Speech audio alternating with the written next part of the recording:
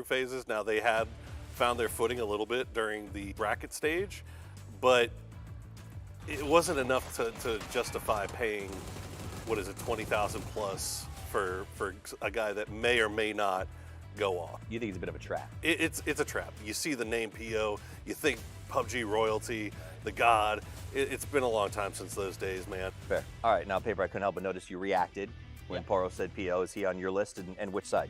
He is. He is the same bust for me as PO. I mean, unfortunately, I think his style of play, which is very much early game, isolated maneuvers where he's trying to identify maybe weaknesses in other teams and punish that. That makes sense. Hasn't really been working this event. I think because teams are so spread out this event in terms of they're further out on the edge, usually PO is looking to go deeper into the center to find isolated players, not out on the edges. So a lot of times what I'm seeing is Gen G's actually the ones getting kind of picked apart on their edges instead, and then they're not able to recover. So I think their play style just isn't really suiting it, on top of maybe PO not having his best event.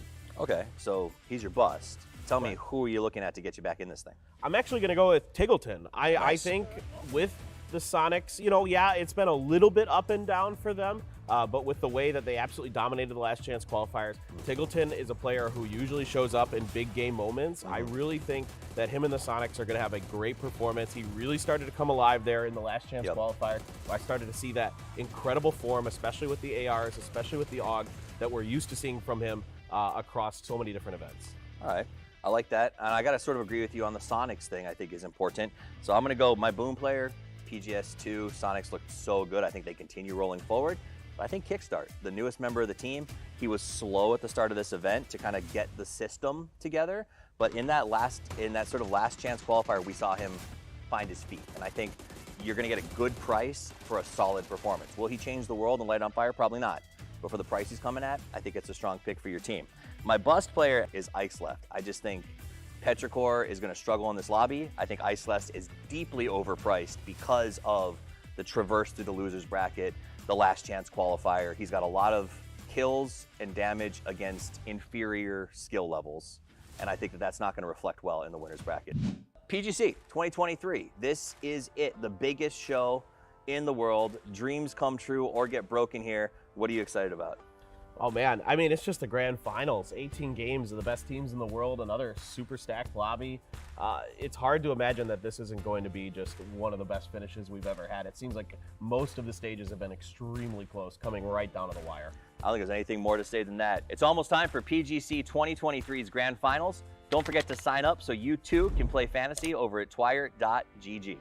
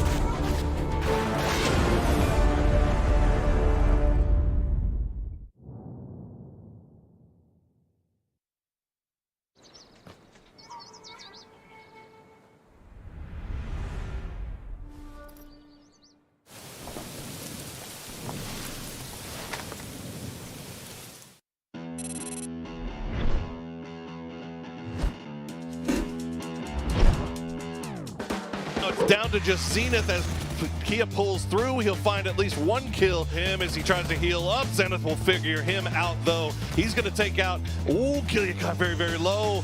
He's going to peek in. There you go, Zenith. To come over that mountain, getting hard shifted away from wasn't going to be easy. They committed to it, didn't work out for them. Now in the meantime, though, LFP! Gonna maybe make it this hill, but look at Shen. Wow. Oh, no. Oh, that spray was dirty. Now, B7 wanting to get involved, moves pretty close to where Shin's going to be at. My. Shin just shutting down everything. Okay. They can possibly find. Does spot out one. Now PO putting some bad damage into the backside. A good push around the corner, and Genji cleans him out. So far, Sonics has not spotted this out. But here come the grenades already. They've got a little bit more utility. Just like that. To feed that information over to the rest of the boys. He's all.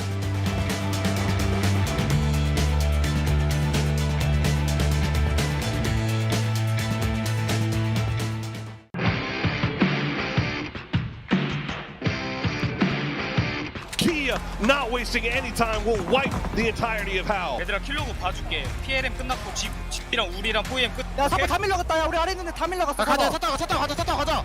1번 가자. 기다봐. 일로 와봐. 1번 있어 둘이야.你可以卡死死打死。把DK卡死呗。 DK 要看他往哪里爆。 DK 是不是在圈啊？DK。他一点，他最前出圈的。不是我感觉我们得清一下毒边啊，我们得清一下毒边可以吗？我跟你。 em nó bảo vệ nha. 나 막다른 애. 그런데. 연막 없냐? 우리? 기다려. 잡으시다. 야, 또 왼쪽 밀자. 왼쪽 잠깐만. 라인이. 야, 포탑 빠질게. 밀어봐.来， 나 xe qua kìa. đây mình bạc đây đấy. hai hàng nhá. nó có. 아, 나 캐피. 답이 없다. 못 간다 이거.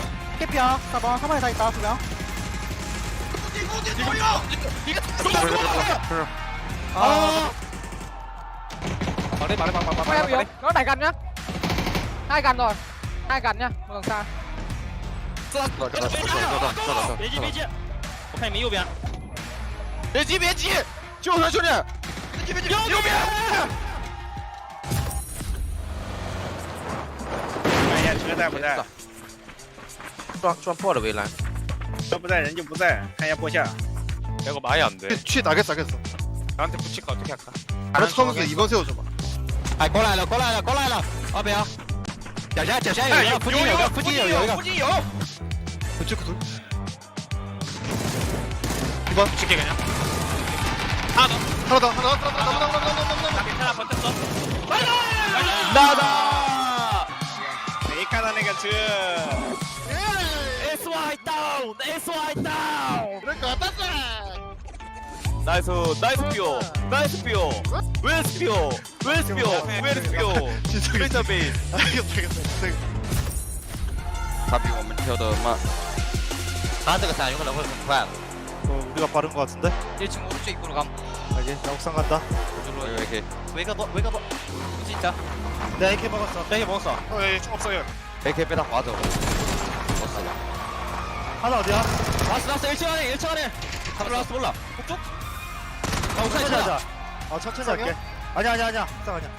兄弟，你没拿那个维克多。没有，我没看不到维克多，没看到维克多，我只看到了 AK 啊。 4个都抢这个。 都在1楼。 가자 얘들아. 이거 잡으러 가자. 가자. 룰루 다니면 되잖아. 한점만 주지마. 확인 1층 방. 들어갈게.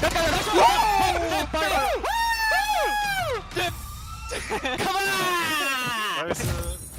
Kiểu kìa nè. Nhìn qua được cho thằng Tài qua bắn với Tài không được Tài ơi. Một thằng thôi. Bên cặp. Còn thằng phải. Rồi cài ba. hai rồi. Hai lui để lủng tốt. Tôi bắn lên này hả? Có chưa đó, cài rồi. Cái lên mắng gì à? Em phải luôn, Tài sát phải luôn Tài. Đi sát phải. Nhẹ thôi.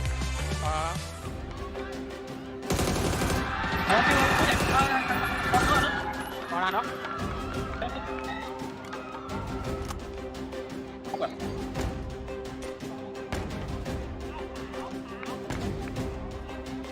Đi trái. Hai nào luôn. นอนอยู่เพื่อนนอนอยู่ ระเบิดนะ ขึ้นพอ กูยิงเองพี่จ่ายหนึ่งยังไอ้ เดี๋ยว เดี๋ยวมันต้องลุกอ่ะ จ่ายบ้างดึก ผ่านด้วยให้อยู่ มั่นใจมั้ง ลุกแล้ว จ่าย เดี๋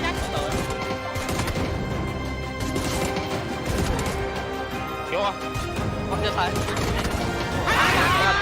ไอ้แต่ โอ้ยกูพลาดขอโทษ The superstar for Cerberus takes matters into his own hand and takes the game. 이제 아무도 상상 안 될 듯. 좋아. 너무 재밌을 것 같아. 아직도 10개 있을 것 같은데. 17개. 이거 먹으면 17개. 좋아. 뛸까? 야, 알 수가 없다. 뛰자. 알동 어쩔 수 없다 형. 이제 바로 빨리 생각해야 된다. 예? 5개 남았어. 6회는 바로야. 몇 개 더 있어? 4개. 아이 아쉽네. 제가 시체 잡을 거 봐야겠다. 저 단차까지 가서. 저 단차 어떻게든 가보세요.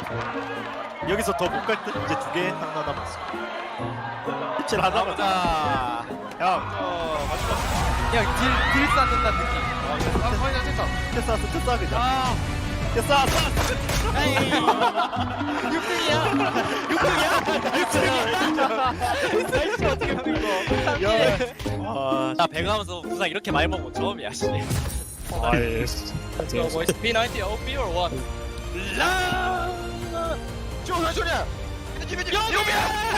Nice, good fucking job. Thank fucking God. Holy fuck. Good job. Yeah. 나이스! 이겼어? 나이스. 나이스.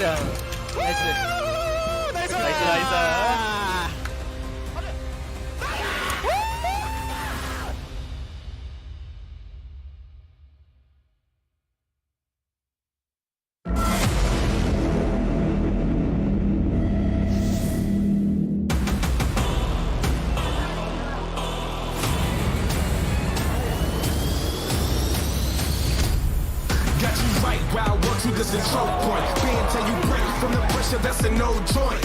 Remain unsolved like a cold case. I'm cooking the aggression, that's the workplace. Yo, it's probably too late to be thinking about a life sign. Unload hate like I never need the right time. A mechanical God's playground. Mine off the air from your pipeline. There's more. You think you're winning when I'm coming here to Absolutely just has to be heartbreaking for the Sonic.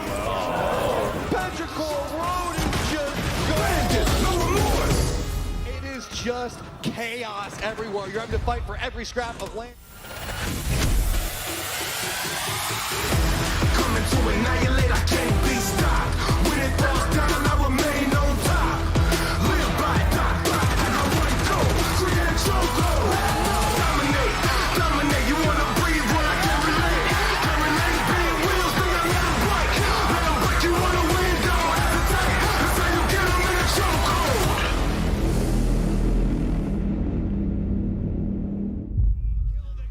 FaZe Clan is shocking the world. 18 kills and a chicken dinner. I don't know if it's enough, but goddamn Matchroom, they made a hell of a round. Buzzface, 8 kills. Uba, 6 kills. AC. These guys stepped up and played winning. Voice in my hand overturned, telling me to go closer to you now. Something's gotta change, you know it's right. Time to take it back, it's all in the high. Whenever step I make goes down and fall apart. Whatever move that you make is not enough. Turn around and trust in yourself at the end. You're the only one who survived to win. Don't hesitate to fire. If you want to go higher, shout it out loud. Say that you're divine. Go running through the fire and break all your desire. Shout it out loud. Say that you're divine. Go running through the fire.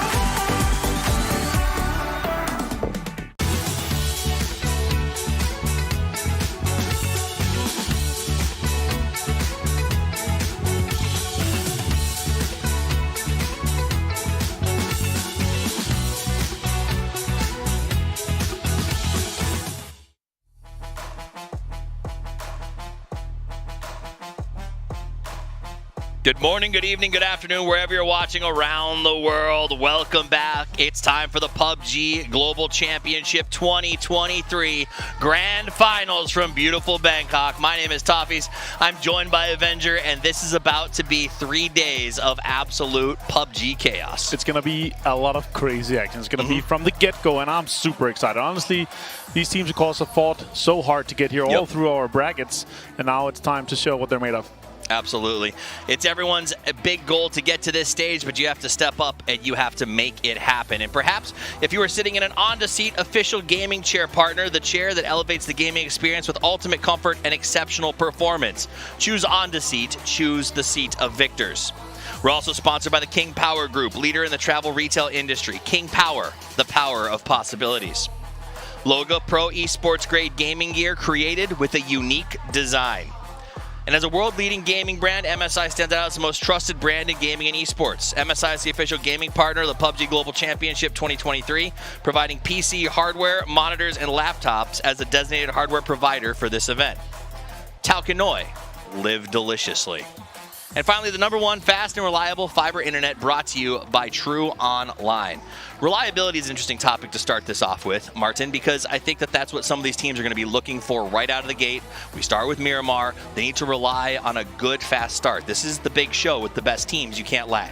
No, for sure. And also, there's still some drops that are not 100% settled, right? Okay. Usually we go into the grand finals there, like, everything is settled. There's been tons of scrims. The last set of scrims here for Miramar, a lot of teams didn't play it. Like, because you don't have to, so they're like, no, we don't need to. We're just going to come. We're going to see what's happening. So I'm super excited to get the first game started to see, you know, if everyone's settled, because usually you go out, it's 18 games, you got to make the best of it. You don't want to be hot-dropping anyone unless it's like full-time revenge is just your only goal here for grand final. We've seen plenty of globals where people seem to believe that the hot drop is some sort of, I don't know, show of strength. At this one, I hope that we don't see that, because I want to see these teams step up and play to the best of their abilities. Now, we'll take a look back at the schedule to remind everyone of the journey that happened on the way here. It has been a long month of PUBG that started with the group stages, went to the losers bracket, the winners bracket, then the last chance qualifier, and after 2 days off for the team to sort of recollect and plan for the final, we land here. 3 days of the best PUBG action in the world, starting today and wrapping up on Sunday, at which point there will be one survivor who gets to hoist the trophy. Yeah, one winner that's going to be grabbing the biggest chunk of those $2+ million we're going to be having. Yeah, and of course we sent some home early. We sent some losers bracket home. They got eliminated. They got home early. And last chance, of course, 8 teams that didn't make it, they wish they were. And now, we have the 16 best teams in the world currently. It is. That last chance qualifier was tough. A lot of teams wish they wouldn't have been in there, but there was a chance to avoid it in the first place. Let's look at the result. I love this. Total point champion. They are the winners. So if you know whoever has the most points, they get the win. It's going to start on Miramar and on Orangel. And these are the teams that are going to be taking the field. Yeah, so day 1 and day 3 is going to be the same, but we're going to be swapping, so we're making sure that they're kind of playing it out in one. So you're starting when you're playing 4 Miramars in a row, 4 Orangels in a row. At that point, of course, we're playing for $2 million and the MVP of $10,000 plus the crowdfunding that we're going to be having in game 2. Same point system as we have for a long time. 10 points for win and 1 point for kill. Absolutely, and that does mean sometimes placement. You don't want to say, you don't have to go for the kills if you can get the chicken, but if you can't get a chicken, go for those kills. If you're joining us for the first time, that's the basics. Let's talk about participating teams. The top row came out of our winners bracket. These are the teams that basically moved across the top. They've probably played the least amount of games out of anybody. On the bottom, these are the grinders. Some of them, like Petrichor, have had to fight every single day. Some of them had to fight 36 games to get here, you know? And the top, they didn't play as many games, but they are definitely mentally prepared out there. And of course, our head-to-head here, 2 players to watch throughout this grand finals, Lil Ghost and Shrimpsy from Sonics and 17 Gaming. Love to see it. I love Lil Ghost. Remember him last year? He was an absolute poltergeist when it came to PGC. Shrimsy I like seeing up here, because often when we talk about the Sonics, we talk about their superstars, quote-unquote, and Shrimsy doesn't always get included in that conversation, but at this event, he has been. Let's look at teams to watch, though. 17, new happy, but I want to start with Cerberus with you here, Martin. These guys don't seem to get firsts at PGC's internationals, but they put up a pretty good run. Plus they have, this huge clutch potential on the team as well. You saw Tycon throughout the stages too. Like, these guys have been popping off. Last year, Himas was an absolute menace. True. So the question is really, are they going to have their kind of highest of the highs once we get through the grand finals?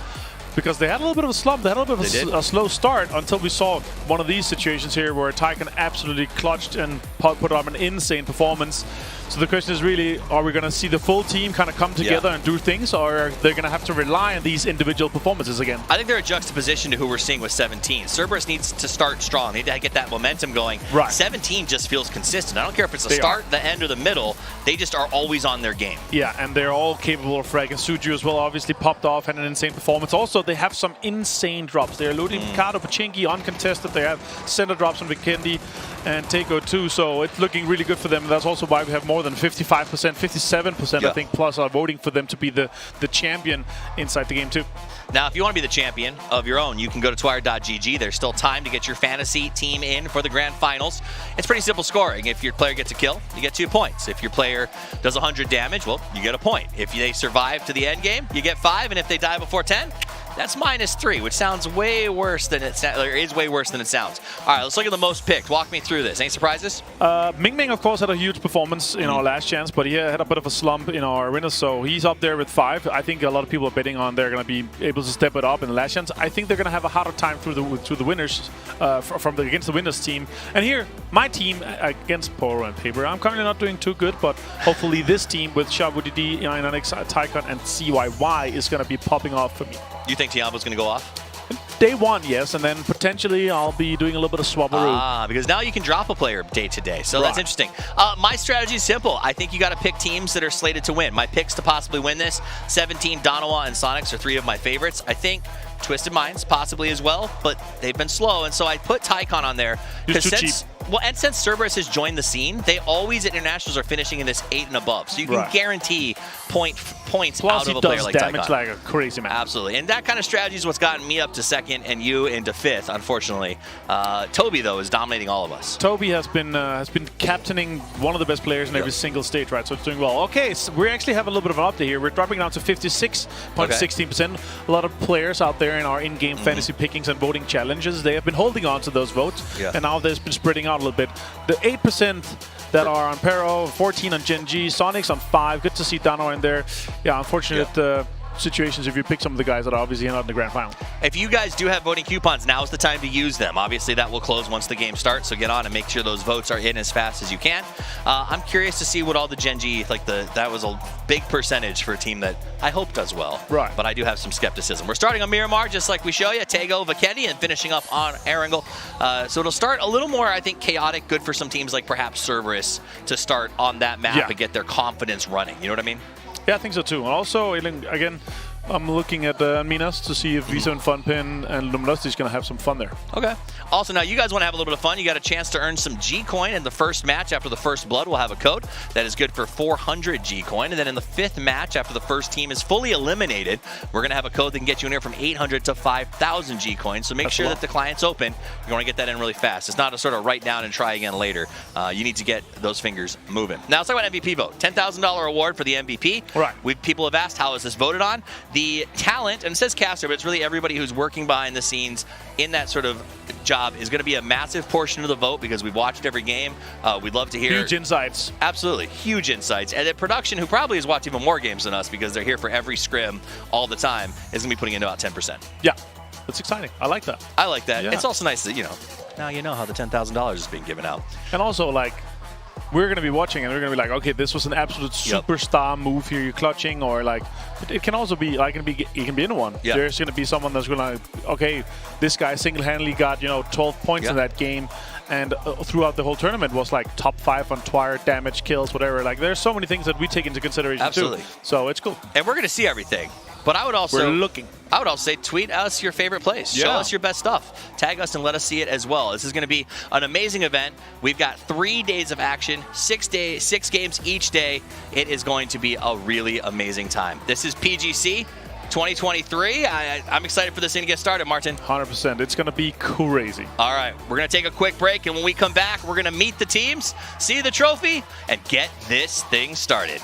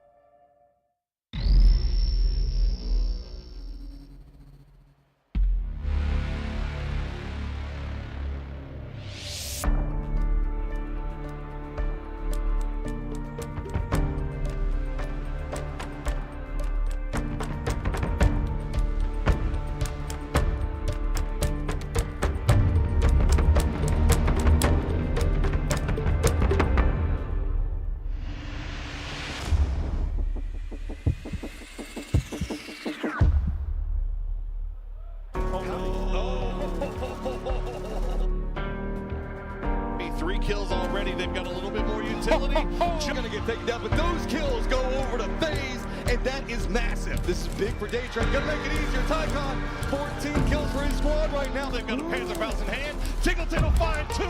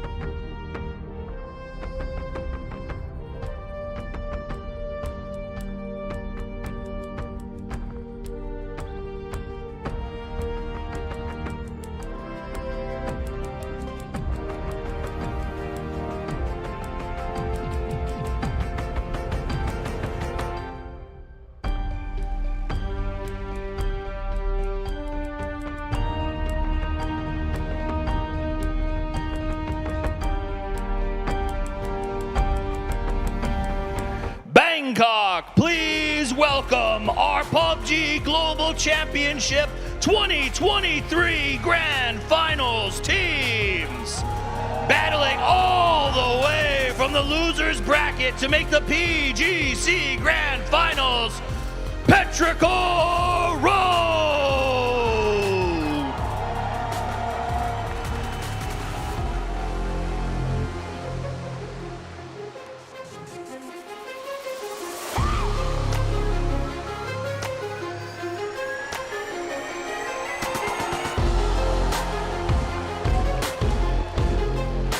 The PGC 2019 champions looking to make a resurgence back to the top. It's Gen G!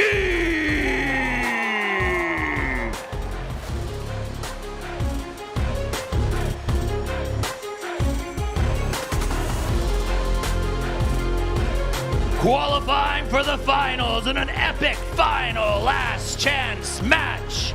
It's V7 Fun Pin!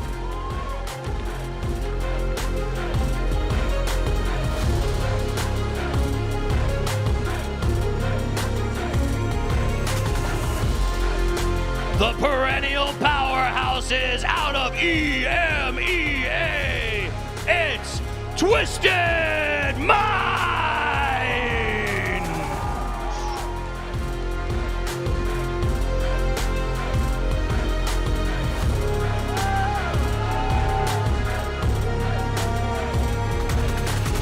The rising stars out who made a splash at PGS2. It's Tai Lu.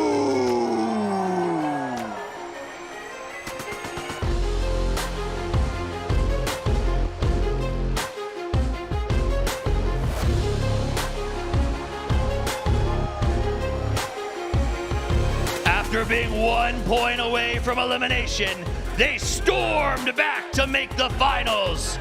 Let's hear it for Space Station Gaming!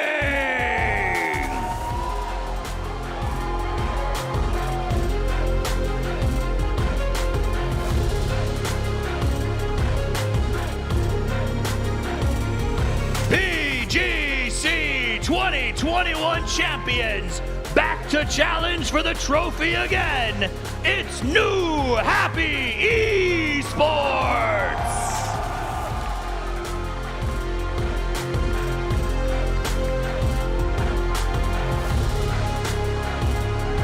Your winners winners of PGS2 and the top qualifier out of last chance, it's the Sonics!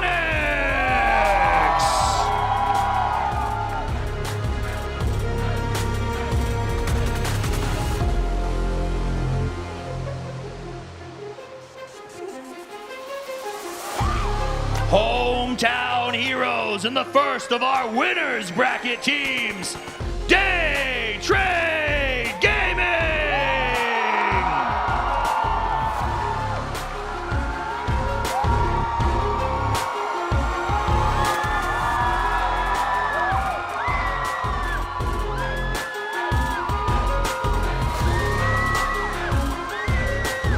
Phase up for your top European finishers coming out of winners. It's FaZe Clan!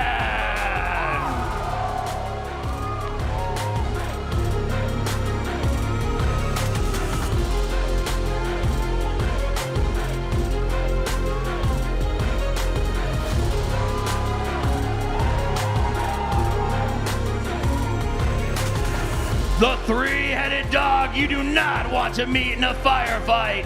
It's Cerberus Esports!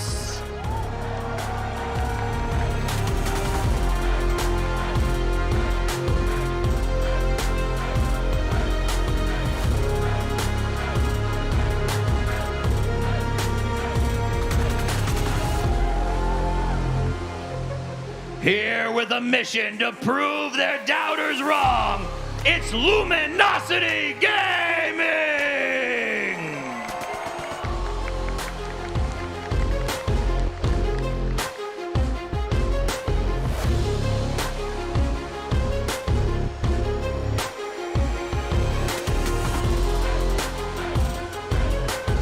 The explosive team coming out of the PCL, it's Tian Ba!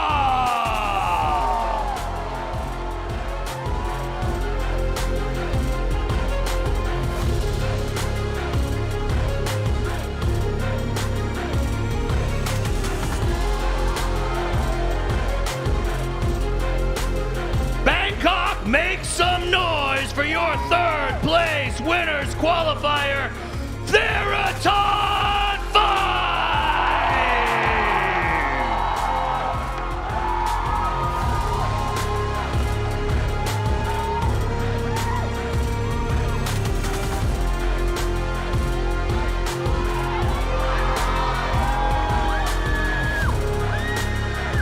The Korean sensation looking for their first international title.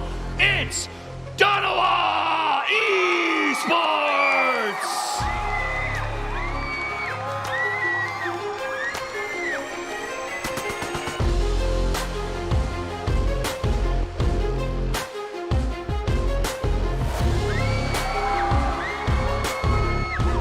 The PGC 2022 runners-up, the PGS1 champions, and the first place finisher of the winners bracket, it's 17 Gaming!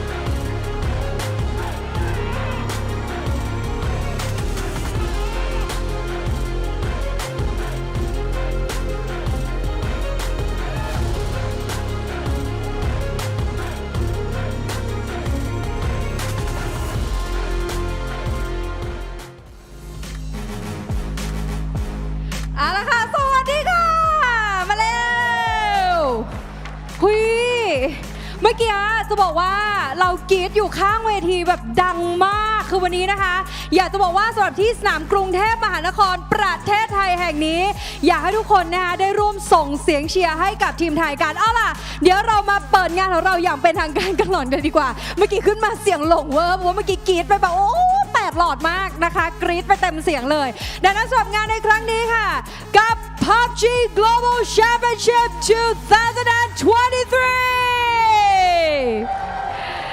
Woo! และแล้วก็มาถึงในรอบ Grand Finals นะที่เรารอคอยแล้วก็เชื่อว่าทุกคนในวันนี้เราจะมาร่วมส่งกำลังใจให้กับทีมที่คุณชื่นชอบกันแน่นอนสำหรับการแข่งขันในครั้งนี้ค่ะ32ทีมตั้งแต่ในรอบ Group Stage จากนั้นเนี่ยก็ได้มี 8 ทีมที่ได้กลับบ้านไปก่อนในรอบ Loser Bracket แล้วก็จากนั้นอีก 8 ทีมค่ะก็ไม่ได้ไปต่อเช่นเดียวกันในรอบของ Last Chance ดังนั้นในวันนี้นะคะกับ 16 ทีมค่ะที่จะมาร่วมชิงชัยแล้วก็ต้องบอกว่าวันนี้เขากระหายมากๆกับถ้วยรางวัลและศึกศักดิ์ศรีของแชมป์ในระดับโลกนะคะกับเกม PUBG eSport นั่นเองดังนั้นสำหรับในวันนี้ต้องบอกว่าสิ่งดีๆกำลังรอทุกคนอยู่ความน่าตื่นเต้นกำลังรอทุกคนอยู่ใครเพิ่งเดินเข้ามานะคะเดี๋ยวในวันนี้เนี่ยเราจะได้มาสนุกสนานกันอย่างแน่นอนนะคะสำหรับเกมในครั้งนี้ต้องบอกว่าเราได้เห็นอะไรหลายอย่างมากๆต้องบอกว่ามี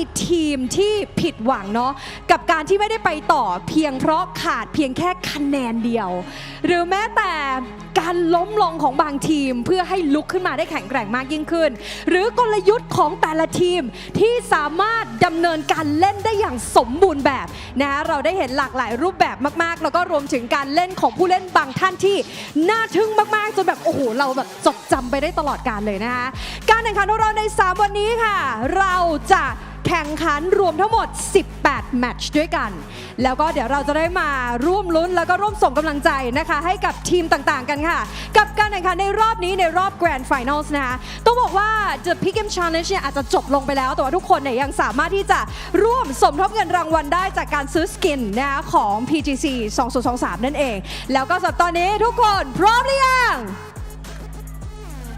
ทำอะไรกันอยู่ Everybody, once again, are you ready? ต้องเป็น international นะคะเอาล่ะ so if you guys are ready เดี๋ยวเราไปพบกับตัวแรกและแมตช์ที่1กันเลยค่ะ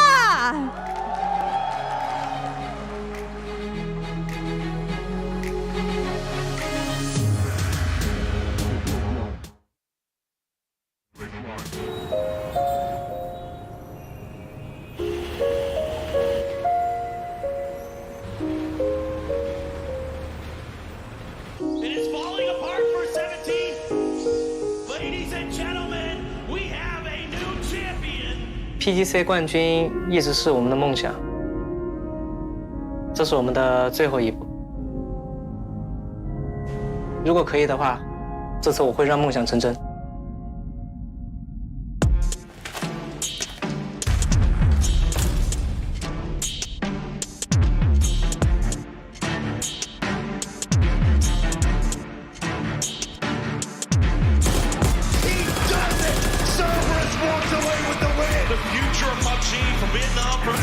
Sau mỗi lần tham gia PGC thì team mình càng dần càng hoàn thiện và mạnh hơn. Mùa giải PGC lần này sẽ là mùa giải của team mình. 当有人问中国队哪支队伍最强，人们可能会想起很多支队伍，但是在总决赛之后，每个人都会说出10天霸。ตอนเริ่มเล่น PUBG ผมก็เล่นแค่เอาสนุกครับก็ไม่คิดว่าจะมาได้ไกลขนาดนี้ครับด้วยสกิลและความสามารถที่พวกเรามีเราจะเขียนประวัติศาสตร์ขึ้นมาใหม่ So we've worked really hard all year to be here, and truly winning matters most. Win or lose, I want to have fun with my team. Success will follow.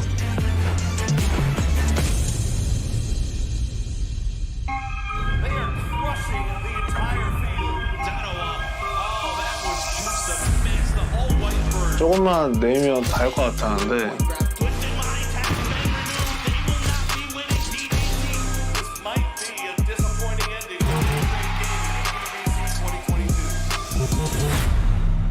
อดีตที่ผ่านมาแล้วเราก็จะปล่อยมันไปครับ แล้วพวกเราจะไม่ยอมแพ้ครับ 프로게이머를 하는 제 인생에서 다시 한번 이렇게 좋은 팀원들과 할 수 있을까라는 생각도 되게 많이 들기 때문에 제게 가장 큰 기회이지 않을까 싶습니다. We have been consistently in the top of every PGC tournament. With my boys, we will finally become the best team of all time in PUBG.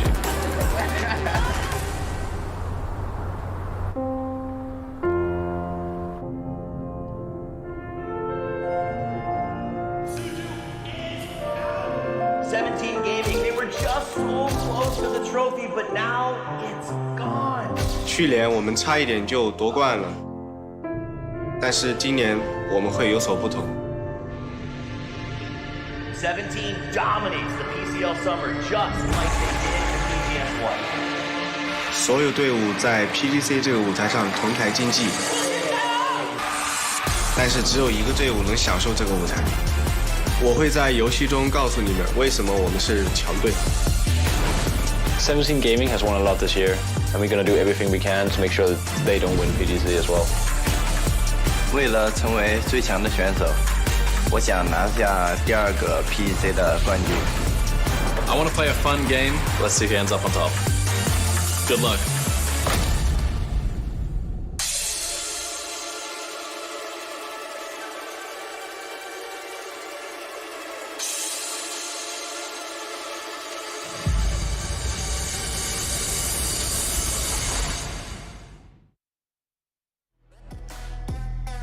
Hello, PUBG fans, and welcome to PGC 2023 Grand Finals. I'm Matcham, joined by my boy Paper Thin, and we're going to be taking you through the first 3 rounds and the pace-setting rounds, I'd like to say. Absolutely. This is going to be the beginning of the march towards destiny. This is where all of these teams have worked so hard in this year to become the PGC champions. So many storylines, so many teams want this, but only one can come through and be your PGC 2023 champion.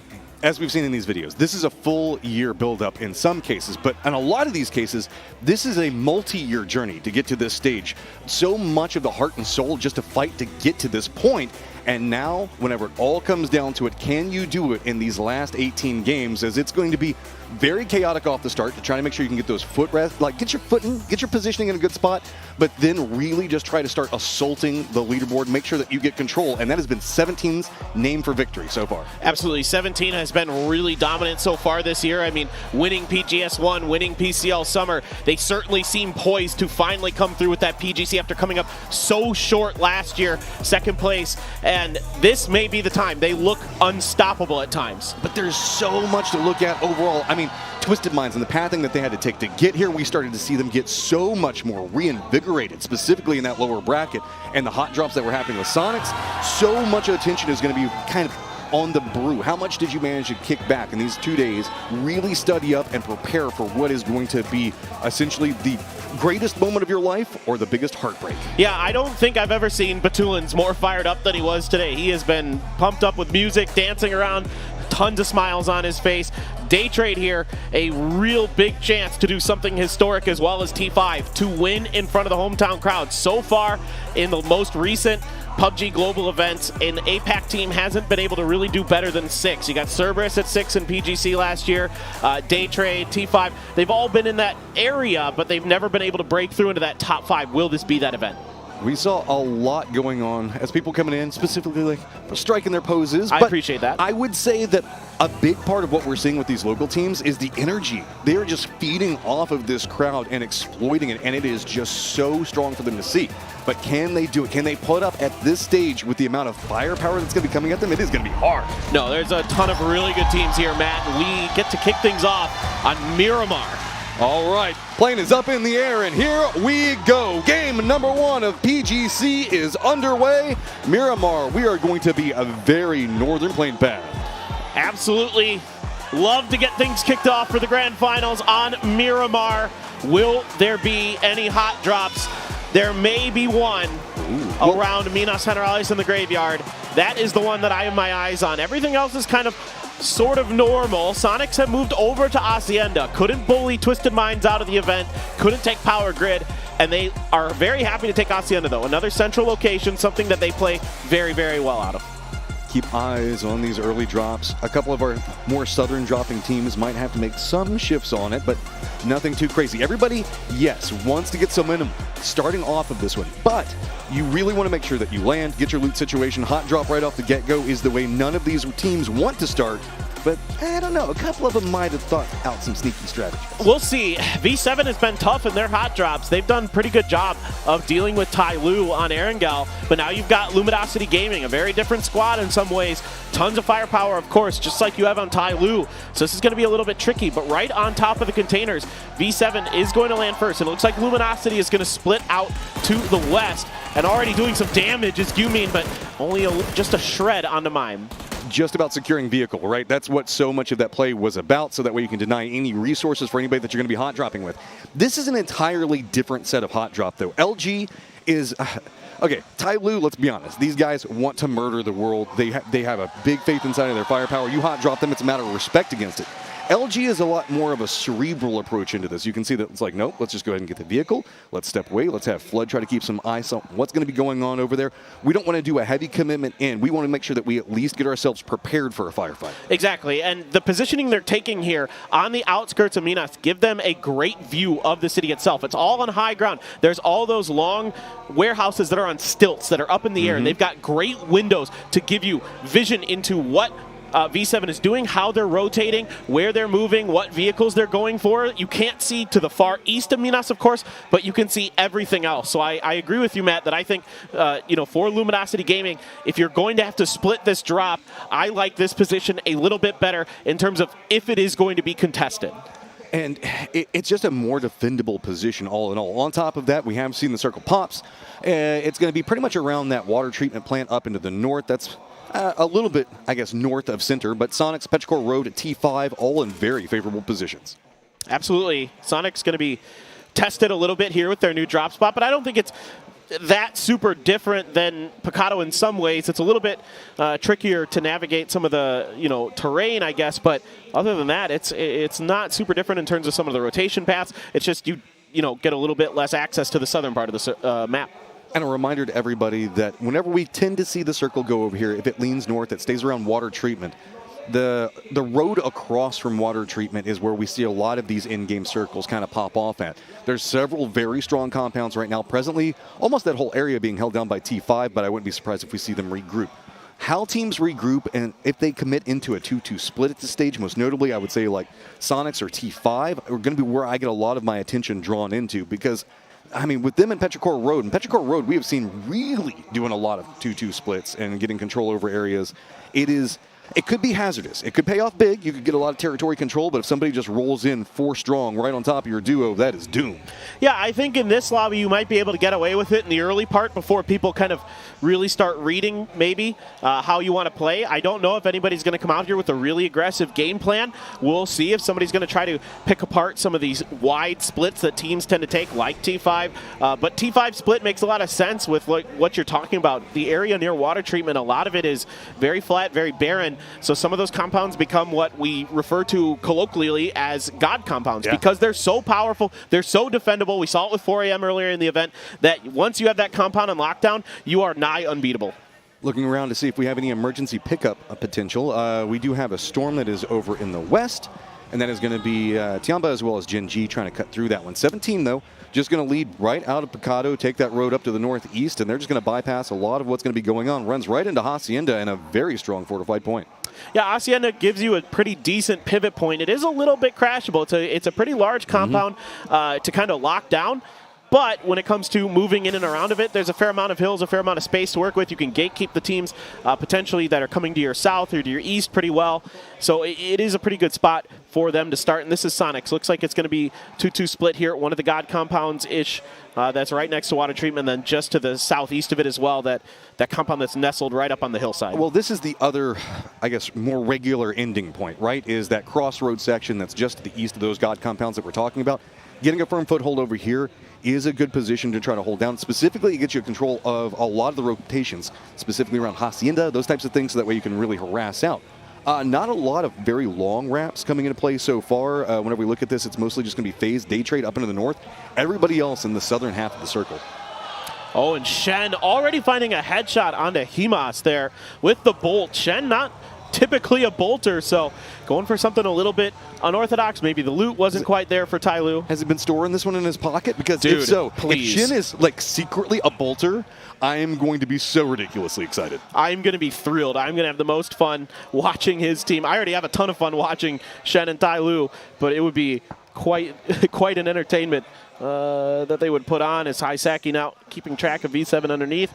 Tiamba going to roll in underneath Genji's nose. Genji loves to get high ground early, loves to get information, loves to play on the edge of the circle for as long as they can. Just try to watch for openings and take advantage of it. See if they're given those opportunities. So far in this tournament, it really hasn't. You know, the circles really haven't afforded Genji that opportunity. The teams in the bigger part of it, the teams haven't afforded Genji those opportunities. We've been talking a lot that this is a very centralized meta. Teams move in very early. They want to get control over those territories. So, like, whenever you're playing along the edge and you're just trying to pick up those kills, it's so much more difficult to try to, like, specifically get those flushes because it feels like you're having 3 or 4 teams just instantly spin on any knock that you get on the edge and just robbing it, just taking it away from you. No, that has been the problem. But the good news, I would say, for Genji is now in this particular lobby, there aren't a ton of edge-heavy teams left. This is true. So you've got New Happy, which is edge-ish, Space Station kind of, but I'd say Genji is probably going to be one of the few teams that wants to flank out, wants to take space early, and try to win games that way by kind of outplacing you, outmaneuvering you, and outpositioning you. So we'll see if they can make it work. It's been a struggle. They frankly barely got here to the grand finals, but they are here, and you never know with a player like Pia on your team what they can pull off. Narrowly got here, to say the least. It is just by the skin of their teeth. Looking out, no emergency pickups used at this stage as teams are leaning into more of the, we're going to go ahead and scout with our eyes on feet, go ahead and get into position. We don't want to just risk hot dropping into something in a later stage of this game. Looking at FaZe, they are running a 2-1-1 split, kind of all the way from water treatment to just south of Krutavalle, so a lot of control inside the circle. I would say that they've carved out almost like a quarter of it if you look at the pie. Yes. Okay. So happy that we got to see that. Sharp has been really good with the AWM so far this event. I saw that SSG was rotating past the crate that dropped. He's going to pick it up again. Sharpshot's been absolutely disgusting with it. Let's see if he can have some more highlight reel moments with that gun. He specifically told me before the last chance qualifiers, he's like, if I get an AWM, you watch out. Dude, if you name yourself Sharpshot, how can you not run bolties? That's just like a requirement, and he has been... Okay, this goes back into the gun meta and the discussions that goes on, that there's always like the quote-unquote best that you can use, but also playing into just what feels best for you and your play style might be its own independent meta. It goes back into the way that PUBG and the competitive level can be played in so many different ways. We see passive teams, we see aggressive teams, central teams, we see edge teams. There's so many different variables that you can look at. So if this is something that is a core component for their success, I love the fact that they're just leaning into it. No, I agree. I mean, it's such a game-changing gun sometimes. It can really completely turn a fight on its head instantaneously with how powerful it is, just depending on, the player whose hands it's in. There might not be a lot of damage done, but it's more just showing your strength, fluffing out those feathers to see who can gain more space. The attrition war, really trying to burn off meds, armor, all that other good for that later. Too, yeah. There's a lot of factors really looking in, and just like we were talking about beforehand, you specifically talked about like how some of these teams that really have been leaning into edge and trying to control that, Donovan steps up, gets some scouting, doesn't find much, and has to continue on their path. Yeah, and Tiamba is a team that will play a little bit of edge early. They're perfectly happy to it. Ty Lue likes to be edge and quiet, though. They're not very explosive on the edges, like we've seen with New Happy. Where are we going? I wouldn't be surprised if we see it lean into the center, and so there you go. Remember those compounds that we were talking about across the street from water treatment plant to the south? Well, they just became real freaking popular. Yeah, absolutely. So T5 has a big decision to make in the middle of all of this, because you would have to think that almost certainly one of those is going to get crashed if a team can identify that T5 is as spread out in some of those, again, what we call God compounds in the center. But here we go. Oh, V7. We're seeing a lot of those 2-2 splits having to regroup at this stage. It's going to be Sonics are taking shots into V7 as V7 is going to be rolling by 2 different sides of Sonics. LG's already going to be spotting out what's going to be going on with Cerberus up in front of them. Hisaki is going to go down and get flushed. First blood of PGC now taken care of. Oh, Luminosity feeling pretty confident now, looking for that second point. Snakers already getting one for his squad. Grenades are hitting, they're not knocking. Himas trying to play keep away with the rest of LG and doing some decent damage with that spray. What is that? There you go. You get some retaliation for it. It's more of a moral victory than it is anything else, though, right? It's going to give you some time to maybe reset, get your teammate back up. But, I mean, 17 Gaming now being involved, shocker, right? This is squad, every single time a firefight breaks out, they are involved somehow. And this is what I was talking about, Hacienda, some of the power positions you control to your east. That's where they're looking right now, towards this fight on the road between Cerberus and Luminosity Gaming. You have a lot of control to poke at this fight between these two guys and maybe steal a point or two. Some utility coming out on both sides, but it looks like we've kind of decided how this is going to lay for right now. Meanwhile, LG is going to have to make a bit of a reposition. They do have NH that is going to have some high ground just playing the foothills south of San Martin. Might be able to spot out, as well as 17 Gaming. So when you're one of the few squads that really has to make a bit more of a hefty move, this is going to be quite punishable, as I don't really know the best pathing for LG to take in this situation. There's the replay. Snakers gets him on the drive-by with the headshot. Some help from his friends. Mime going to find that second knock, but Cerberus able to get Sololzi back up and running. And this has been a problem for Cerberus in some of these international events. Matchroom is they're slow to start, and they lose players early. It's not until the end of the event where they really start to pick things up, and that's what I'm concerned about. Teams like Cerberus, teams like V7 Funpin that need that win to seem to get that confidence going. I'm terrified for SSG and LG and how they're going to try to navigate latecomers into this circle. You can see that pathing over here, it looks like they can kind of move into that San Martin hillside. They're at least going to be able to get into a position for now, but it's not going to be the strongest. They're going to have to pray that the circle leans south. Absolutely. Well, they're at least going to be able to get up and get information. If they can keep these vehicles alive, they can make a move maybe towards the hills to the outside or into San Martin, at least if this does, which it is most likely to shift north. They can make a play off of that. That's a pretty good shot from Page. December 12th and New Happy really spread out, though, in this area, so not much room for Space Station Gaming to get information just yet. Yeah, NH didn't really defend that road of approach, and that's kind of surprising. You would expect that somebody might try to bisect into this area, and so instead, just a couple shots coming out from December 12th. He's going to go ahead and retreat, and now SSG has a path into the circle that they probably shouldn't have had. No, you're absolutely right. I think typically, at least from what we saw in recent history with NH, is that they'll fight you early if they feel like they have an advantage, but this looks to be a little bit more cautious. Again, this is what I was kind of alluding to earlier, is that I think a lot of teams, there we go. The expected shift happens right where we kind of all predicted. And okay, T5, they got to go for regroup here. You got to go to pot and bog, I would think. Well, yeah, looks like they're all going to go ahead and make that run quite early. Luckily, 17 Gaming is going to be distracted. Thenadol's going to have the hardest rotation out of them, as it is going to be Twisted Minds Lou that's going to be getting pretty close to him. Day Trade's going to go ahead and regroup just to the north of that position. Gen G is kind of off to the northwest of this, so we'll have to keep an eye on them. As Cerberus is going to be doing a long wrap. Looks like they might be kind of approaching that water treatment plant.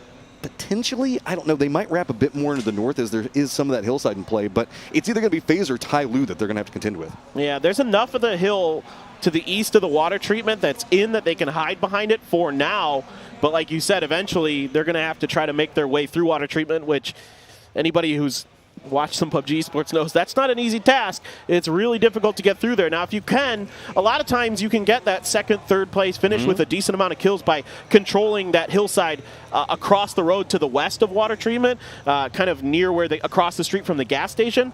That can be a really powerful spot if you're not gifted one of those compounds that's in the middle of the circle. And you can see that FaZe is already playing into that. They've got the 2-2 split that they're being set up with right now, and 17 Gaming, they're just going to go ahead and be bold about this one, and man, this is a hazardous rotation. They think that there's going to be something to be had, and it's going to be right at T5's position. They want something. They're going to go and go this dip right here, stop it off, and that could have been way worse than just one. Almost about to have a second one knocked, but instead, going to stop off here. I'm very concerned about throwables at this point.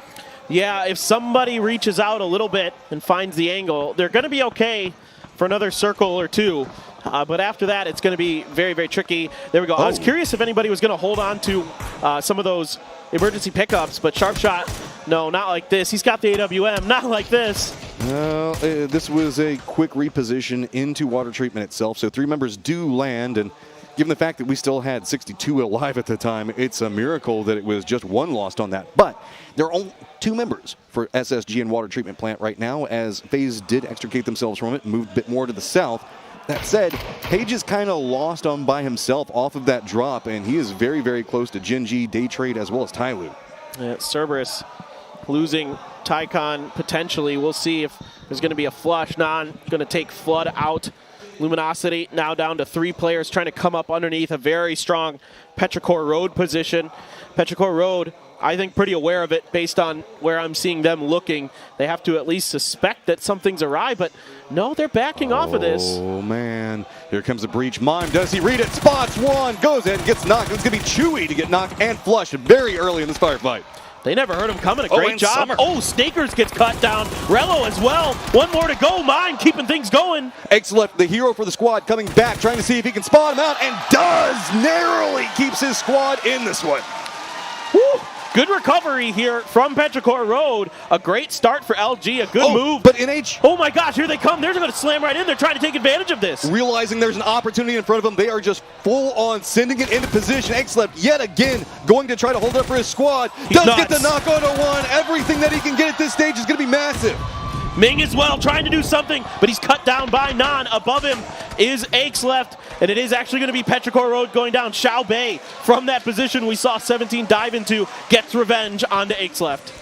The dominoes are starting to fall. No follow-up is going to be happening down into the south, but with the circle pop, that means the fact that we are moving yet again into that very strong compound that's just going to be to the southwest of water treatment. That means that Tianba, Genji, Day Trade, Tyloo all going to have to make some moves. Yeah, Tianba able to find an angle onto an Onyx as the anchor for Danawa out there. Page under pressure. Page, can he get the triple? He does! Big play coming up from Page. Going to go ahead and secure that one.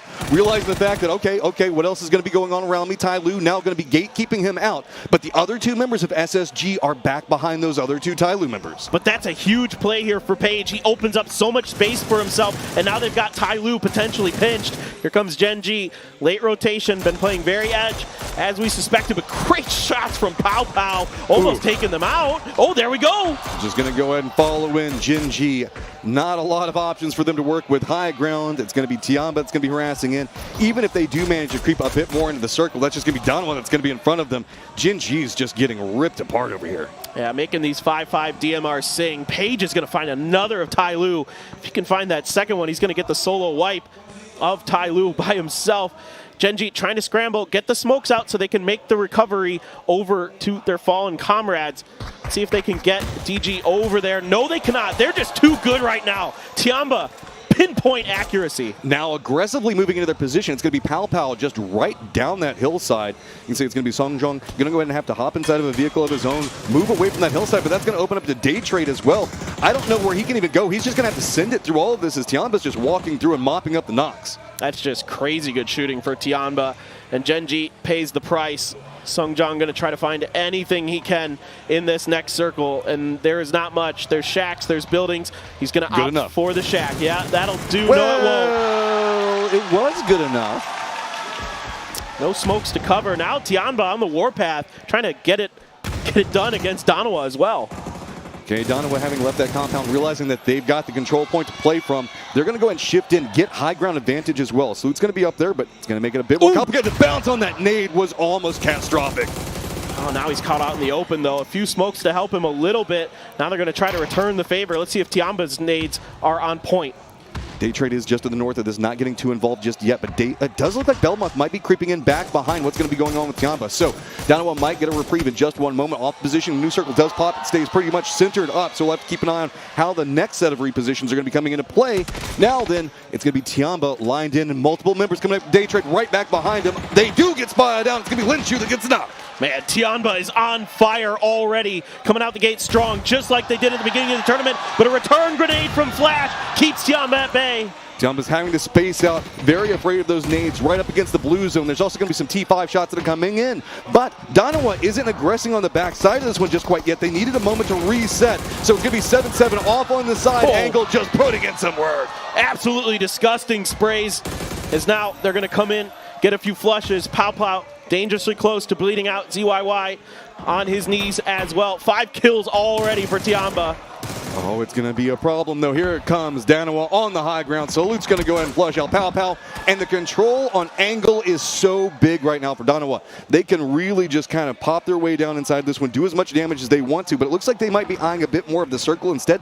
Let this firefight happen, and instead just go ahead, position up, and wait for them to come to them. And I really like this move from Day Trade. Even though it didn't work out for them, they don't have great options into this next circle, so they need to go for points. They tried to third-party a fight. Fair play. Yeah, they go down, but it's, in my opinion, absolutely the right move. Tianba's just too good right now. You just have to be proactive. There is no other option. If there's a fight happening, you need to exploit. You cannot make these rotations cleanly if you're not making sure to clear the area around you as much as humanly possible. But that does lead to a lot of these three-way fights that we've been seeing be just so dramatic. Oh, that nade right on top of CC.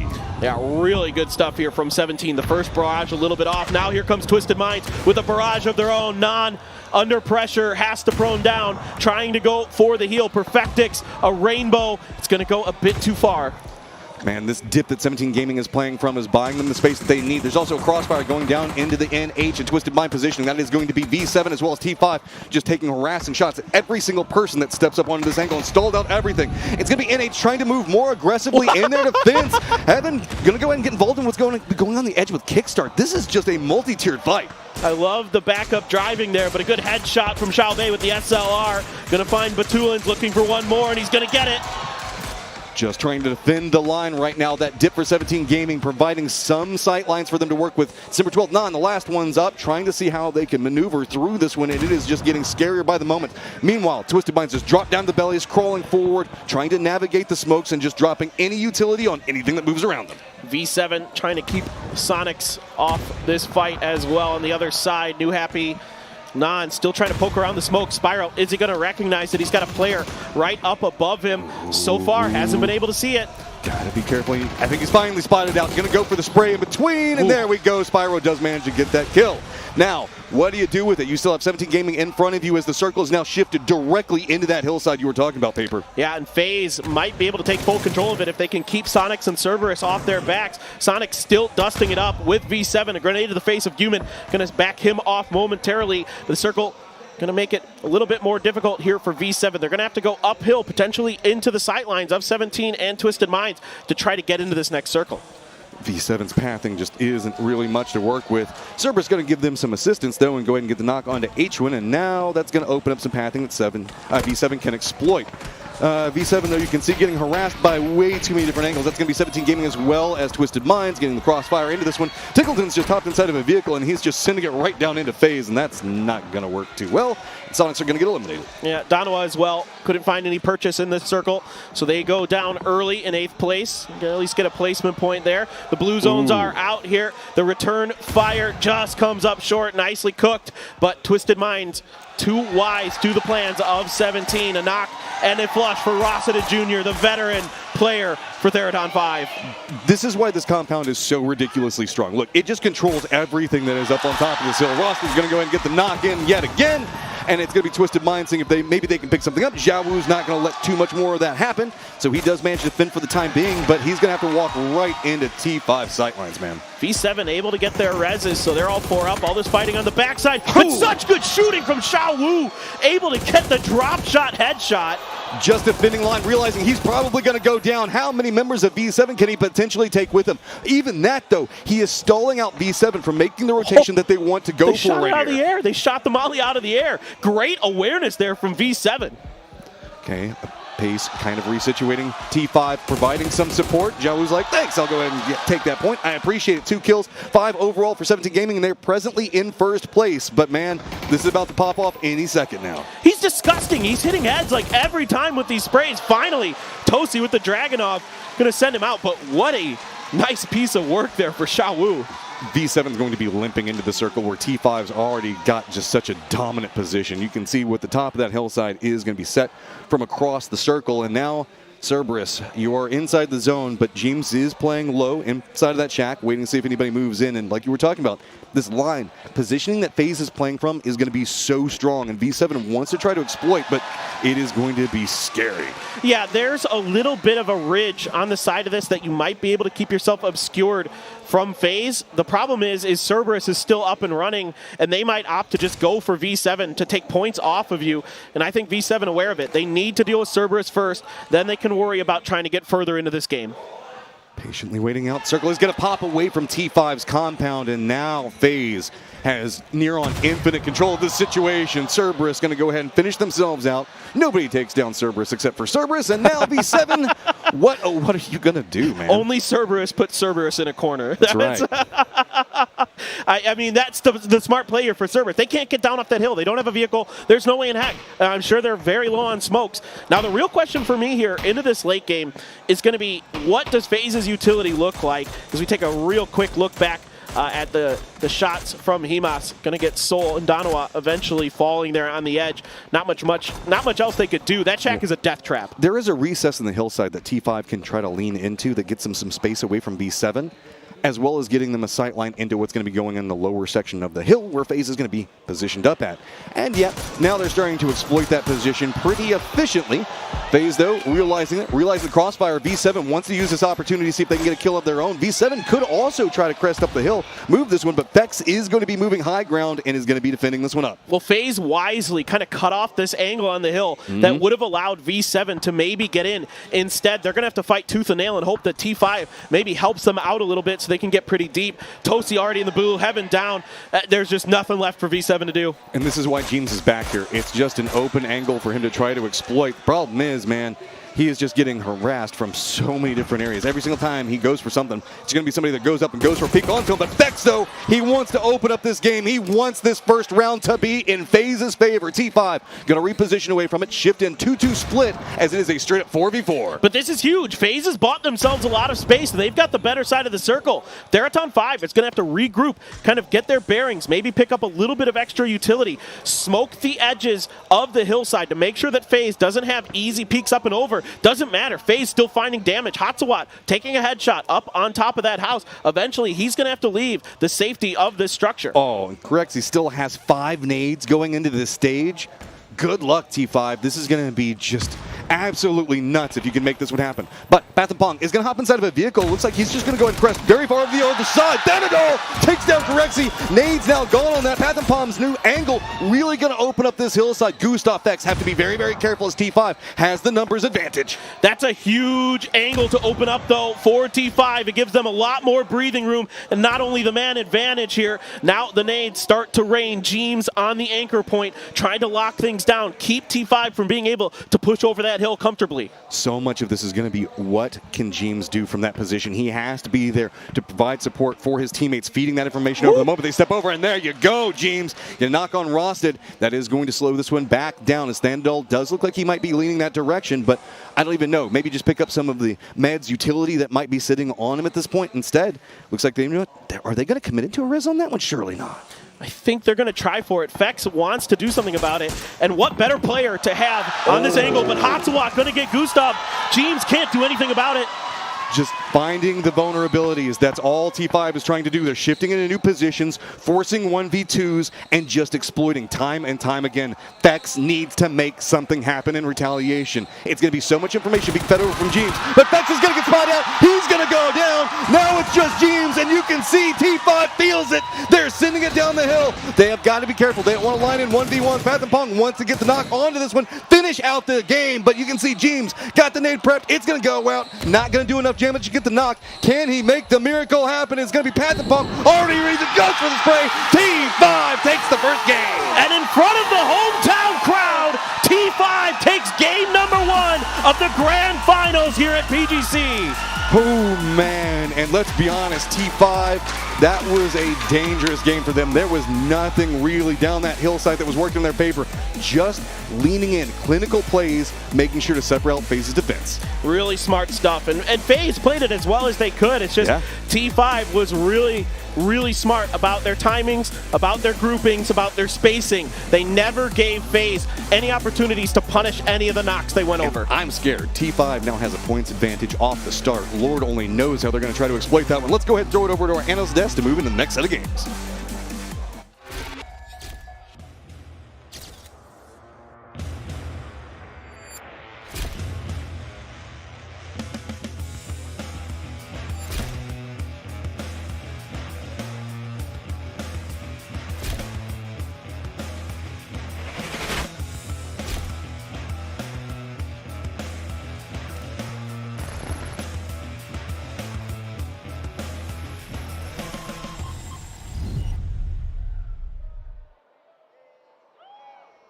The energy in the stadium is electric as the hometown heroes come away with the first chicken dinner.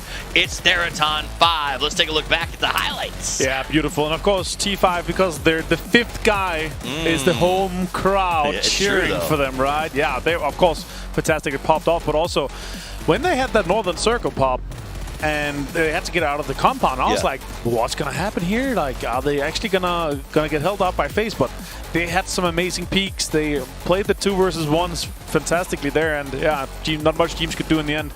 He was the anchor. He was supposed to be making sure that once they got over the ridge, then they're gonna get popped. But they just took the peaks earlier, and of course it's a super hard circle to play. This, the whole kind of water treatment canyon or whatever you want to put it, where it's hell.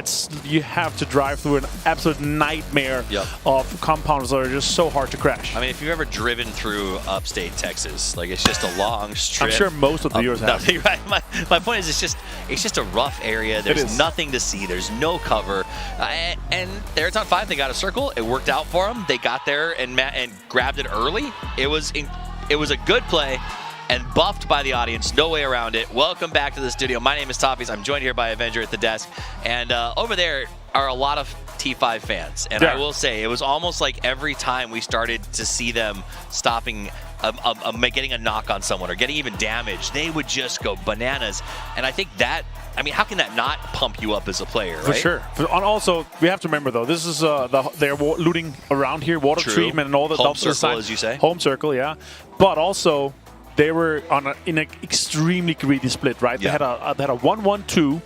Where they had the kind of southern cigar compound, they had the west high ground compound as well, so they were able to really close this one out here, and then they're able to just kind of decide, okay, let's go with the best compound of the next circle pop. You have some teams that are backfilling, but yeah, of course, coming in here, 8 kills. 8 kills is a decent amount, considering that you are in a situation where you have to get out of the compound. They were stealing a few kills. You saw 17 Gaming. They've got a few knocks, but they're able to close this out. FaZe, though, on the other side, like when you are in this canyon of nightmare, you're not going to be able to get more kills than those that are actually going to be trying to drive through things. Then, though, is going to be popping up with 3. Rusted the Junior, 642 damage for him. So, yeah, let's see who's going to be the man of the match. I mean, Hatsawat puts out a good amount of damage as well, but Thompong did a great job of playing that anchor in that role. Got 2 kills. He was sort of finishing what his teammates were starting. I mean, they had good communication. They held against a couple of pushes. And Thanadol will be officially the man of the match in the first game of the PGC 2023 Grand Final. And in an interview before the game started today, they asked T5, what's your plan for the final? And he said, we didn't expect to get here. We have to go back to the drawing board and figure out what to do now. Now look at these guys. They came into this saying it's awesome to be playing at home. We don't expect the grand final. Now winning the first chicken dinner of the grand final, it's got to be incredible. Yeah, that feeling is just like winning in front of your family, friends, hometown is just, it's crazy. Let's see what they can do with it, though. These are the kind of circles and the kind of games where we're always like, okay, this is the game you're supposed to win. I want to see you winning the games you're not supposed to win, where you're fighting against the curveballs, or fighting against all the hardships that are going to be sent you through with hot circles and what can happen through the RNG of the game. It's true, because this circle, I think it was it's almost an anomaly for Miramar. When we talk about starting on Miramar, it's great because there's all these folds and places for teams to find places to hide or work out of. There wasn't any of that here. It was a very Erangel-esque feel. For sure. For FaZe, though, a game like this, they're like, this is our game to win. And this is where you have to stand strong. Like, this is where your mental gets challenged a little bit, right? Because if the circle go into the compound, it's hard. It's like hard to fight. This went to them. They're 100%. The comps in that team is going to be like, guys, this is a free win. We have to close this one out. But when you have a team that are you're winning, you're losing all your 1v1s. Like that's where your mental has to really be strong for sure. Another thing about standing strong, Veronica 7 and Luminosity hot drop. They didn't really lose anybody. No. Do you think this happens again, and did it cost him anything? I think so. Yeah, it cost him time. It cost him loot. It's a rough situation to all here because you want Minas on yourself, and also they in a situation where Luminosity they kind of want to push Cerberus south of Cantara. They want to make sure they have a lot of space, have a lot of cars, and yeah, interesting if they're going to do it again or if they're just going to be ending up sharing Minas and Graveyard, kind of east-west split. That would be somewhat bad loot, but well, let's see where the plane goes. We got a lot of Miramar matches. Let's see if the hot drops continue or what chaos is in store. It's our second match on the dusty dunes of Miramar. Let's get it underway.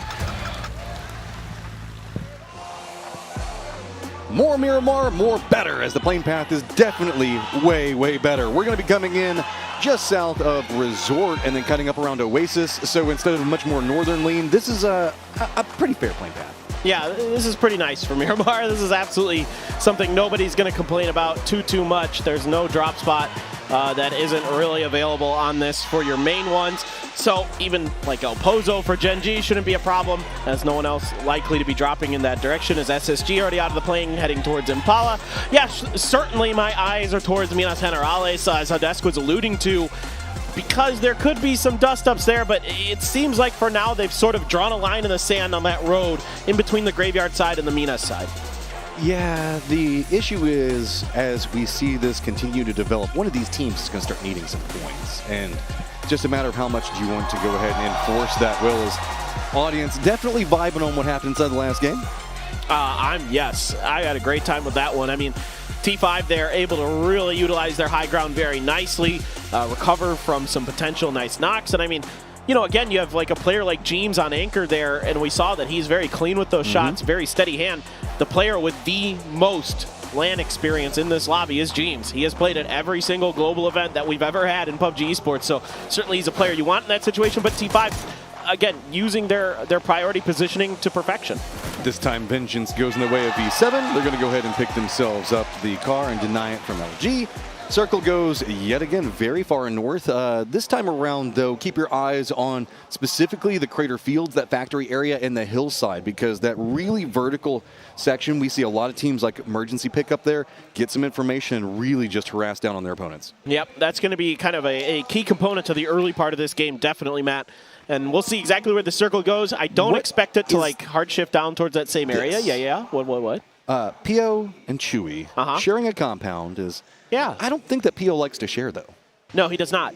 That is the least Pio thing I can think of, is sharing any section of this map. But this is, and this is pretty early, so I don't think this is like typical Pio things, you know, like where he's out there trying to hunt someone down, but he's still going to find it. I thought maybe Chewy would have seen this or figured it out, but somehow Pio snuck underneath him and got the better of him, and it is, in fact, Pio things. Okay, so... picks up the kill, also gets some more territory control for his teammates as they are still over in Pozo itself. Reinforcements are going to come over. I believe it is going to be, Songjong. So he's going to go ahead and have some friends just in case there is some retaliation, but I don't see that as happening anytime soon. No. There's really nothing Petrichor Road can do about this in the near future. Maybe in a couple minutes they'll find the opportunity to strike back, but we'll see. I'm shocked by that stat, given the fact that Group A was ridiculously stacked. That was it was a treat to watch. It was the group of death. I mean, it was essentially a mini grand final. Yeah. That the Group A was, I think, by most people's reckoning, the stronger of the two groups, and it did come out that way. But you never know. Sometimes teams' forms aren't necessarily what we would expect. But at this point in PUBG esports, I mean, we've got pretty decent reads on everybody. And speaking of decent reads, Tanadol might have one on the day trade here. T5, this is Thailand versus Thailand, Matt. But this is low economy. I didn't see a vest. I mean, he's rocking an AK. Not a lot really else that he can do. Full reinforcements now coming in for day trade is, there are a couple of T5 members over here, but how much support can you really get out of it? You can see the day trade is sniffing this out on the opposing side as well. Nurens, who yet again has his family here with him, is cheering him on, is going to try to see if they can take a stab at the squad that just won that last round. Yeah, Tanadol out there messing with sound cues, and day trade here not biting on any of the bait that he's trying to set up, and that might be better for T5 in this case, because I don't know if they've realized that the full force of day trade is already here. Hatsawat inside of that shack, just proning down, waiting things out, and that grenade was close enough that they either heard or saw him get in here, and now You know, this is dangerous, but he's got that AK.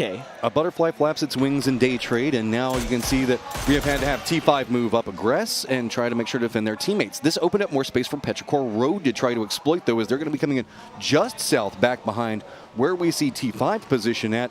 And so just really walking around over there bought a lot more information and space for these other teams that really didn't have a good opportunity due to T5's positioning. Yeah, this is huge for T5, man. Well, we can talk a lot about what's going on with T5, but let's go ahead and listen in what they've got going on themselves.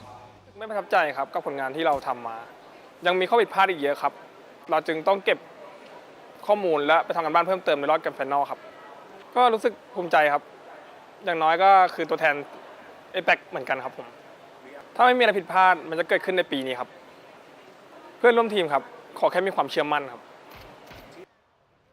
Small problem with if you believe in your teammates is everybody here is trying to believe in their teammates. And I like some anime and the power of friendship, but you also got to make sure that you're bringing your A game with that skill. No doubt. And they're going to get a gift here that they're able to convince Daytrade to back off, because the guns and the accoutrement onto those guns was severely lacking for T5.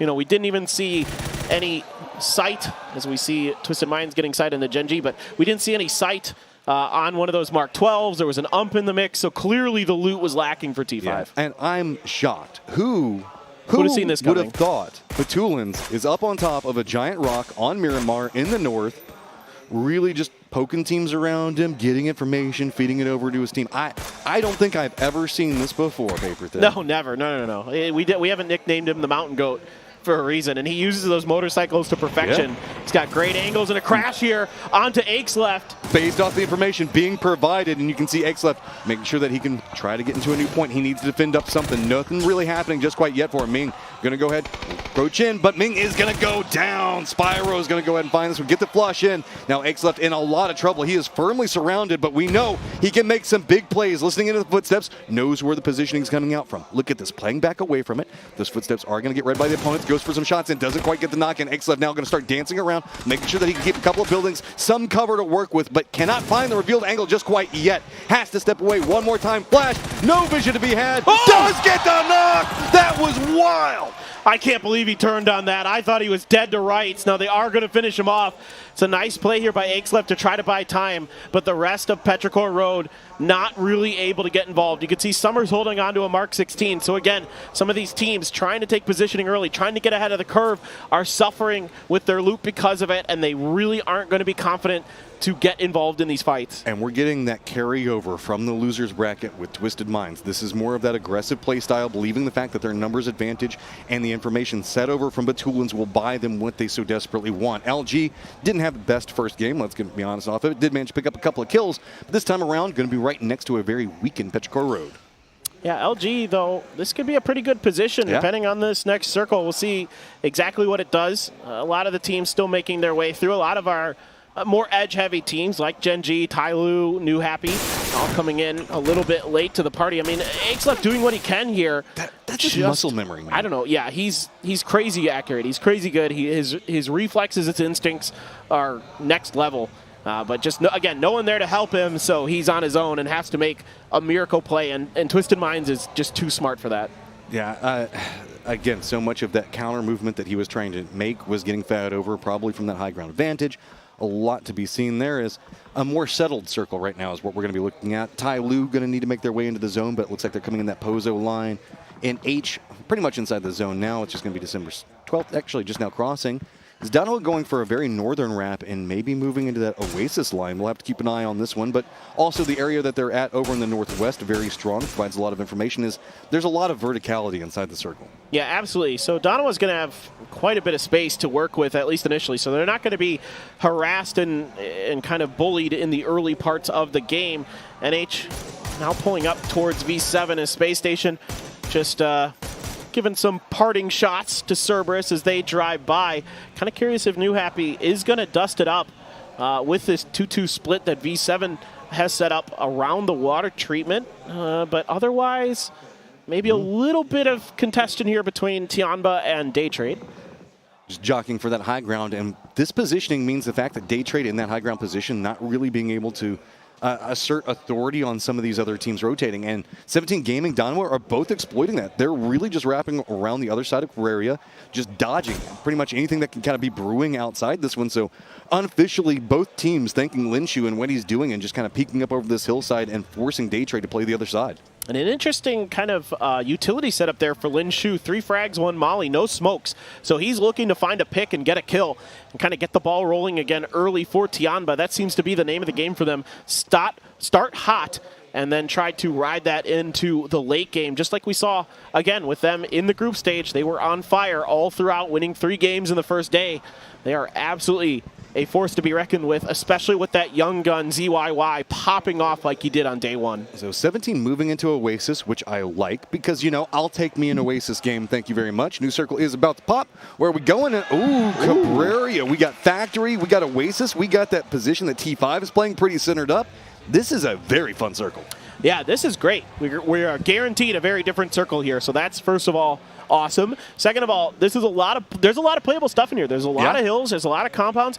So there's a lot to work with for these teams. So early on, you aren't going to see maybe that mid-game heavy edge fighting. Maybe it's going to be a little bit more contention for some of these power positions early. Sonic's already trying to get up on top of this hill and secure this compound. But this is where the death funnel is going to be at Petrichor Road over here. LG, Sonics, T5, V7, NH, potentially even Gen G, all pathing right in back behind each other. But they're all scouting, realizing, okay, the squad's moved forward. We can kind of shift over just a bit on this other territory. You can see that's why LG's navigating this the way that they are. They're trying to play this valley in between 2 very strong points, but that also does mean the fact that they're really denying themselves a lot of information. Absolutely. V7, though, going to have to, I think, rethink this spot potentially. Yeah, okay, good. They are going to back off down the hill a little bit. They were pretty close to the Sonics territory. The Sonics were absolutely not going to have any of it. We still have the watching what's going on with, I believe, Pio now directly below Batulins, and that could be, that's 2 people that really like to play by themselves having to become friends. I mean, I'm not sure who I favor in that battle. That's a pretty close one. Both very, very intelligent players. You know, about a similar amount of experience between the 2 of them. Sure, Pio has a title. Nodix finding a knock on Deshen. Donawat does not want to share this rail yard too much if possible. Plus, it's a 2-2 split, so these 2 players here, Salutin and Onyx, need to really strut their stuff and try to keep Tyloo at bay, because Tyloo, again, they usually don't like to fight early, but man, once they do fight, they're a force to be reckoned with. We didn't get to see it on screen in the last game, Matt, but Shen ended up wiping the 3 last members of SSG by himself. Well, this is the point, chat, where you get to decide. Are you a good person or are you a bad person? Whoa. If you're a good person, you want the circle to go to the southeast and you want the players to be able to have their high ground advantages. If you're a mean, evil person, you want this to go really hard shifted up into the north, because it is only really Donowa and Space Station Gaming that are going to be up there. And right now, I'm not going to lie, I'm leaning towards that dark side of the force. Oh, I'm with you. Fear, anger, hate, I'll take all of it right now. If it means that circle goes north, absolutely would love it. Batulin's very aware of Gen G's position underneath him, but not a lot he can do from here. I mean, he has 1 frag grenade. He's got the opportunity to maybe get a double knock if he's really, really good with it, really well placed, really well timed. But the issue is that if it isn't, well, they are just going to drive off. So now it's not a concern. I want to point out that while we see Gen G regrouping with their other duo, Batulins has actually had oversight on the other part of this duo for a long time, and that's the benefit of this position. Look at how far Pio is moving, and this is still technically Twisted Minds controlled territory. Yep, and this allows Twisted Minds to kind of be they have the initiative here. They can decide what to do because they have a much better idea of where Gen G is versus where Twisted Minds are. Yeah, they know where Batulins is. The other 3 members, maybe they have a decent idea that they're in that compound, but you know, this gives Twisted Minds the ability to kind of decide, do we want to punish this 2-2 split? How we want to do it? We did it, baby. We did it. We going north. We lose Oasis, but we keep Cabrera. Cabrera actually has a lot of really cool walls, and like you were talking about that train station a second ago, that's still going to be in play up into the north of this one. Is okay, Death Funnel, I don't even know. I'm going to guess it's this area to the southeast, but we have V7, LG, Sonics, T5, Petrichor Roads Remnants, Gen G, Twisted Minds, NH, Cerberus all having to make some type of rotation. one, and FaZe just says, you know what, easiest way to do this, just cut right through the middle before anybody else. Yeah, they're trying to get through, and they are going to find a split apart Tianba, ZYY, kind of understanding where players are, but Fex on the cutoff angle takes him down, scoops up the point, barely keeping Jeems alive. This is the punishment on positioning for how we see Tianba and the way that they're set up, right? This is a 2-1-1 technically, and just as fast as that circle pop, yeah, you get territory control for the time being, but the moment that circle pops, you need to regroup. Elsewise, FaZe is going to exploit that in a second. Yeah, great identification there by FaZe, that there was a really, really lightly defended compound there as V7 is going to take to the sky to try to find something. Good opportunity here for some space. The other team I have a concern about, Matt, is Space Station Gaming with their spread. They are really spread out right now as Hatsawat is going to go down. Snaker's going to find that. Batulin's here. Still watching Genji. Genji shifted directions. Now they're out in the open because that vehicle's going to blow. Oh my God. So much popping off over there. Now, back into this position, you can see that 17 Gaming was trying to make a rotation pretty close into where T5 is going to be at. B7 is going to be up on top of Danawa as their approach is going to be getting picked apart on their landing. So emergency pickups being their own set of problems as Heaven does land right in front, but good exchange between two. Yeah, Danawa trying to defend, trying to keep Anonix alive. Tosi going to do what he can. Salute can't quite find enough of the spray. He took some damage from Fex in the back. Actually going to be the one to find the knock in the flesh. Tosi trying to punish this. Going to put a grenade around the corner. You can see Anonix trying to scoot out of the way, but I don't think he can get out of the way of that. Oh, actually it bounced around the side, but right now, Loki and Soul don't feel comfortable to try to get over to save the IGL of Danawa. All right, now Loki making the push in. He wants to see if he can secure a bit more positioning, but Tosi is going to go ahead and take down Anonix, and that's the end of that adventure. And SSG punishing Danawa here. So V7 went for a risk, and speaking of risks, Tianba still maintaining a wide split and still getting punished for it. That ended just in time for Sonics as Daytrade was cresting the hill back behind them, so that was going to be pounced on in just 1 second. You can see Puchil's just right back behind Sonics in the way that they're lying into this one. Now, getting a bit more spice in some couple of areas here. We did see 17 Gaming that was stacked up with T5 just a moment ago. LG is going to be back behind them over into the east. We have Genji that's going to be limping in over into the west in that area just next to Cabrera. Oddly enough, Tai Lu, the only team that really committed into Cabrera, being pretty rewarded for that. Absolutely. Twisted Minds on the move. Daytrade backing off the initial grenades, not taking much damage here as we just continue to go north. Right along this road, some hills, some things to work with, but the space between the warehouses where SSG is and where Danawa is generally pretty flat.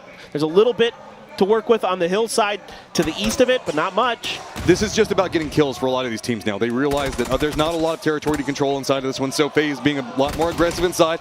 Tianba is going to get eliminated. Gustav's going to go ahead and make sure to polish that one off.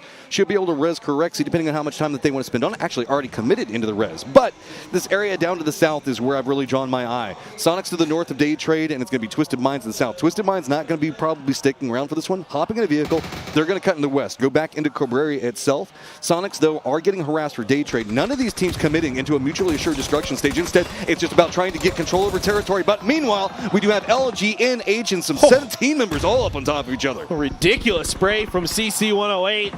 Taking 2 members of LG down. Flood trying to do what he can. A little bit of a pop flash there from December the 12th.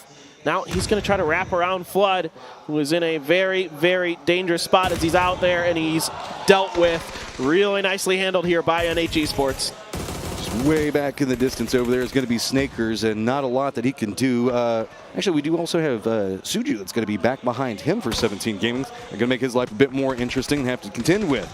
Meanwhile, 17 Gaming does have T5 that's going to be creeping up back behind them. Another solo in Petrichor Road is going to be coming up back behind Suju. This is the party position right now. This is where everybody feels like they're getting kind of pulled the direction of. And this is really interesting. Lil Ghost has an M249. He usually doesn't rock the machine gun. He's not known for it, but he's got one, and Snaker's maybe about to find out the hard way. But Snaker's going to identify Lil Ghost first, so thinking about the grenade, but that's going to wise up Lil Ghost to where Snakers is. Back over to Danawa. Soul has been knocked, so just Loki left. Soul on the outside of the God compound. I don't know if Loki can get to him necessarily, or at least feels comfortable to do so. So we have Sonics that are going to be crashing in just to the south of this compound where Ty Lu's trying to recover, and at roughly the same time that FaZe is going to be over to the west trying to get some high ground to look into what's going to be happening over here. Thanatil is going to go down. Remember that sneaky solo from Petrichor Road? He manages to pick up something. Twisted Minds going to be wrapping it back behind Daytrade, which is just to the west of where FaZe is going to be positioned up at. T5 is going to spot out Jalbei. Go ahead and take him down. This is just going to be a firefight cascade. Yeah, Pong trying to do what he can here to salvage some points. There's really no hope of him getting too deep into this game, so the best thing he can do is make life a nightmare for the rest of these teams that are on this eastern edge. I love the fact that everybody on the outskirts of this compound was like, wait a minute, we really don't like day trade. We don't like FaZe's positioning. We want to get rid of them. Twisted Mind's going to backstab back behind all of this, though, and going to be heavily rewarded for it, picking up several kills. Already got a knock. They're going to follow it through, and now just Flash, the last one up. I mean, it's the other members for Twisted are still back behind this with different firing lines in. I don't know how FaZe or even Daytrade can recoup off this. I thought Gen G might try to third-party this fight, but Twisted Minds is just doing it too cleanly. There's not really a great entry into this, and a great molly catches Flash. I don't think there's enough time. Yeah. No, sir. Batulin's doing a great job here. Twisted Minds working this edge to perfection. Here comes Gen G, like you were talking about. Esther, you're going to be cresting up the hill right up next to him, but it's already been red. Batulin's just using all of his brain power right now. It is just 500 IQ for this guy, making sure to read every movement that's happening on circle. He's still got to win the firefight's up and close, though, as Esther got the nades prepped. Corexy is going to get the knock at the backside of it with Spyro. Here comes nades coming in. Does hit, but doesn't get a knock just quite yet. Utility on both sides going to be raining out, and it's going to be Twisted Minds. Going to have to be very, very careful. Yeah, FaZe is hitting him like you were talking about. And now DG sees the shield, gets the shot. Can he get the transfer? Not quite. Now just on to Esther, creeping forward. That shield putting in some work right now for Twisted. Utility coming out. Can they get the blind onto this one? Gonna go ahead, step around. Thinks the fact that he's got the timing for it, but just can't find the angle. That shield putting it on, but finally finds it, and Twisted Mind's gonna go down. The veteran presence of Esther, able to just barely best Perfectix. Perfectix reading that situation really, really well. Guessed the angle of Esther, but Esther was just a little bit better with his shots. All right, down into the southeast, we've got FaZe, we've got Sonics, we've got Danawa, and we've got Ty Lu. Summer's not going to be long for this world. He's going to go ahead and get taken out by Snakers, as revealed a moment ago. Snakers, though, you're probably going to go down to the blue, where one of these other four teams that are going to be taking some pot shots is. Also, SSG has spotted him out, and you can see the tracers coming out from that compound as well. I wouldn't be surprised if he just feeds this one over. It's time to play the heal game like we saw with Anonix earlier. Just try to survive as long as you can. There's no getting down that hill without forking over a point to another team. So certainly for Snakers, unless he has a million smokes in the bag somehow, he's just going to have to stay put. And now Cerberus knows that Esther's back here, and Esther a little bit of the circle to work with, but I'm not sure if there's much safety. This play is so good. FaZe jumped from their hillside, moved down, and are now trying to control this, but Tongmu's not going to go ahead and relent this position just quite yet. That means that the other duo for FaZe now has to come and provide some support. Ty Lu is going to have to be very, very careful as this positioning is getting surrendered quite quickly, but good nade yet again. Tongmu just making sure to hold this position with all of his might. Those nades are just on point. Yeah, this is really good coordination here for Ty Lu. Great communication to make sure that these grenades are being put in. That's a really good molly to keep him off there, and also catches him trying to close the door. So that's the knock for Jeans, who's going to come back and attempt this res.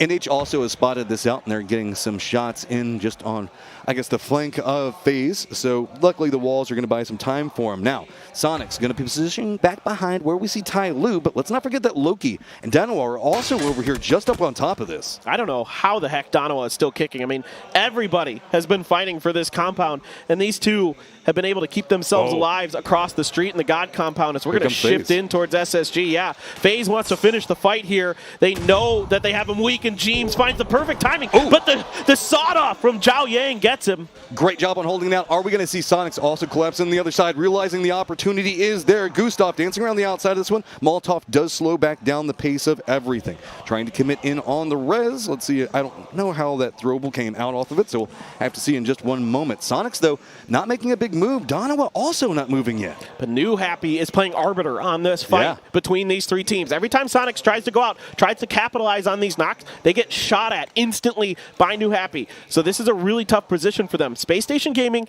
can just be quiet. They can lock down their compound, make sure Cerberus or somebody doesn't find an angle to try to push you, and play for the late game, play for that win. They've got a decent opportunity here. This is just a very tense section of the firefight, and here comes the X factor in Danawa. Are they going to move into the north? It looks like they do have a vehicle that they work with. They might just opt to go straight out into the west, but that's going to reveal them into Cerberus at any given second. So, looks like they are going to go ahead and hop in their vehicle. They're going to get out of this position. They want nothing to do with what's going to be happening over here, and are going to be rewarded with at least finding a shack that's going to open up a new crossfire angle that everybody that's down in this walled compound is really going to have to deal with. I don't even know if this compound has a name yet. It's crates, I guess. So that's what it looks like to me, is what I would call it. But Cerberus here going to be very aware of Donawa's position because of that Bronco. So not a lot for Donawa to do except to stay put and hope that everybody cannibalizes each other out here on the edges. Was that a micro Uzi I just saw in somebody's hands? I'm not sure. Guns are being swapped here by the Sonics in the background, looking to potentially take close quarters fights, as Cerberus has lined up along this hillside, and just like we saw with NH Esports, they also want to gain control over this territory. There's a Panzerfaust, I think, that Sonics have in their hands. There's somebody over there between them and Tyloo does. That is going to be something we're going to need to keep a very close eye on, where you might see somebody just go ahead and kamikaze themselves into this one, as Sonics look like they do want to go ahead and go after it. And it's going to be, I believe, Shrimzy. Yeah, Shrimzy's got himself the Panzerfaust waiting. He's going to go for this peek. If he can time this one right, he can put in some work. Instead, slowly playing around. Shot going to come out, does connect onto a taunt move. And now Shrimzy just going to follow up. Good spray. Sonics do have a path into the circle. What a play from Shrimzy there. Putting that Panzerfaust to good use. The blue zones to try to flush Donawa out of this, but still enough heals to get through it safely. Car is going to blow up, and not in a favorable angle here for Donawa currently. It moves away from the door, so it makes it that much more difficult for them to be safe from the angles of Cerberus. Cerberus knows it. They're going to try to find crossfires inside of here to just cut Donawa apart. So we got FaZe with one member up. Then we have Sonics with two. On top of that, we have Donawa technically with two, but not really. One of them is knocked at the time. Everybody else sitting on 4 members. How much control can you get on these hillsides? That's what Cerberus is trying to exploit right now. They know that they have a couple of numbers advantages. They're trying to play into the southern area. They know. They've been paying attention to the kill feed. They're going to try to exploit. Good toss on that. Narrowly gets knocked away. Solo's going to go down. It's going to be Hymas that's going to be going after Loki, and really just everybody that steps into this pathing is getting ripped to pieces. Yeah, that frag had to go in here for Hymas if he's going to be able to finish Donawa off. Loki, the trickster god, so well known for his ability to be cagey, but Hysaki's just going to try to drive in, finish the job. Hymas gets the flush onto Soul because of it. Hysaki around the edge, trying to find the angle, trying to see if he can get this grenade in. He is going to do so, and because he's blocked the door, that should be Loki. But he got out the window! Loki's still alive! How is he alive? How is this happening? Oh my god. How did that happen? He managed to juke that one at just the right moment. That was almost a massive play. He's got uncanny instincts for those kind of plays, Matt. He does it time and time again, where sometimes he pulls it off, sometimes he doesn't. This is Shrimzy just being brilliant with that control of that utility, finding that great angle to use the Panzer. Can they find more, though, is the problem. They still need to creep in. Cerberus is now taking control of the area down to the south, but Hisaki has gone down. Keep in mind, we also do have Gustav that's just going to be the north of this one. Cerberus going to be playing this outer wall for the time being. NH getting some control over the north and really trying to exploit it. Nope, yep, Solzy, I don't blame you getting a little bit nervous about that one, as that one almost scared me.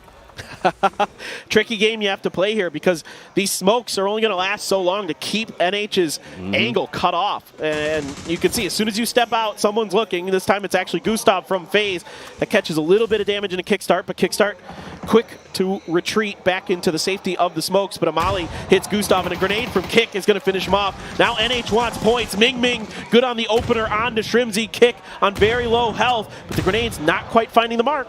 A lot of smokes down over here, so should be some time to work with. Meanwhile, you can see NH just asserting control. SSG over on a different angle doesn't have the cleanest sight line into this one yet, so don't be surprised if they start moving out, and finally they do. It's going to be Paige also opening up onto this one. So CC on one side of this one, the other members for NH moving closer by the second. Sonic's just trying to cling to life right now, and let's not forget about Cerberus, just now down to 2, is they're still inside that shack. Oh, in this blue zone, so difficult to just re-knock Shrimzy. Really good timing from Ming Ming. Reads that res perfectly, forces the heal out of Kickstart. And the good news here for Sonics, a couple more smokes in the bag for Kick, so he should have enough space here to get him alive. But there's a battle brewing between Roth and December the 12th. Potentially, whoever comes out of that could be the potential winner. Yeah, this could reset everything down from the south. If we see these two squads up to the north really start to battle it out, suddenly now we're going to have some more opportunities. Roth does read this one, gets the shots into December 12th, but not as much as he wants to. Now Throwable's going to be coming out on this side of it, kind of resetting the pace. We are going to see CC hold this angle. Now reinforcements for NH moving in. This provides an opportunity for Sonics to now maybe reposition, try to find something that they can work with. Paige going to go and shut down Isaki, as this is starting to be more and more open control angles for SSG to work with. And SSG wants to bait New Happy into this fight, because of that M249 that Pixel has on the flank. They want them to push, but so far, New Happy Esports isn't biting. They're taking their time. They want to clean up all of these kills on the south first and then go for the win. Really maximize their value out of this game. Who's been knocked more, Hisaki or Shrimzy at this point? Because every single time one of them gets res, they just get knocked again, man. They can't even stay alive for a half a second.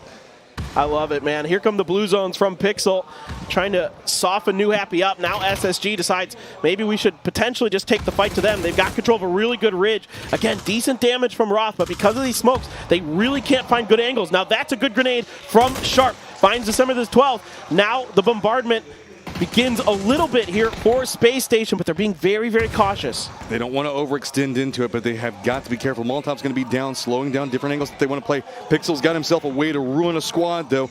Just got an LMG in his hands. Keep in mind, Page also not involved in this firefight, and it's one of the reasons why we're probably not going to see SSG make too big of a play in this one, because they have to make sure the numbers advantage is firmly in their favor before they step over. Cerberus is playing the other side of this hill, and a lot of their attention keeps eyeing back in the direction of NH, but they just can't find a good line of sight to exploit. The good news for them is that Himas has a pretty good angle onto some members of NH, and here we go. Pixel. Let this M249 sing, Pixel. See if you can take more members of NH down. They're completely pinned, but I'm not seeing any frags, anything to really take advantage of this for SSG. It's going to have to be done with the guns. So much smoke down over here right now. And Cerberus, IMAS wants to make something, but he just cannot do it. Roth tries to go for some shots, but so much utility just coming out in the way of it. December 12th does manage to take down Roth. Sharp Shot wants to get something out of it, but it's going to be Pixel absolutely unloading. Down. Can he get more? No! New Happy manages to close it. New Happy, how do they recover from this? They took 2 knocks. One from Himas, one from Sharp Shot, I would believe, with a nade. And now it is all Himas. Does he have a little Tycon in him here? Can he do it? He wants to exploit it. He realizes that there's multiple knocks. He wants to get in before it kicks off, but no! It is going to be NH Esports that picks up the second round. Perfectly controlled here for NH on the north side. That gives them the win. It was a little bit dicey there towards the end, but they're able to stabilize and come through. SSG might be kicking themselves a little bit, Matt. They had a good opportunity. Yeah, it was right there on the point for it, but they just couldn't get the sprays into the smokes to go the way that they wanted. And, I mean, even then, we're still in the earlier sections. Just making it to the top 4 at least gives you some breathing room to work with. So all of the squads that managed to fight their way through that one. Specifically, I want to give a shout out to Cerberus as well as Sonics. Yep. They should have died like 5 too. times. Donawa lived way longer than I thought they would. There is so much to look at inside that one, as I cannot wait to see how the leaderboard is shaking up. So we're going to go ahead and send it over to our analyst desk to walk you through moving into Takeover.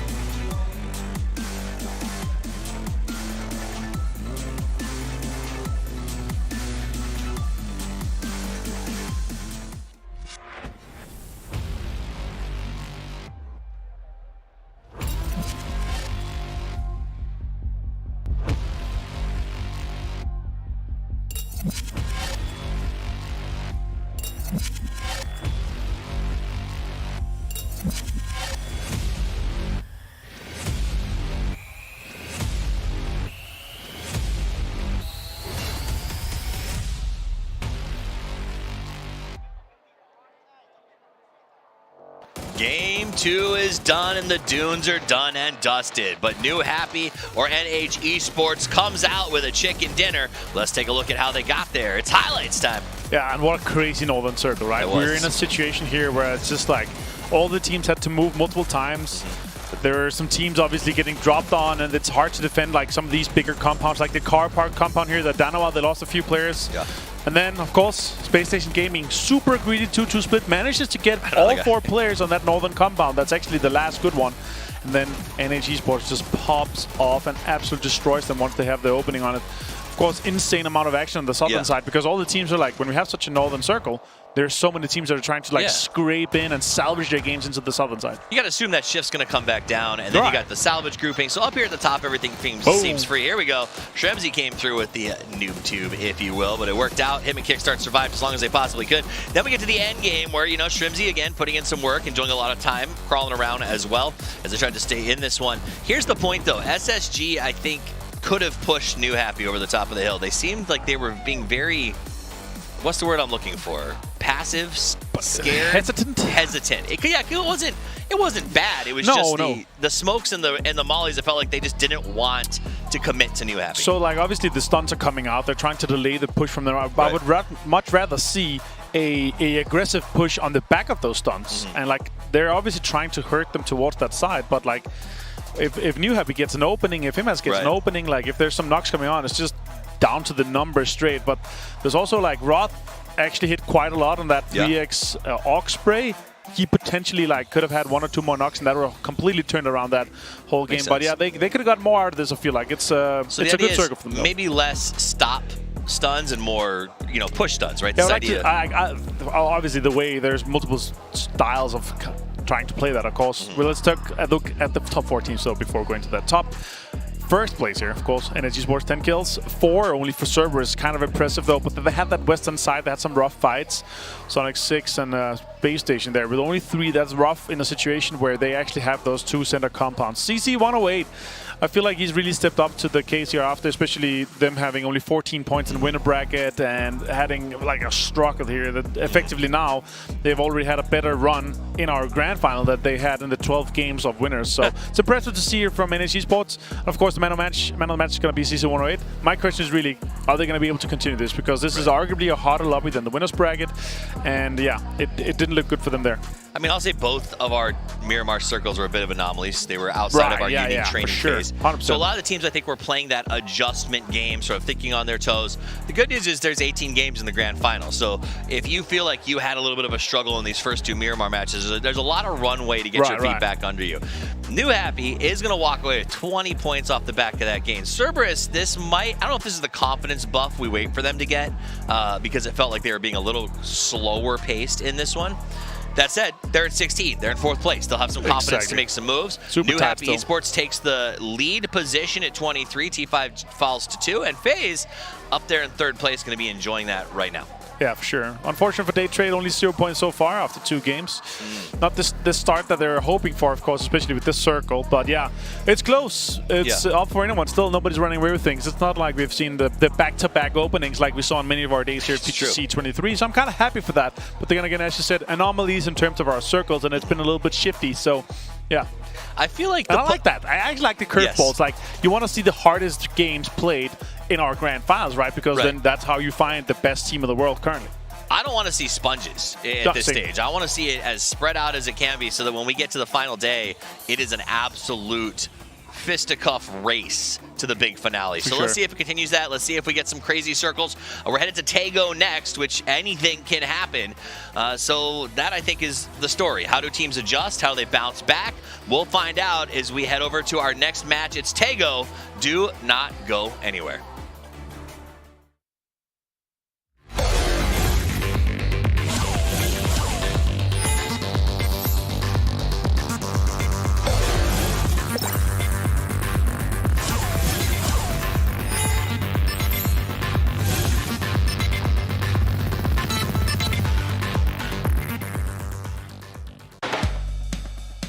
Unleash my shopping spree. Duty-free from big brands. At all King Power stores and King Power online. It's possible. Enjoy great selections, promotions, and privileges. The power of possibilities. King Power. Hanuman's forces have set up their barrier. They are waiting for sunrise before they release their guard. With my magic, the night will turn. Enemies beware. Mayara is coming for you.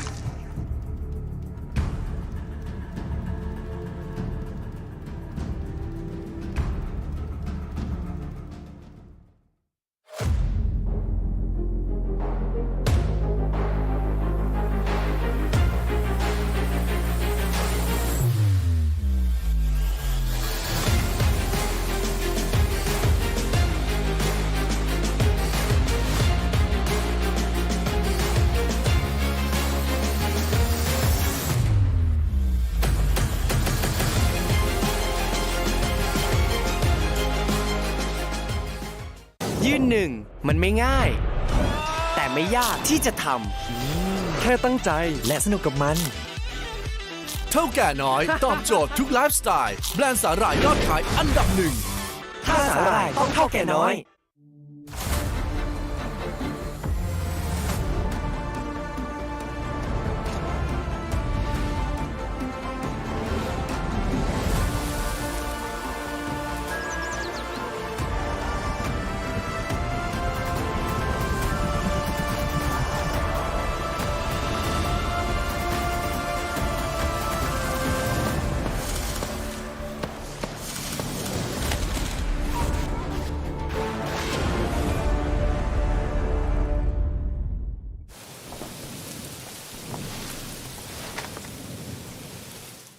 We were enemies in battle.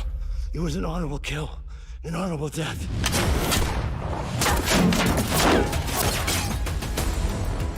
Why didn't you take him out? I will kill him when the time is right.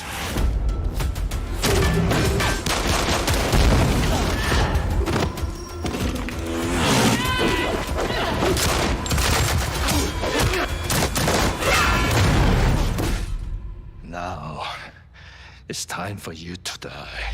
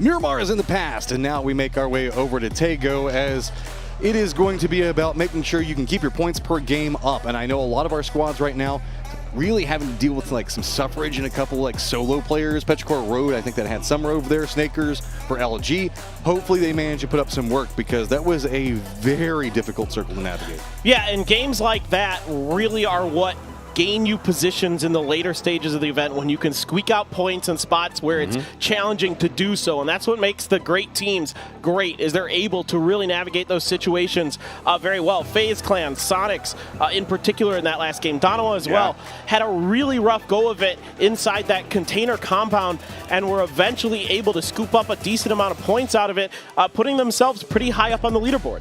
Yeah, that was a measure in heart, I would like to say, because you had to make sure that you were just, you had to keep your mental up in a situation where it felt like you were just constantly getting a nade dropped on your head time and time again. But all of our players, mental fortitude is absolutely massive, as we're also going to have to see how SSG bounce back from that last game as we make our way over to Tego. Plane path over Shipyard, ending up really over there just to the west of Song'an. Yeah, so this isn't a great plane path for Tego, based on where teams like to drop on this map. So most teams looking for the western side of the map because of the prevalence of compounds over there, and then the fact that the shipyard and the airport themselves teams don't like to drop there. They're a little bit challenging. They're campable.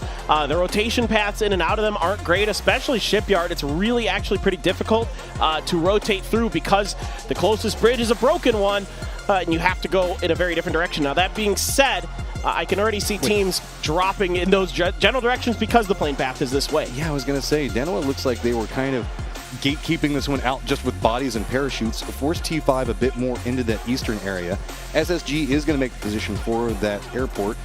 I'm kind of curious to see if we're going to see a committal into going after that northwestern island and Godok. But with the plane path, I would feel that this is going to stay on like the landmass proper. Yeah, we'll see. It just depends. Tego can not commit that way, right? It can. It just depends. It's just, you never know. Because it just has to kind of sneak over there. I don't know. I mean, it's pretty unlikely. It should be somewhere you would think on the main landmass of this, but we'll just see exactly where it goes. I don't see anything super spicy off the rip. Like I said, teams have to take their alternate drop spots based on this plane path. But yeah, okay. So kind of where you would expect. And, okay, whenever we're looking at this, there's two major key components that we need to be looking at. There is the river, a.k.a. creek, that cuts in just south of Shipyard and is really bisecting a decent chunk of the circle itself. If you're familiar with the Erangel and the Georgia Pole River that cuts out over into the east, it's kind of similar to that, but you don't have to swim across it. It's shallow enough that you can cross by foot. The problem with it is it's just like an interstate. There is nothing for cover there. Once you make your way down in that lower section, you can just get eaten to pieces. On top of that, just to the west of that position and to the south, there's these very wide open fields. So this has got a lot more unplayable than you really think that it does. Yeah, the field's at least a little bit more forgiving in this. There's some of those really thick bushes as well in those fields that offer actually a surprising amount of cover.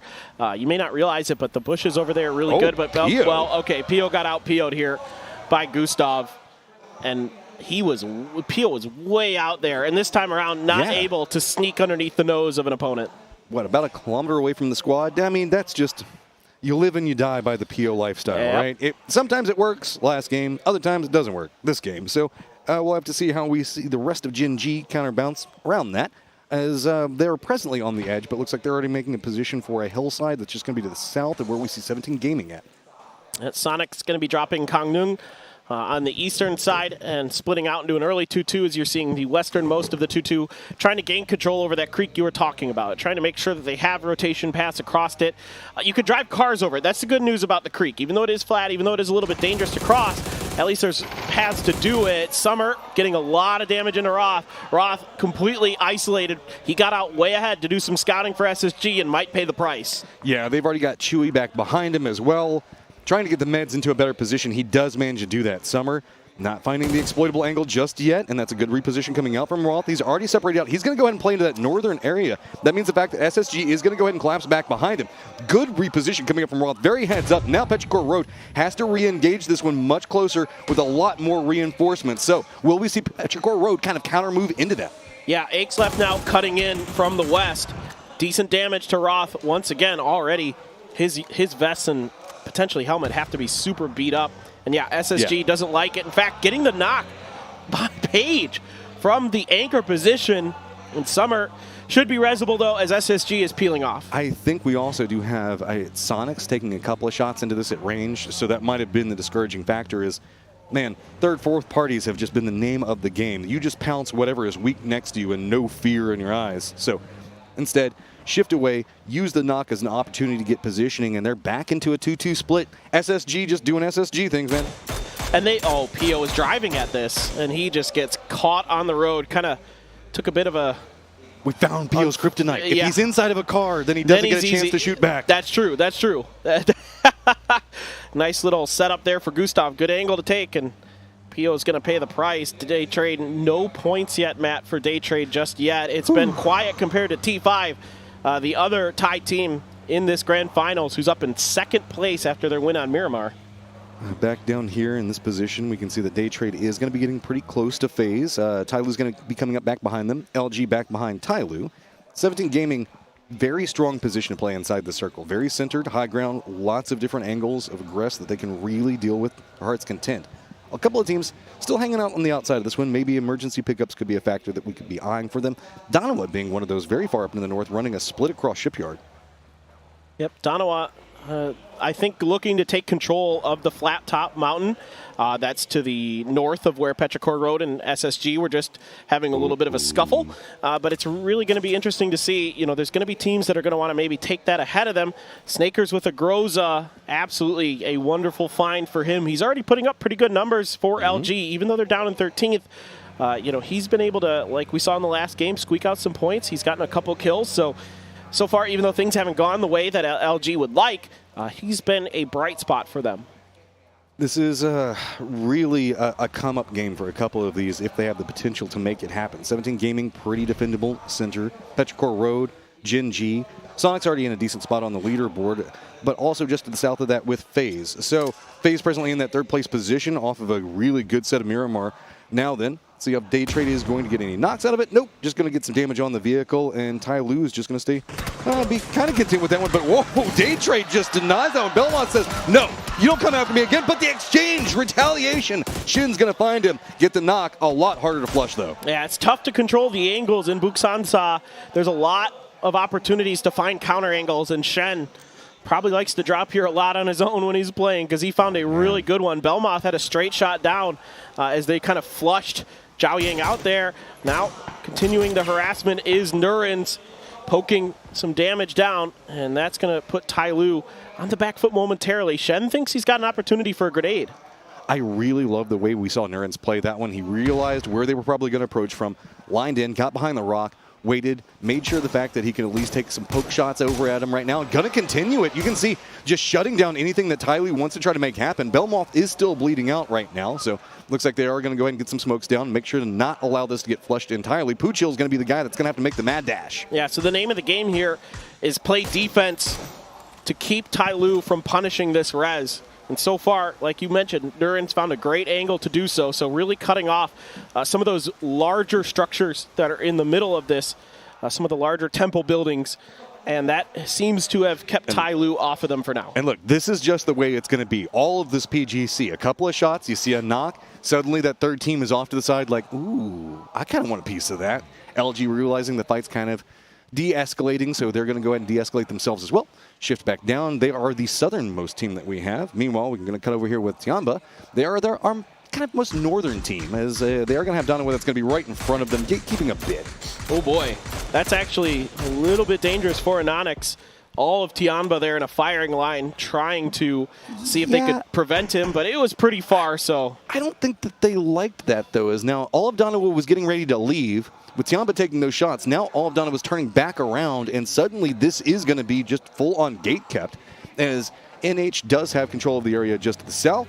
Tiamba's going to go ahead and cut across that bridge, and you can see the reinforcements now starting to come out. Loki's prepping up the nade. Oh my God. How well is it cooked? Man, they are all stacked up on top of each other coming out of that one. Got to be careful. They're going to go crest the hillside, roll right up over here. That's going to deny Salute and Soul's positioning. They're going to go and stop as well. ZYY looks like he wants a piece of this. Yeah, and Dono, I think, very wisely backing off. They would have been in an odd numbers fight on this hill. And the defensive line for the back two players is Soul and Salute. Salute out in the open, though. These guys do not miss these shots, but fortunately for him, Soul just as good in the return fire. Soul saving lives right there with those shots. Is now it looks like we are going to be able to reset away. Loki is still trying to defend up for the squad just in case anybody comes after that one, but I wouldn't be surprised if that's kind of where we see that one tail off and die. We have Haisaki just to the south of Songjung, but the other members kind of lined in, taking some shots at Haisaki. It looks like Songjung is going to go ahead and try to regroup with the rest of his squad, is not liking the fact that he is very disadvantaged here. Yeah, this is kind of similar here, what Gen G's doing to what we saw LG do earlier in the tournament, where they kind of dived into the fields early, try to use whatever covers in there to try to, squeak out a late game positioning. It worked well for LG. They were able to get very, very deep in that game, but Gen G committing to it much earlier than LG did. LG kind of did it as a mad dash. I think it was around like phase 3 or 4. Tosi, oops, probably looking at the map. That's trying okay. to push those damage numbers up. Doesn't work that way. Okay, new circle about to pop, and there's a plethora of options, and it is going to go down into the south. West. Wow. Tyloo, Daytrade, both in good positions. Cerberus as well. LG going to try to regroup as fast as possible. Meanwhile, our teams up in the north, such as Tiamba and Donowa we were looking at, going to have themselves some interesting rotations ahead of them. Yeah, I think Donowa, Tiamba are going to probably opt for wide wraps here. Try to go all the way around the edges. Cerberus already in that direction. Pixel again with the M249 taking a ton of damage from Aches left. Aches left already has one for the double. Here for Sharp, and Pixel is huge. Comes up in a big way, but it is going to be quickly retaliated on. Ming going to go ahead and continue to push out of that one. It's just him and Summer. Space Station Gaming had an opportunity, but it was quickly shut down. Just the fanning out here by Petrichor Road, able to surround and get better angles. FaZe in trouble. Daytrade needs points. Even with a P90, Jeems can't do much other than find one. And that's going to be a really powerful gun going over to Daytrade if they can get it. Smokes are coming down. But Jin Ji wanted a piece of this from behind. They rolled right into where Tyloo was at, and this is a continuation of that firefight that we were looking at just a second ago at Books and Saw. Now then, Gustav reading this one, trying to go for a couple of flushes. Gonna get spotted. He's gonna go down. Daytrade at 5. We full-on pub gaming it here around Buksansa. So many teams in the vicinity of this compound. There's so much playable terrain, so many trees. It's going to obscure a lot of teams, and everybody on the bottom of that leaderboard is hungry for points. Oh, man. Esther, I feel for you right now. I don't know what you can really do. You got Tyloo behind you, Daytrade in front of you. LG is looking like they might approach over here and could distract a bit more of what's going on with Tyloo, but Esther going to hope dip with that flush out. Maybe Esther can sneak away from this one. I don't know. I mean, the thing about Buksansa is there's so many of these temple buildings that maybe Esther can find one to just hide in. Just prone it out, see if he can scrape through a couple points, just catching a team that's rotating in through here, but he might get spotted. I don't think Belma saw him. Just a second saving his life right there, as you can see bouncing around. Is going to find himself, as you're talking about kind of ratting it out, finding yourself a little hidey hole in this one. This is very, very centered, so this is the best of a bad situation. Yeah, no. Esther should absolutely just plop down and wait this out as long as he can. The emergency pickup right on top of LG. Relo's all alone, though. He has to win this fight, and he can't. Just going to get knocked right out of that one. Can anybody else really provide any more support? I think that Twisted Minds are taking some really long-range shots at the back of LG and stopping any form of movement. Shin's going to go and get the knock on a flood. Now then, Tyloo, what can you try to do? Or look like everybody is just going after any bit of damage, any kill you can find, as there are so many squads already stacked up over here. And this is the risk in these lobbies, that when you run a player solo, and if you get, let's just say, unlucky, I suppose, as Rello was, that somebody drops on top of you, maybe Tiamba was able to spot that out in the air and punish it. But Snaker still has that Groza that he picked up earlier. Could be really powerful if he doesn't get knocked by these grenades. Should be good. It is a pretty open inside of there as well, so you have to be careful with the nades that come in. T5 is going to go and spot out ZYY, as that is a pretty decent chunk. What is that, almost like 400, 300 meters? Okay, T5. They're pretty far away. Yeah, I mean, look at this range on this one. They're just taking shots in. Maybe something lucky will land in ZYY. Let's see if they can get some reses. Blue Zone nade going to come out. Flood cooked that one perfect. Great grenade here for Flood. Luminosity, if they can deal a death blow to Tiamba, can keep this part of the compound underneath their control. And for now, Tiamba down to 2 players. Has to just kind of hold it out in this shack for now. Yeah, there's a lot of smokes. There's a blue zone over there, but I think it came up a bit short. Otherwise, they had blue bags. I didn't see anybody's health ticking down for Tiamba, so doing a good job here. Esther, well, he's going to try to find some points. I mean, Esther's seeing those kills in the kill feed, and he's thinking what everybody else is. If there's somebody knocked in underneath my scopes, I'm going to go for it. I mean, there are so many squads already positioned up over here. Any shot coming out from him is just going to be so scary. Flood is going to spot out Shin. Flood starting to find some success and really get LG into this game. Can't get the flush onto it, but it is going to be LZ that probably going to be able to get the res. I don't think that LG really wants to move too far aggressively into this one. Smoking that one out so that way no further range shots can come in. Blue zone nade's going to go out as well, and yep. Snaker is actually getting pow-pow, so Tiamba, only one player who's not in the knock status. And actually, it is going to be Daytrade that finds LZ in the long run, so Tyloo has been eliminated. So great recovery here for LG from what looked like might be a really tricky position. They're able to fight their way through it, and it's great grenades and great shooting that get the job done. Okay, updates on the rest of the circle. You can see the Sonics are going to need to regroup. No, we don't get to do that yet. Snakers has got a goal, and it's getting more control over this area. They have left the positioning around Buksansa that they were at, shifted down. Snakers really wanted to push into that, realized the fact that the timing just wasn't quite there.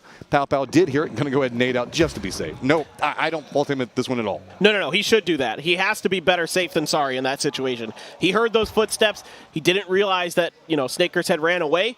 And he has to try to make sure that they're, especially if he heard that Groza and they know they have it, he doesn't want to have to deal with that up close and personal. This is the second time in a row we've seen Summer, the last one up for Petrichor Road, just trying to cling to life. 17 Gaming getting some control over the northern area. The teams next to them are going to be Sonics over into the east. NH also trying to get control over the southwest of this position, as it is going to be NH taking some shots into Donawa. And that is going to be Petrichor Road's Summer getting eliminated. So Petrichor Road now out. Yeah, the aggressive nature of Petrichor Road can be a bit of a thorn in their side for sure. Tiggleton and Xiao Wu, two players with a lot of history in PUBG esports, but Sonics gets the info and says, okay, not right now. Let's regroup, rethink. We're in the circle. We don't have to over-aggress. Now, they're on the edge of a hill. They're on a precipice where if they suffer a knock, somebody like Twisted Minds from the other side who do have a compound might actually try to reach out. I can already see Perfectix on the edge of the wall. So if there's a knock on a Sonics, they're going to maybe get squeezed and pinched. They have to be really, really cautious. Twisted Minds looking for an opportunity to pounce in back behind Sonics if a knocks would have happened. Yeah, no big shock on this one. We pretty much assumed that this is going to continue to center up. We might be getting, I don't know, is this technically an urban ending whenever it ends in Buksansa? Or is it more of a... It's like a rural ending? Kind of, I guess. It's a... I don't even know. I mean, yes, there are a lot of buildings there, but it's also really not an urban ending at the same time because a lot of those buildings are very small and... It's a World Heritage Cultural Site ending. Yeah, okay. That's like a war crime ending is what you're saying? No. All these temples in Korea are like World Cultural Heritage Sites. So I was just like trying to come up with something. Out in the open is Ming Ming. Belmoth only going to get him down to a little less than half. Donawa making their move. They're just going to cut across the southern end of Buksansa. Maybe find a dip here right on the edge. I'm sure they've got to know that there's a lot of chaos going on inside of the temple itself. And yeah, they're just going to drive right by it. Now, Cerberus just to their west. They got to be pretty careful. I'm very curious to see how Cerberus responds to this one. Is they should have the sound cues to realize what's going to be going on. Xiao Wu is going to get the knock onto Tig. And shocker, Twisted Minds now moving in over in the east. It looks like they just want to get a piece of whatever gets knocked. Yep, this is exactly what everybody should be doing. Trying to punish this. A great angle for grenades as well. Shrimzy trying to C-swap, but the car's on fire. It's going to blow up here. Momentarily able to avoid disaster so far. But the grenade follow-up from Lil Ghost is perfect. A molly to boot, and it just falls short of Shrimzy. Nothing to be done here. The other duo not going to find any success. H1 going to go ahead and get spotted as well. Perfectix going to go ahead and take him down. Just kickstart the last one up, and he's got Xiao Wu that's going to be in front of him, and this is going to be a very difficult rotation to try to navigate. Even if we do see 17 man just squeaking ahead of them, he's just kind of hoping that they'll cut a path for him and maybe he can squeak in back behind. And this is just 17 Gaming in a nutshell. They're so good out in the open at finding these first knocks and then really punishing you. Now, T5 actually has an angle into that from those fields way down to the south. Again, really long range for T5. Just doing a great job just poking at these teams that are to their north. Twisted Minds, still that AWM for Perfectix. We're going to see if he can find any damage with it, but 17 right now doesn't really seem keen to take this fight. I think they're keen on trying to track down the remainder of Sonics. NH leaning into the edge right now. They're going to be following it through and could bump into Cerberus. It's going to be Tycon that spots that and actually instantly stops that. Kickstart also gets spotted out, and good toss on that nade to go ahead and finish out. Little Ghost now, I believe, sitting on 3 kills. He's so clean with those grenades, Matt. He is just absolutely on point and doing a great job for 17. Nice light-up sign for 17 too. That is really slick. Earlier. It's both sides, man. That is just that is nice. So good. Whoever made that, like, tip of the cap, that is an awesome sign. Cerberus, I think, watching a little bit of New Happy. Is New Happy now going to try to go north. Circle, though, going to go east. So everybody on that eastern edge of Buksansa still in. Donawa actually snuck into Buksansa themselves. Lil Ghost, though, going to watch Twisted Minds. Lou's going to get out. Early shots with this mini not really connecting. So Twisted Minds wants that res onto Perfectix. Got to keep that AWM up and running. Yeah, but 17 can kind of cut in just to the south if they want to and get control over that hill. It will be slightly problematic for Twisted Mind's positioning in that lower point. I'm kind of curious to see how LG is going to respond to the circle, as they do have a compound that's presently under their control, but they also know that there's a weakened Tiamba just to the south of them playing that compound. We saw Snakers kind of step over there just a moment ago. Are they going to try to exploit that, or are they just going to be comfortable where they're at?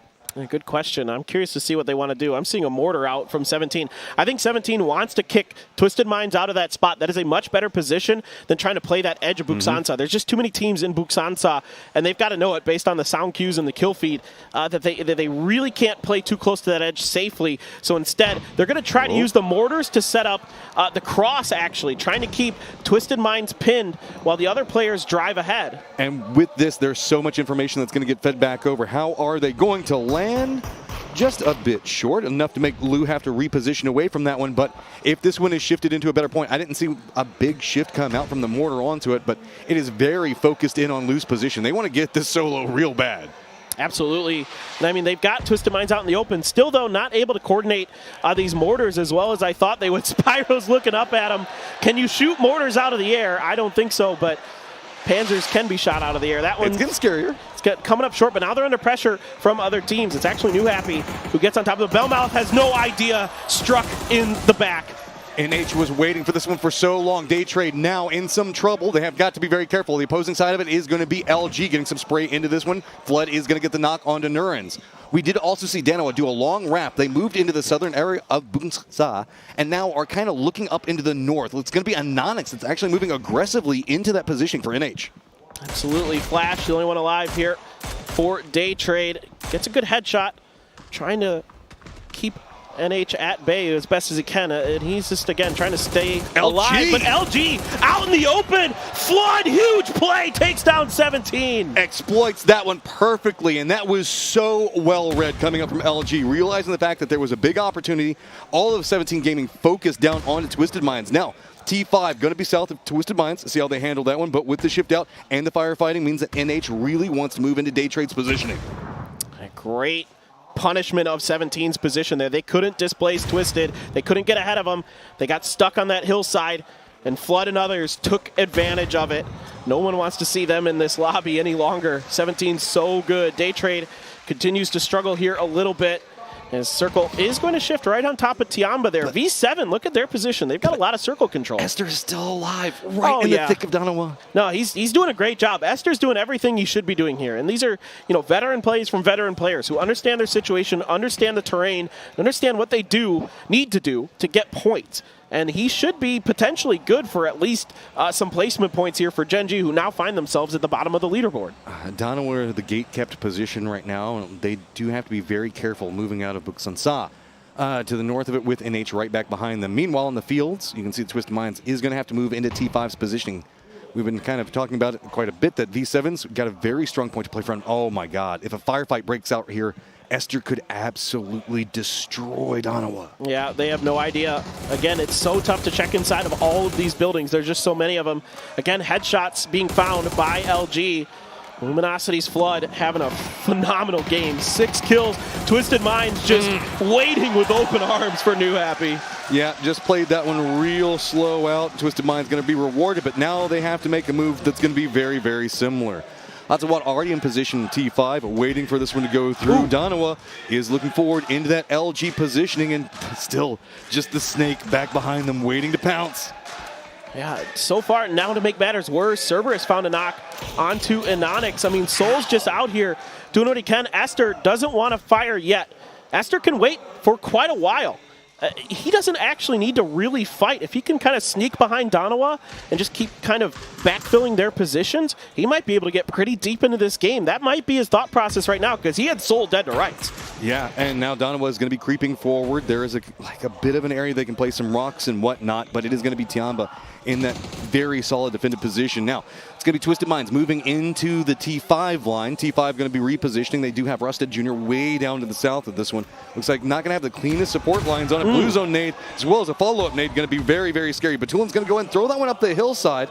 I don't think it's going to bounce the direction that he's going to be wanting it to, though. I love the way Twisted Minds uses these folding shields to set up, cut off angles, even keep potentially grenades from bouncing into spots that might be a little bit tricky for them to navigate out of. That grenade, though, bounces just a bit too far. Still, though, Theraton 5 continuing this bombardment. They want them gone, and Batulins goes up and over and pays the price. You can see just patience right now. T5 is going to have some throwables come back over into Thanadol, but not going to take him down just yet. 3 members for Twisted Minds still just dancing around this and seeing if they can get some. Finally do get Hatsawat, but don't have a clean path to really exploit. Thanadol's going to go ahead and flush that one out. Make sure to secure. Rusted Jr. is going to throw down some smokes to try to stall out, but notice there's a Panzerfaust in the hands of Perfectix on the opposing side. If he crests up that hill and he just shoots into the smoke, it could be absolute catastrophe for T5. Yep, here he goes. He's got the Panzer. He sees one. He's got him. Tanadol down. Rossiter Jr. able to respond in kind. Lou alive for Twisted Minds. Can he get anything else done? V7, what are you going to do? Are you going to make any more moves out of it? As there's just a ton of crates over here to the north, and that's going to be what LG is going to be trying to exploit. Diamba is going to get eliminated. Donovan's going to be back behind this one. You can see Soul going to be creeping up back, seeing if maybe he can get a nade into the position. That would be so great for them. It's going to bounce away. Rejected by the crate. Yeah, that crate line there just causing enough problems. Now they're able to flush Snakers. However, LG 12 kills in this game so far. Absolutely disgusting performance from them, holding down a tricky position extremely well. And such a big part of that is Flood, man. He has been so on point in this city fighting, urban fighting, I don't know, temple fighting, whatever you want to call it, as LG is going to get that compound under their control. Only 2 members up, though, as finally it is going to be V7. They realized that what was going on with Twisted Minds is finally calmed down, starting to stretch this hillside just a bit more, and might find themselves on a revealed angle. You know, I'm glad we get to see the heartbeat sensor on Mime to know that he's not a robot. He's really pumped up right now, and rightly so. He's got 3 kills. He's having a phenomenal game. V7 springing to action. Lou already knocked. Now looking to finish off Spyro. Flood is actually going to be the one to get it. 7 kills for the Aussie. Absolutely amazing performance coming up from LG. We also still have Hamas that's going to be down just to the south of where Donna was going to be trying to position. And Nonix going to be leading the way, but it looks like LG has already read this one back. Smoke's going to be down with shots coming out from Soul. And surprise, it's Mime just with a headshot to open it. Yeah, close range Dragunov. All you need is a headshot to get that knock. Oh, an Onyx. That grenade really close to an Onyx. I think he just barely skirted damage from it. Himas, not a lot to do here. I don't know if he has enough time. Is this first aid? He's done, right? Oh, he's got the blue zone bag. Okay, he's okay for a little bit. Enough to at least creep forward yet again. Now he's going to go down. It's going to be V7, who are just going to try to feast on the outskirts of this one and pick up as much as they can. But LG, even with Flood down right now, have had themselves a stellar game. Donowa trying to creep in. Mime, you can see, realizing the fact that he's about to be collapsed on. It's going to be Anonix running up right into his face. Weakened, steps around the corner, finishes that one out. Comes at a pretty decent cost, though, as now V7 looks like they're going to aggress. And they've got the opening knock. Loki is down. Anonix, the only one left. He gets the first aid off, so he is okay to try to make a fight. Anonix takes a headshot. That's the grenade. That's the finish. V7 fun pin, finding a win early here in the grand finals. And shot up that leaderboard. Patience and control in the south. We didn't see them a lot due to all the craziness that was going on in the temple and with Twisted Minds, but they were very active in making sure to shut down any approach on that hill. And these are the games that tend to catapult V7's momentum. It's that one win, and all of a sudden, the confidence is there, and they start playing really well. I mean, no disrespect to anybody, though, but that felt like Flood, man. Flood had that was Flood. So many just key moments to keep his squad back in there. We saw him trying to go for reses multiple times where there were positions that they just shouldn't have been able to fight their way through, but LG clung to life as we are now going to get everything set up to move into the next round.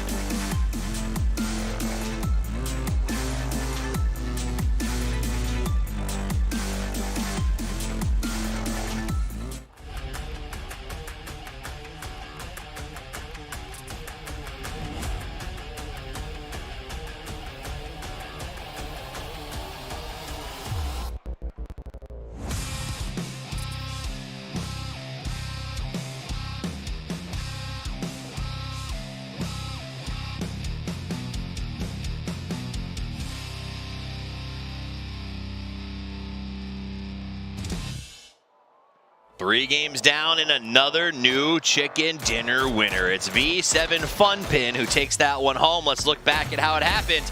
It's highlights. And it's another extremely rare circle here, right? Like diamonds. East of Buksanza. Like, there's so many teams, obviously, they know this area so well. It's a very kind of known, famous hot drop position. All the teams they play that, but still, home turf team eliminated early, FaZe Clan out, and that's just rough. Like, when you get to one of those circles, you're hoping for a lot of points, but definitely a big game for Flood. He popped off. Good to see LG doing well like that, and he had a lot of good nades, good utility, but also he had some insane shots coming in.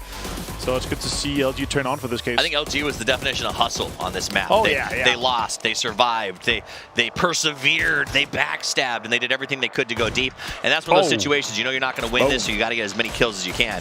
And there it is, a nice little play here. Twisted Minds. Batulin, I think, is just playing absolutely out of his mind. We saw a couple of plays in this game and the last one that his gun skills seem like they've just. I think that they've grown significantly this year. Yeah, he's definitely been way more of an impactful player, and just outside being the ideal. Of course, he's been getting a lot more of the kills, been getting a lot more of the impactful clutches. So it's good to see. But V7 Funpin is able to jump up and take this one here. It's a hard circle, but they're able to control that southern side for a very, very long time, right? And stay 4 guys alive is crucial too. And that is the key. You got to come away with those 4 alive. That gives you the push at the end game. We saw that. They were able to just dominate and run down the last 2 teams because everybody came limping in. So congratulations to V7 Funpin. Welcome back to the desk. My name's Toffees. I'm joined by Avenger as we break down the action. We are halfway through day 1 of the grand finals. That means that the time to get comfortable has come to an end. When we're only 18 games to play, we've seen how close it has been in every single stage of this event so far. For sure. And overall, right? You're coming into this case. They're like, okay, these teams are going to be competing. They're going to become extremely tight on the leaderboards. They're going to be having some hard games. Of course, LG, that's impressive, but it's actually V7 Funpin that won it. Danawa had a hustle as well, as you said here.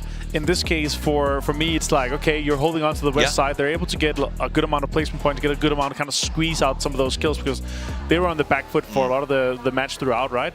And of course, Twisted Minds with some kills also puts them in there. Absolutely. Twisted Minds a lot closer to home. Donowa had 31,000 kilometers to travel in that one.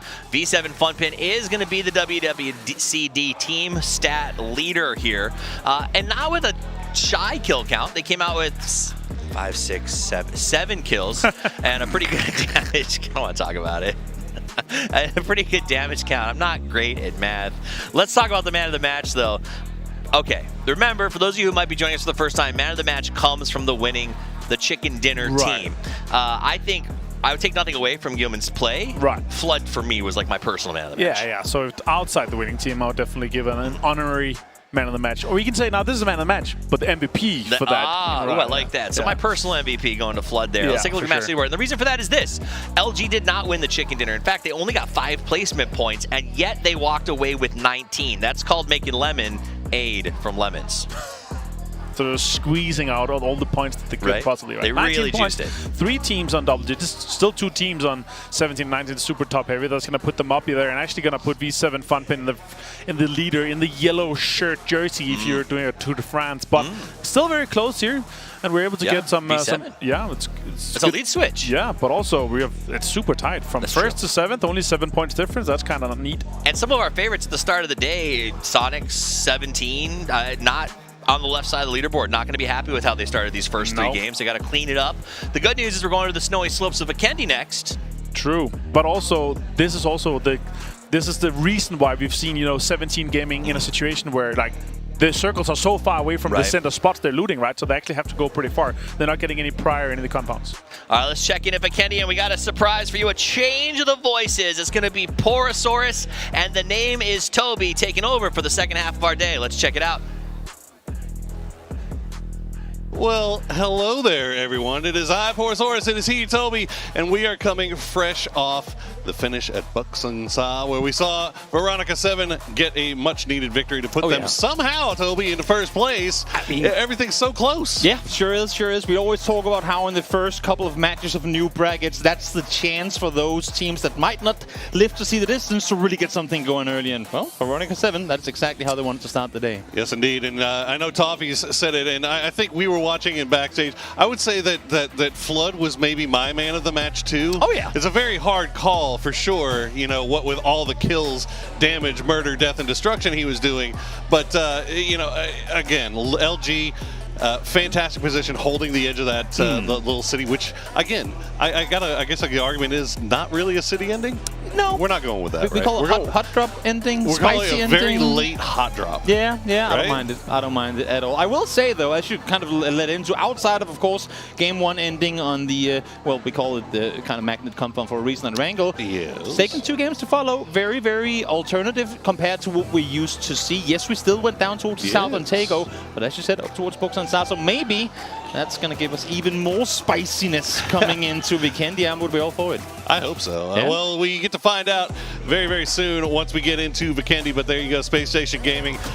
We didn't get a chance to talk about it. Well, that was a little bit of a throw there on Miramar, in my opinion, but we are going to Vikendi now, and where polar bears run rampant, and the snows are white, and the hills to the south are verdant. And I don't know. I don't got anything else. What do we got? We got Dino Land. We sure do. We sure do. And arguably the most northern plane you can possibly get on this map. So for all the southern endings we've had so far, I'm pretty sure I can safely say that this won't be one of those. So maybe already now we're guaranteed to get a little bit of a variety. Who knows, maybe a Cosmodrome ending? That'd be kind of cool. Don't get weird with me, sir. That'd be cool. Cosmodrome? Yeah, it would be cool, but it would be weird. But I like Definitely weird. Definitely I'm would. down with weird. You know what? If there's one thing that has been proven time and time again throughout the years of PUBG esports, if you think you've seen crazy throughout the year, just wait for grand finals of the Global Championship. That's usually when the ultimate crazy comes out and shows up, whether it be in the shape of circle shifts, whether it be in the shape of just players living up to the hype and showing off what they're capable of. Oh yeah, no, this is the time. If you're going to make any dramatic plays, make highlight reels for yourself. Yeah. This is where PO became PO. Is it PGC? Essentially, you know, I mean, this is where TIG became TIG. You know, it's the what you do in the biggest possible moments presented to you. Keeping an eye on this map and seeing if there are any hot drops. Now, we do have a lot of action going on towards the center, but it doesn't look like anybody falling right on top of each other. And, okay, no north, but we will go west. You know what? I said Cosmodrome ending for reasons unknown to me. I didn't even think about it. A Dino Land finish. Can we get some, I don't even know what you say in the chat, but just anything that has to do with, please let it be Dino Land. You know what? I think there's a dinosaur emote on Twitch. Do we have a dinosaur emote? I think there's a dinosaur emote for everyone on Twitch. Just spam that thing. Let's get a Dino Land finish on the first grand finals Vikendi. Now, that would be something I'd write home about. Oh, I'd love it. I'd absolutely love it. Well, Ming Ming and the rest of the new Happy Boys, a very decent start so far. 24 points good in 4th place. They will be now having to make that rotation 4 deep in the vehicle, which is always a dangerous prospect. And for New Happy in particular, I mean, their journey has been as hit or miss as they come. They finish out in the top of their groups, then they absolutely zero out 14 points in 12 games in winners bracket. They stomp their way through the last chance. And then I think coming into this, people were like, oh, do we dare? Like, do we dare put our money on New Happy again? We just saw them stumble their way through winners bracket, which is essentially a lot of the same teams we have here in the grand finals.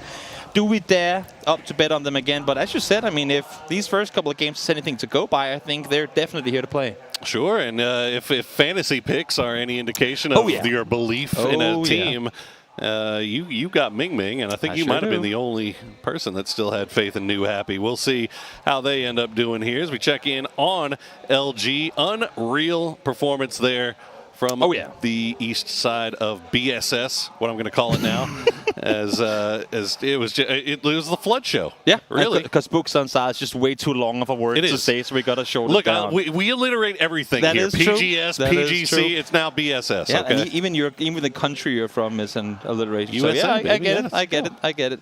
No, I mean, if we were kind of playing into why I think New Happy is having the success that they are. If we look at the first couple of games on this lobby as a whole, we talked about it when we watched the first couple of games unfold as well. A lot of the edge teams, a lot of the very edge teams that we've had in this tournament so far, part of the reason why Group B was so insanely edge heavy have been eliminated from the tournament. So that has opened up space for those teams that still commit edge. We're talking about Gen G, talking about New Happy, talking about Twisted Minds and other teams as well. There's only like 3-4 of them, where in previous lobbies, both in group stage, winners, losers, there's been at least 6 or 7. So the edge teams have struggled to, you know, spread out, take control of those edges. But here we're seeing New Happy be able to do just that. I think Tego was a bit of an off game just because of where the circle went. But outside of that, they have been able to play much more to their kind of own liking than what they've been able to previously. Okay, well, now we get to check in with 17 game. A little bit of a slow start for them so far, but they managed to climb a little bit more in that last game. Now we'll see if they get more points in this one as we wait now to see what our interview is going to be. Grand Finals, we usually are really stressed about performing well. So the fact that we're able to make Grand Finals on our first try is really good for us.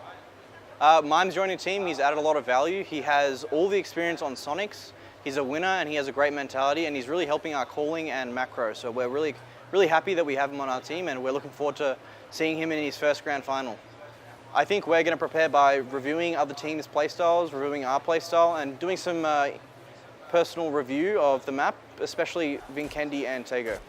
I think our mindset is that we need to not overthink. I think we need to play PUBG as simple as it comes and just do what we can to play our best every game.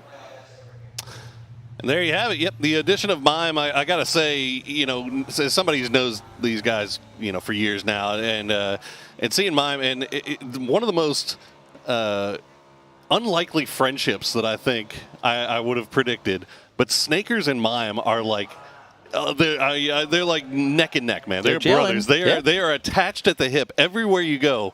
You see them both together, and they're hanging out together. And the team itself is just really, really gelling right now, as you said. You see them at breakfast down there. Everybody's really happy. Everybody's feeling confident as we get to see a little bit of those previous match highlights there. Petrichor Road taking care of Space Station Gaming in the wide open.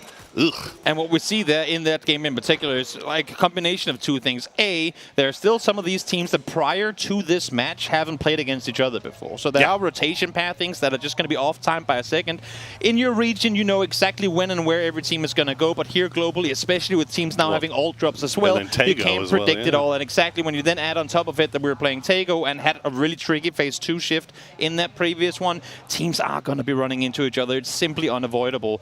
So far, this game seems a little cleaner again, as I alluded to earlier. For those of you guys who are watching the map stream, !map in the Twitch chat. For those of you guys who want to get an eye on that, you can see that there still is plenty of space on the edges here, and that's considering the fact that the entire west edge is water. Like a good fourth of the circle is literally unplayable unless if you want to swim around and die of hibernation in the ocean, I suppose. Hibernation, huh? Isn't that what it's called? Oh, did you do hypothermia? God close damn enough. It. I was so close. Close. English, man. English. I try. I really go out of my way to try, and then I get it wrong anyway. At least this is the English is like your second or third language, and it's the only one I speak, and I barely speak it very well at all. Hypothermia, that was the one. That's good. It's close enough. So I mean, that's because I was thinking about the polar bears and hibernating and stuff like that. It makes perfect sense. It got to me. You can hibernate out on those islands too if that's what you want to do. But what I was going to say with it is, for those edge teams, where normally, because we have them, they're going to spread east and west. And as we see here, Hatsawat's smart parking of his vehicle should allow for him to get away. That, my friends, is why you always think twice about how you park your car. Where normally we'd see, if we see a northern or southern hard shift here, teams wrap on both sides. They're going to be like pretty much limited to one. So expect to see edge teams fighting early game should we get a hard shift following this phase 1. Yeah, worth noting that T5, they've been doing these very, very wide splits. They've been getting a lot of circle luck right off the bat. They keep finding themselves dead center. But they're also doing these wide splits, these info gathering splits, and they've been able to do it pretty successfully so far. They haven't really lost anybody that early on. So we'll see if they can convert that into a few more points. I mean, right now they're sitting in second place. Everything's looking pretty good, but it could be always a little bit better as LG going into the south side of Dino Land.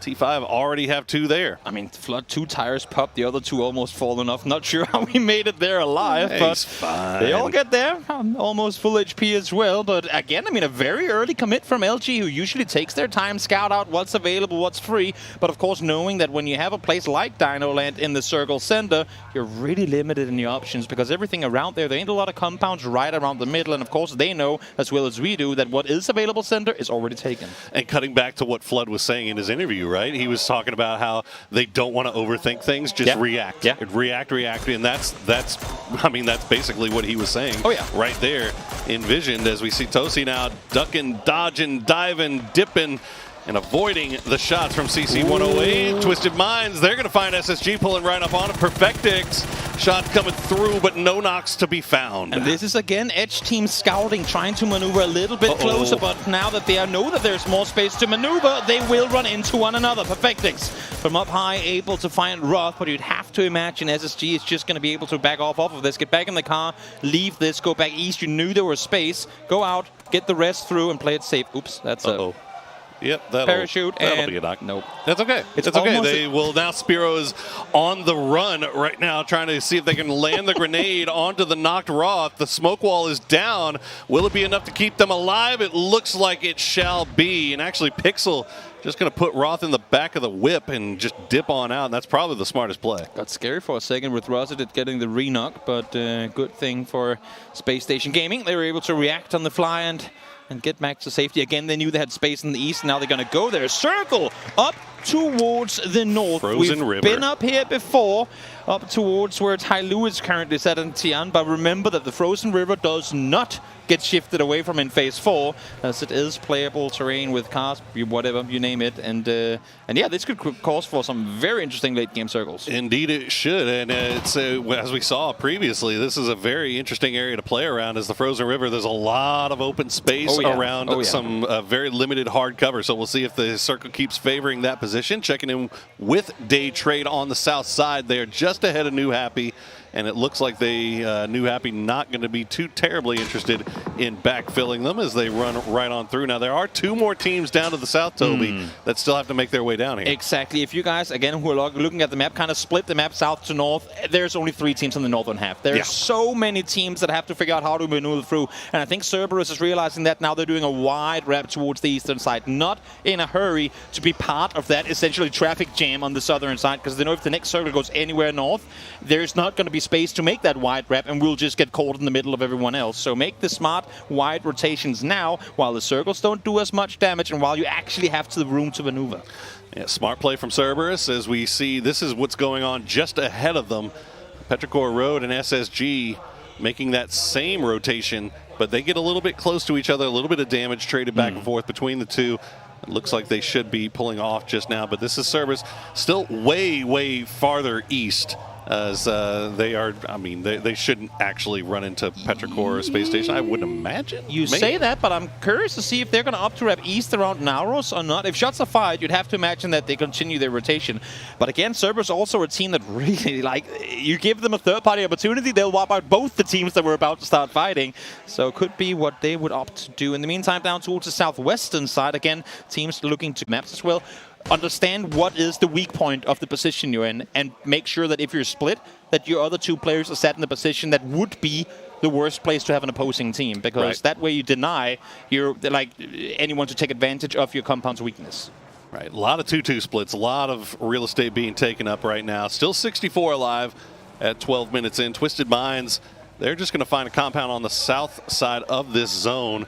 And I guess play it safe and just wait and see where this next circle shifts. I mean, if it goes hard north, you already know you're going to be in a little bit of trouble. No reason really to try to overextend your bounds right now. And I think that's why everyone on the southern side is playing it as safe as they are. They know that there's teams all around them. They all are well aware that they are on the more busy side of the circle simply because of how the circles have maneuvered. So that's why everyone is holding back from taking fights to say, if we're going to take a fight, it's going to be a 4-man up, full aggro play. We can't do it right now just losing one on the fly, because that's going to be us down before placement points. Interesting to note, I was just looking at, okay, there we go, hard shift. Back towards Dino Land. Love to see it. But I was noticing a 2-2 split with Petrichor Road right there. Yeah. They were hanging around that what do we call gondola? it? The Cable gondola, car? yeah. Yeah, And you had Gen.G on the far side as well. So I was kind of looking to see if maybe Petrichor Road was thinking about it, but no, not going to have to worry about that now as the circle is going to shift away from him. Space Station made that long wrap all the way up to the north now just to have to cut back down, and they've got a storm around them as well. Cerberus just going to eat the blue. I mean, we're headed into terrain where Dino Land is comfort, but outside of that, it's just Sonic's position that is a compound to play from. It's going to be very limited what people can work with, and that's why now the cluster that we talked about, teams wanting to avoid before, the teams that didn't manage to get away from those are going right into them now. Unfortunately for FaZe, Jimbo going to get picked out by the sniper rifle, and Petrichor Road will pick up one for Ike's left. But that being said, FaZe does have a compound. Is right on the edge of circle, and they can kind of play safe for now. And we'll see if Petrichor Road really wants any of this. As Tosi going to spot the man way up in the air. That's new happy. You see, yeah. I respect the scouting. Just press F as soon as you jump out of the thing and hope that no one noticed you. But the Dino Land teams are set very comfortably with no reason to look next to them. They'll gladly look into the sky for a second there. Well, and I'm wondering now, V7, they just saw what happened when there was a guy in the sky, and they're about to do the exact same thing. That seems a little dangerous. We'll see what they decide to do here as we see the beautiful train running on by Petrichor Road. Just going to wait for it to pass as we get to see this bolty shot from Iceland. Nasty stuff that we've gotten used to seeing from the man. I mean, it's phenomenal what these guys are able to pull off, and especially when there's so much on the line in tournaments like these. We are seeing the heart rates, like their steady level has gone from 70 to somewhere around 105. So there's definitely a good understanding from the players to the amount of like what is on the line in the grand finals like this. There's very limited time to be found in these games where you're not feeling under pressure. So we'll see what Space Station decides to do as they're kind of backed up against the blue right now. They've got Tiamba trying to make a rotation in on their north, but they are concerned with Tai Lu inside the Frozen River. FaZe, though, is just staring them down. And now Petrichor Road, they've got to make their way, trying to figure out how to get into Dino Land here, but Twisted Mind's already staring in that direction. Got to deny the entry here. Got to find at least one as Summer comes rushing on forward. Perfect X. Nope. Swings back from the nade as he allows the vehicle to drive on past. He was only the bait, though, as Spiro and Lewis set up further in. Okay, Pero Summer going to send it right in. Spiro already set and ready to go, but the smoke, the smoke from the vehicle. The drift. Going to protect him as now Petrichor Road has managed to get everybody inside the park under the watchful eyes of Twisted Minds. That is insane, the fact that they actually managed to make that rotation, and little do they know, it was with no reward. The circle will swing towards the north, and we're going wide out into the open. 17 looking like geniuses right now. They send it to the river right off the bat, and they're going to get a little bit of favor here. Salute finds some shots there onto Gen.G. Cerberus, well, that's going to be it for Tycon. That's going to be it for the squad. As now Gen.G turning their attention back over towards the south side here. They got to try to. It's Dino and Gen.G just all getting third-partied here by 17. Huge play from Loki. They were the team to start denying them the access point here. Loki knew exactly where they were going to go for that rotation. Issue is he's here alone right now. He needs help, and the help is not here. He's going to fall to DG98. And the kill feed is just lighting up right now as there are numerous teams fighting on the edge of this zone. All the teams that were trying to make their way in on that last circle that got pinned to the edge now had nowhere else to go. LG is taking it right to Flash and the rest of the Day Trade boys, but Day Trade is coming out ahead. But now the trade's coming back as Petrichor has found an angle onto Day Trade. It's a rainbow of team colors on the southern side. This is the brawl that teams wanted to avoid, but some teams are forced into. And again, as you say, Day Trade, right now the victors of this traffic jam, trying to hold off, trying to defend, knowing there's no one on their northwestern side. They can sit backs free and just look towards Dino Land and try and make sure that no one is able to get past him. So many teams trying to escape Dino Land. Twisted Minds, the last ones left on the south. They could stand to benefit from this as Day Trade trying to come in here and see if they can maybe flush off these kills, get a few reses off, maybe get back to somewhat in good standing. But Veronica 7, they're coming in from the southwest. You've still got two members of LG off to the east, and Day Trade, Petrichor Road all right on top of each other. Ming will find the grenade. Yes, he will. Two down. Perfect perfectly locked in there. Finds the flush and one. Pushil's down as well. It's going to grant them more space to maneuver forward. Remember, they still have a knock player. They could potentially get back up on their feet. Unless if Belmont has something to say about it. And indeed he does. What a shot with the AUG. Unfortunate there for Ming. As Summer now the last player alive for Petrichor Road. Pushus is getting revived by Day Trade. It looks like they should get away with this as long as V7 doesn't get there. But unfortunately for them, Twisted Minds has found Glaz. Extremely calculated plays coming through for Twisted Minds. They knew the action was taking place in front of them,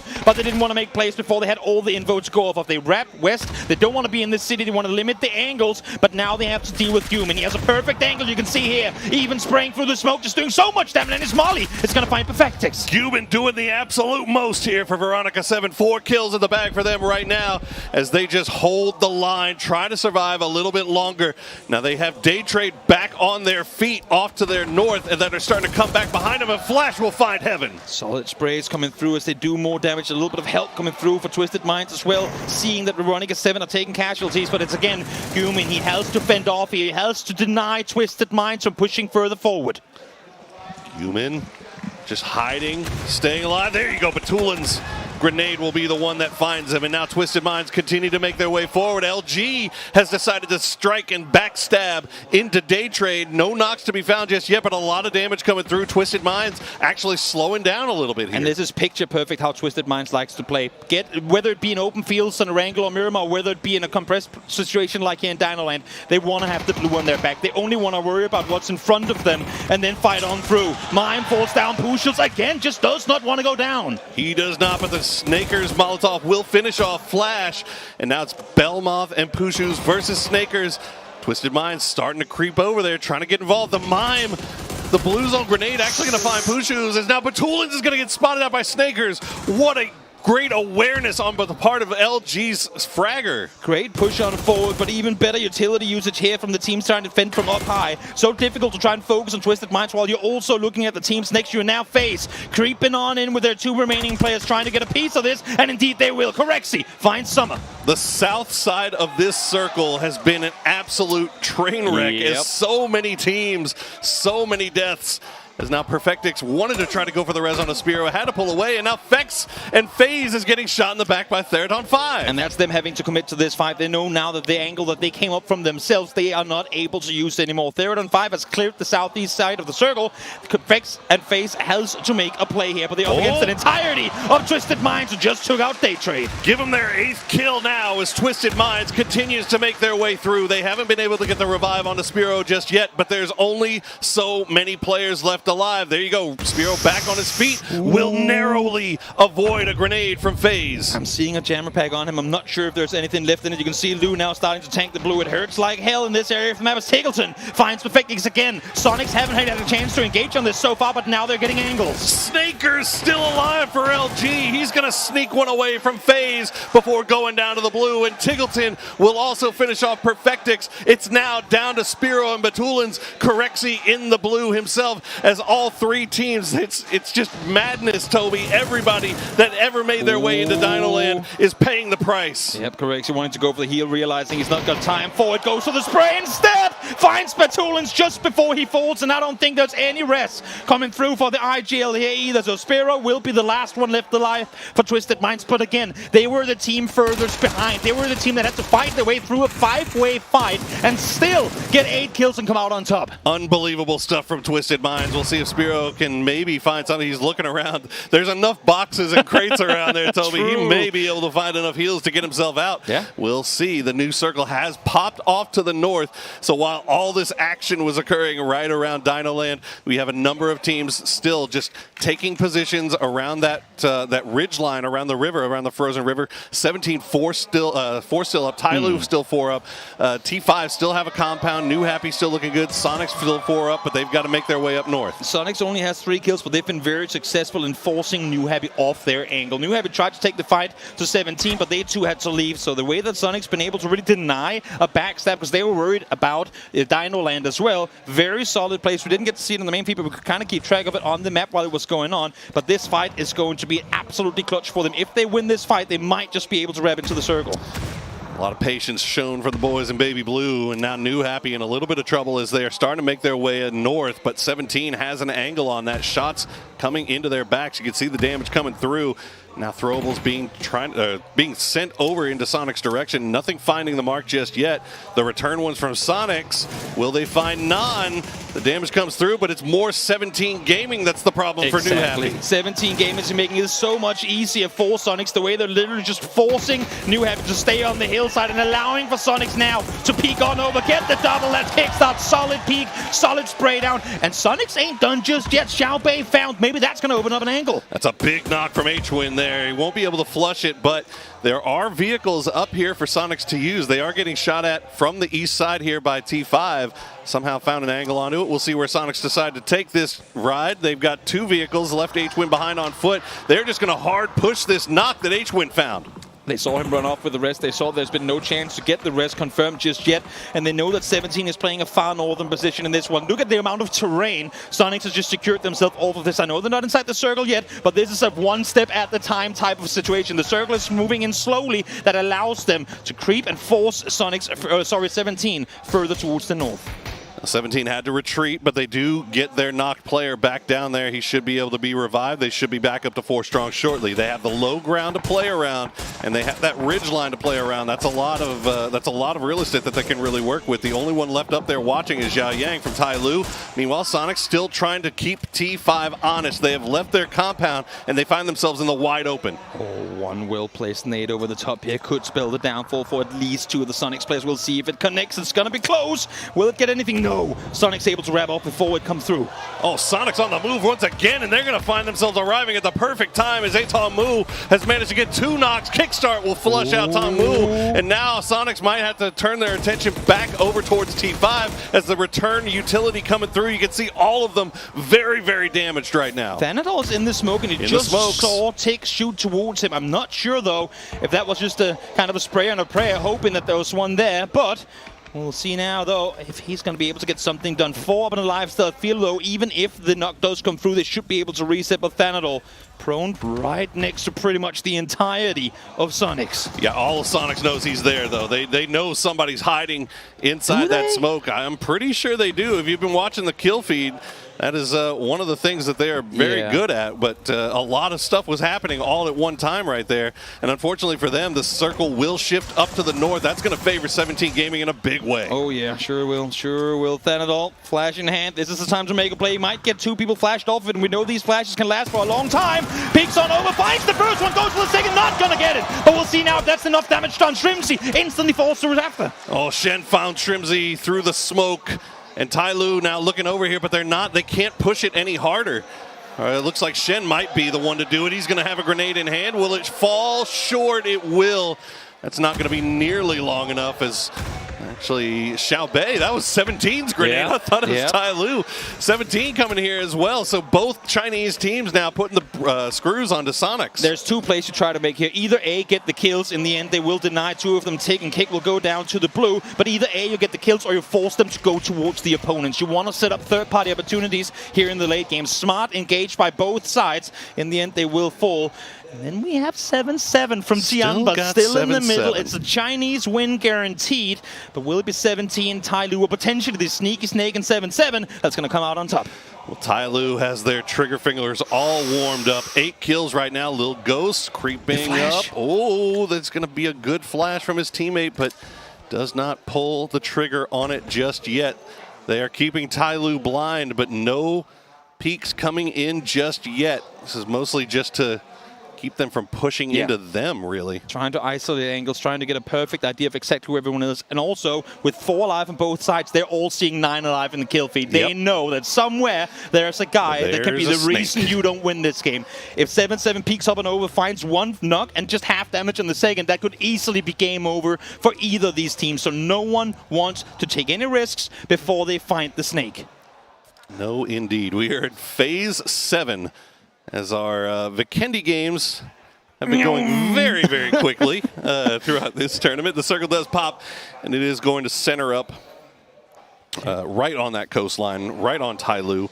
17 will have a little bit more work to do, but not terribly much. I mean, they still have a lot of room to maneuver around, it seems. No, I mean, the main thing here is do not give the other teams access to the riverbank. Do not allow them to wrap around on that shoreline. That is, I mean, instantly a downfall. So right now, both of them playing defense mode, waiting, of course, for the final circle to pop to guarantee whether or not... Sorry, this is the final circle. Never mind, it's going to end right in between them. So that's why they're holding as much defensively as they are. Wait for the snake to be dealt with, and then get a perfect understanding of exactly where your opponents are. They know that one team is east, one team is west, but where is that solo? Yeah, they are being very, very careful about utility conservation at this point, which is exactly what they need to do. But they, as you said, that solo player, that snake player, everybody has that top of mind. Oh, now, he saw him. Yeah, No, I think he maybe has an there's idea. only so many places he can be at this point. Yeah, They pretty really. much scouted the entire thing.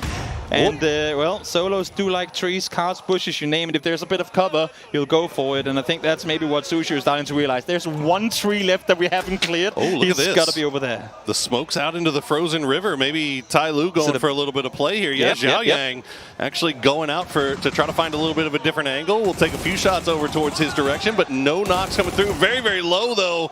Xiao Wu and Xiao Bei combine, but don't get the knock. Yeah, we talk so often about how Shen is the highlight player on the team. We saw through PGS2 and in this tournament too how Xiao Yang is the enabler of the team, the guy that sets up the rest of the players for success. And here he does it again. He peeks out wide. Xiao Wu goes for the spray, but instantly that allows for LZ to peek on over.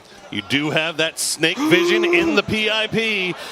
Picture down there, you can see 77 just waiting for his time to strike. Xiao Wu does not look like he's going to be able to get rezzed here. Actually, no, Xiao Bei will find him. They have no clue. They both think he's on the wrong side.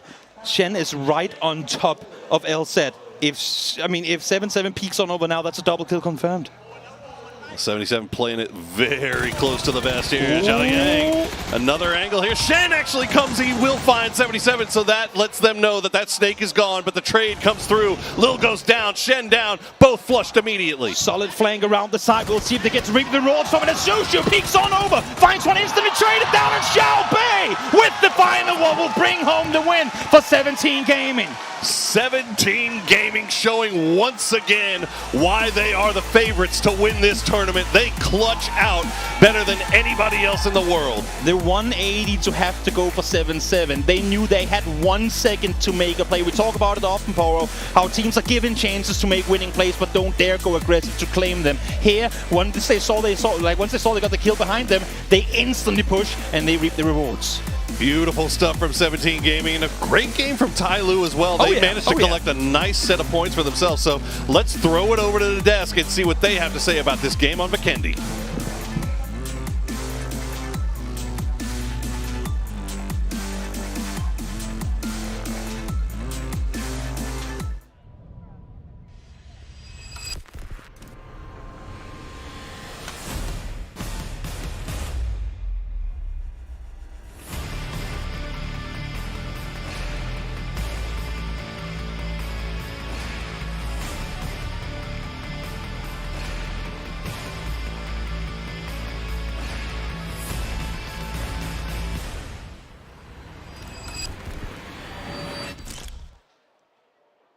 Welcome back. It is yet another different team that takes home the chicken dinner as 17 Gaming gets the chicken on Vikendi. Let's take a look back at the journey. It's highlights. Yeah, and these highlights are just highlights of sending shivers down my back while I saw this circle. That is one of the roughest circles I've ever seen. Right. And also, of course, you have to just say these teams that sent it into Dynaland, it was Hail Marys. But it's like a city. You don't go into the city unless you know it's going to end there, and it just was absolute murder.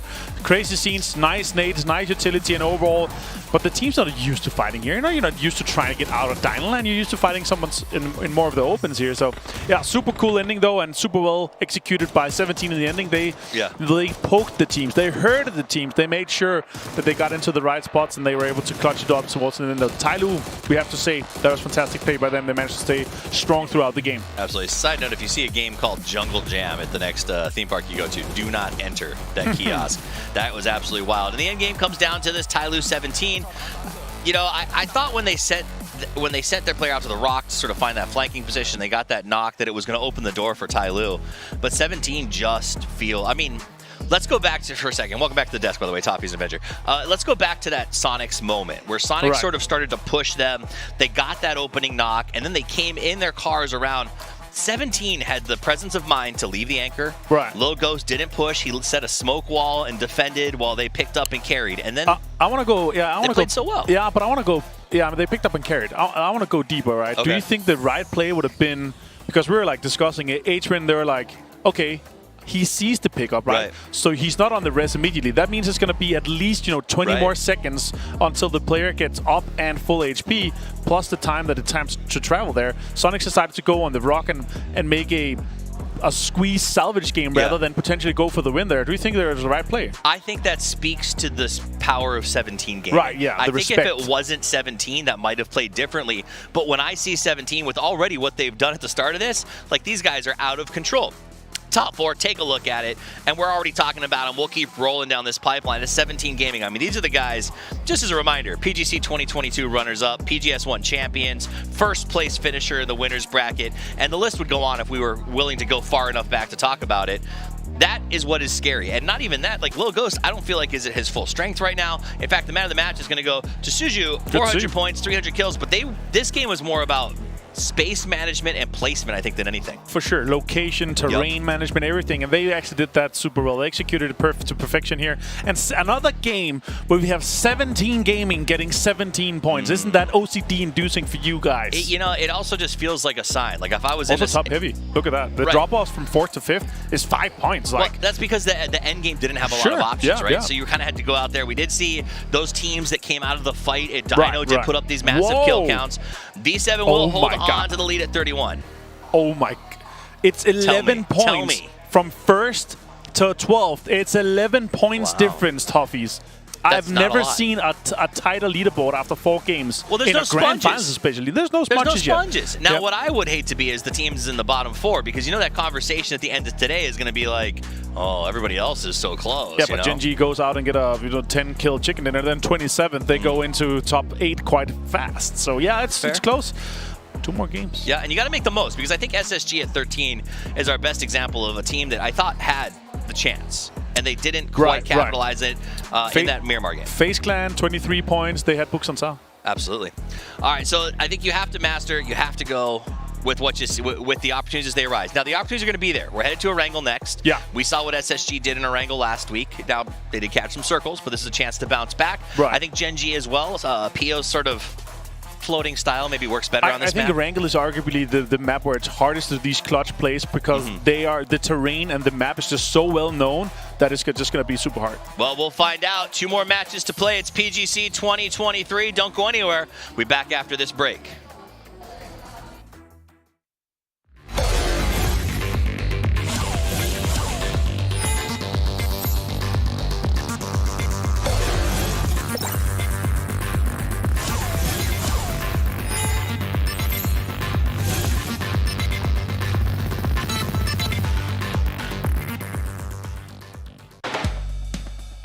Unleash my shopping spree. Duty-free from big brands. At all King Power stores and King Power online. It's possible. Enjoy great selections, promotions, and privileges. The power of possibilities. King Power. Hanuman's forces have set up their barrier. They are waiting for sunrise before they release their guard. With my magic, the night will turn. Enemies beware. Mayara is coming for you.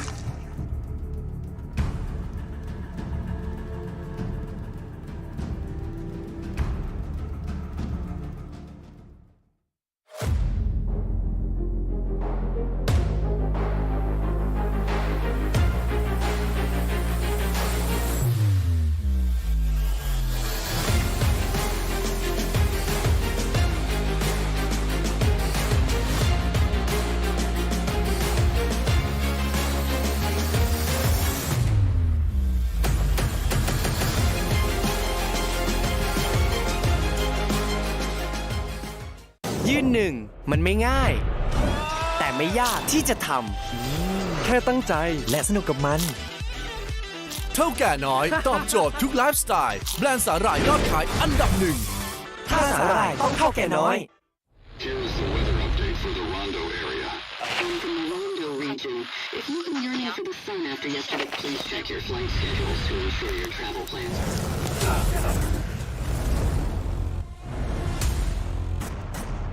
Why did you come to Rondo?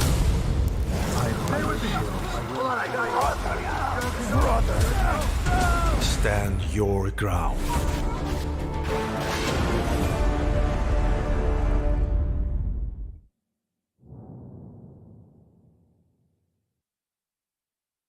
We were enemies in battle. It was an honorable kill, an honorable death.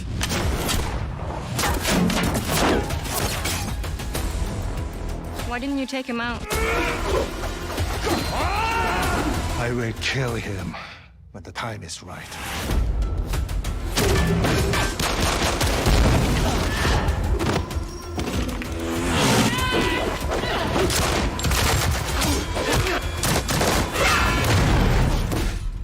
Now, it's time for you to die.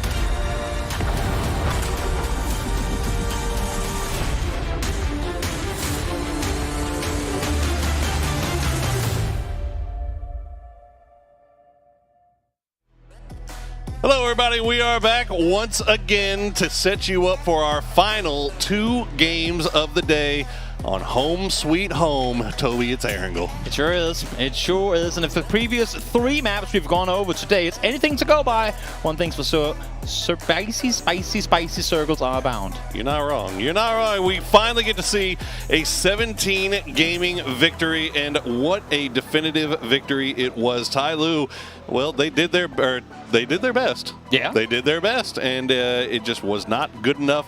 17 just on another level right now at this competition. I feel like we're very lucky to have in one day of games a perfect showcase of how to engage when you're given the opportunity to. Yeah. We saw it in this game here. Timing is everything. As soon as they 180 to kill the snake, they know at least one guy's back turned right now. Send it. They do it, they come out and win the game. Go back to the Miramar game earlier where you have New Happy against SSG. Yep. SSG see 2-knock players. They throw this, they throw the stuns they need to in order to make the play, but they hesitate for the split second. That costs them the win. At this level of play, if you miss just a 1-second gap, that is your win taken away from you. You gotta take those high-risk, high-reward opportunities every time they present themselves.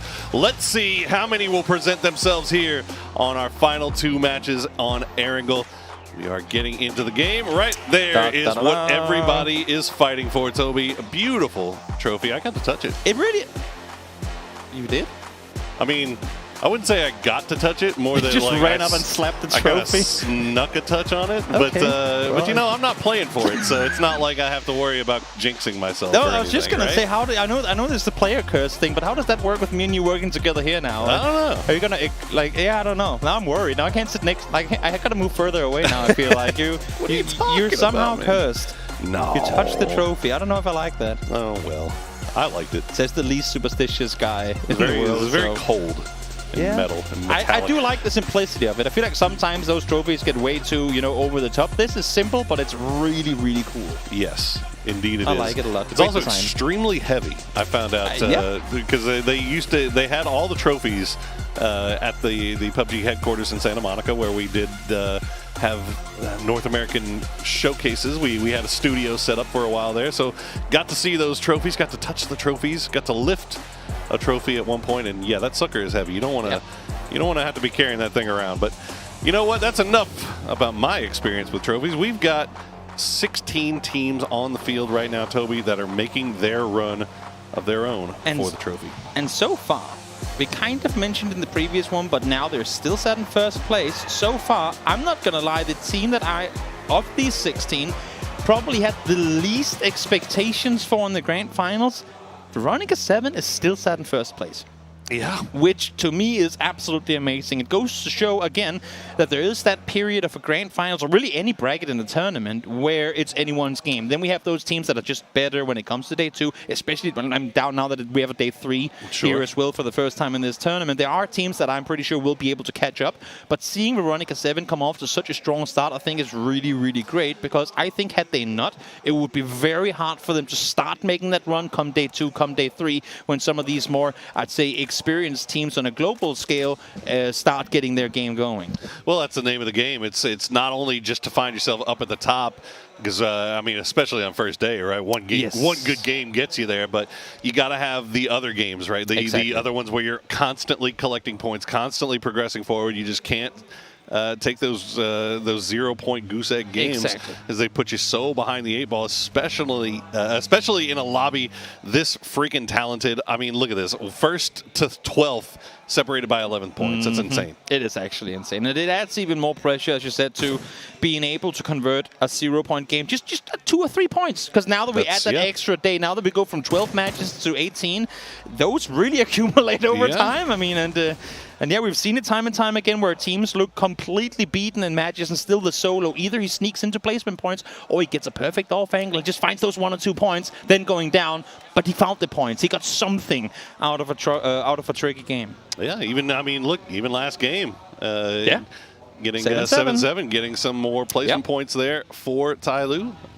Or Tiamba, rather. Ooh. Donawa.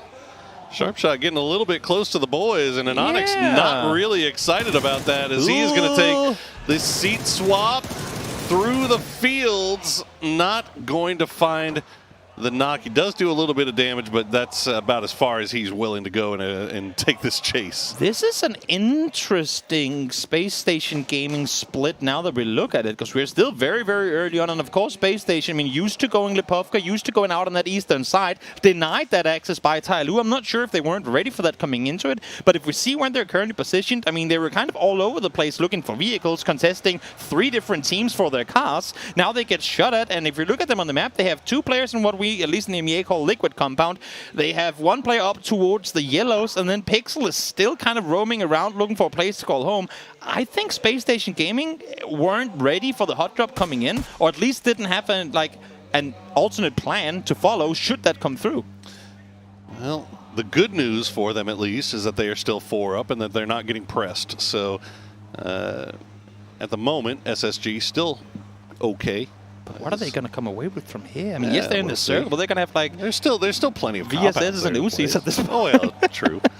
It's but we've seen teams make it all the way to the end of the end game with M16s and scars. So you know, it's It's what you can do with what you have. That Toby. is so true. And Space Station Gaming, as a matter of fact, won a game from Hall of Fame with an Uzi and one of the players. So you know what? I'm not going to take anything away from them. They could still go out and have a phenomenal game regardless of the loot they have been able to get. In the meantime, up towards the northern side, Gen G, and again, a Gen G that we see, I would say, go center earlier than we're used to. We are seeing only 2 of them here right now. It's Sean Young and DG98 scouting forward, not expecting, I think, for 3rd and 5 to be in this area this early on, but we have Petrichor Road in the 2-2 split hub here as well. It's actually surprisingly trafficked up on the northern side of the river. Yeah, not so much worried about Songjang and his teammate that made it to that, but more worried about Esther and Pio, who are still off to the north, and now they're split off from the rest of the boys by the entirety of T5. So you can see Ty Lu over on this eastern side. As you said, still kind of harassing SSG, just kind of keeping track of where they are, scouting out, looking to see where SSG might have left open, but still a 2-1-1 split from SSG. That's, if they were pushed up against the wall, they're not really acting like it. They're still taking over a lot of real estate. Sure, I feel like Gen G lives off of the same buff with that Will Smith Superman movie, where the further he is away from his former wife, the stronger he is. Like the further apart they are, the stronger they are. I feel like that's the Gen G buff. If they just Will keep Smith Superman. Yeah, you know, like the Superman movie where he's like the once a superhero and now he's not anymore because he's just a homeless guy. Hancock. Yeah, exactly, exactly that movie where the closer he is to his, like, they are attracted. Regardless. Boy, talk about what one I'm of trying the to 50 say here, people that actually watched that movie. What Good I'm trying God. to say here is that Gen G usually splits wide, and that's where they have control. I like the idea of them going more aggressive, but the way they're going about it now, sending 2 guys in, keeping 2 guys out, I don't know if that's the play. But we'll see. We'll see if it ends up rewarding them. Well, I think more than anything, I mean, it's Pio and Esther knowing that they can't really push to where their teammates are cleanly anyway. I mean, it's very, very risky, although they are holding down Warehouse. This also could just be them saying, you know what, there's a high likelihood that this hard shifts up to the north and we could have Warehouse for free. I mean, if there's 2 circles we've seen on this map so far throughout this tournament, it is like south of Severny endings and it's west endings. And considering the fact that we're not going to end this game on Everest, even though, yes, I know there's a corner of it still inside the circle, even though we're not going to go there, if Gen G is playing the odds on this one, saying, how many times have we actually gone north? I feel like they're playing a pretty good game right now. Please, no more Everest. I've seen enough of Everest in this tournament. There. I know, but God, the quadruple Western hard shift. I mean, you know what? I wouldn't even be surprised at this point. Not gonna lie. Fair. Well, speaking of teams that may be thinking this might shift north of the river, you just saw Ty Lu looking down at LG. LG in a 2-2 split. Ty Lu favoring a little bit more onto Stalber. Petrichor Road, meanwhile, got a 2-2 split. They've got 2 on the north side of the river and then 2 down in the boatyard. Just kind of keeping eyes on Veronica 7 and Tianba. And now Tianba, yep, they are committing north as well. So that's what, 1, 2, 3, 4, 5, 6 teams committing north of the river? Yep, it's I mean, usually how it would be, even when we have 50-50, it's just because there's that much more to play on the southern side. It's that's the main reason why. Teams usually don't tend to commit to the less kind of compound-heavy areas until they're absolutely forced to go there. So it makes perfect sense that we're seeing that split right now. But as you said, too, I mean, Petrichor, I hope they're reading the Tianba split right, because when they opt to group up, of course, they're not going to go through Rostock over that bridge. That'd be rather suicidal. Sure. So hopefully they're aware of Tianba's position. And also for Tianba, I think they're well aware that somewhere towards their east, we have Petrichor, the team they've played against 30 sometimes in their region just a couple of weeks back. And they usually like to play this split. So setting up to potentially ambush that. Getting very close here. Speaking of ambushing. Over on Potato. Oh, H, when you're in trouble, my friend. Sonic's so close. Highmass and Sololzi just waiting for it. The spray comes through, and Highmass will find H-Win, and there will be no res. The rest of the Sonics boys just a little too far away. The damage coming through from Shrimzy will damage, pretty much almost take out Sololzi's helmet. Good headshots from Shrimzy. He has been feeling himself today. But that is Sonics now down to 3. And we're already now starting to see this whole idea of, as we kind of alluded to earlier, how the teams that play better off of previous games having been played, being able to, go back and watch VODs and see what teams like to do. We're starting to see those things being ambushed now. Sonics have played up into this hillside a lot of times before. We saw them against Foot Esports twice in the last chance qualifiers. Fight them here. They like to play up in Potato in these particular circles. Cerberus, of course, well aware of that, so they set up early, wait for them to come through and punish them.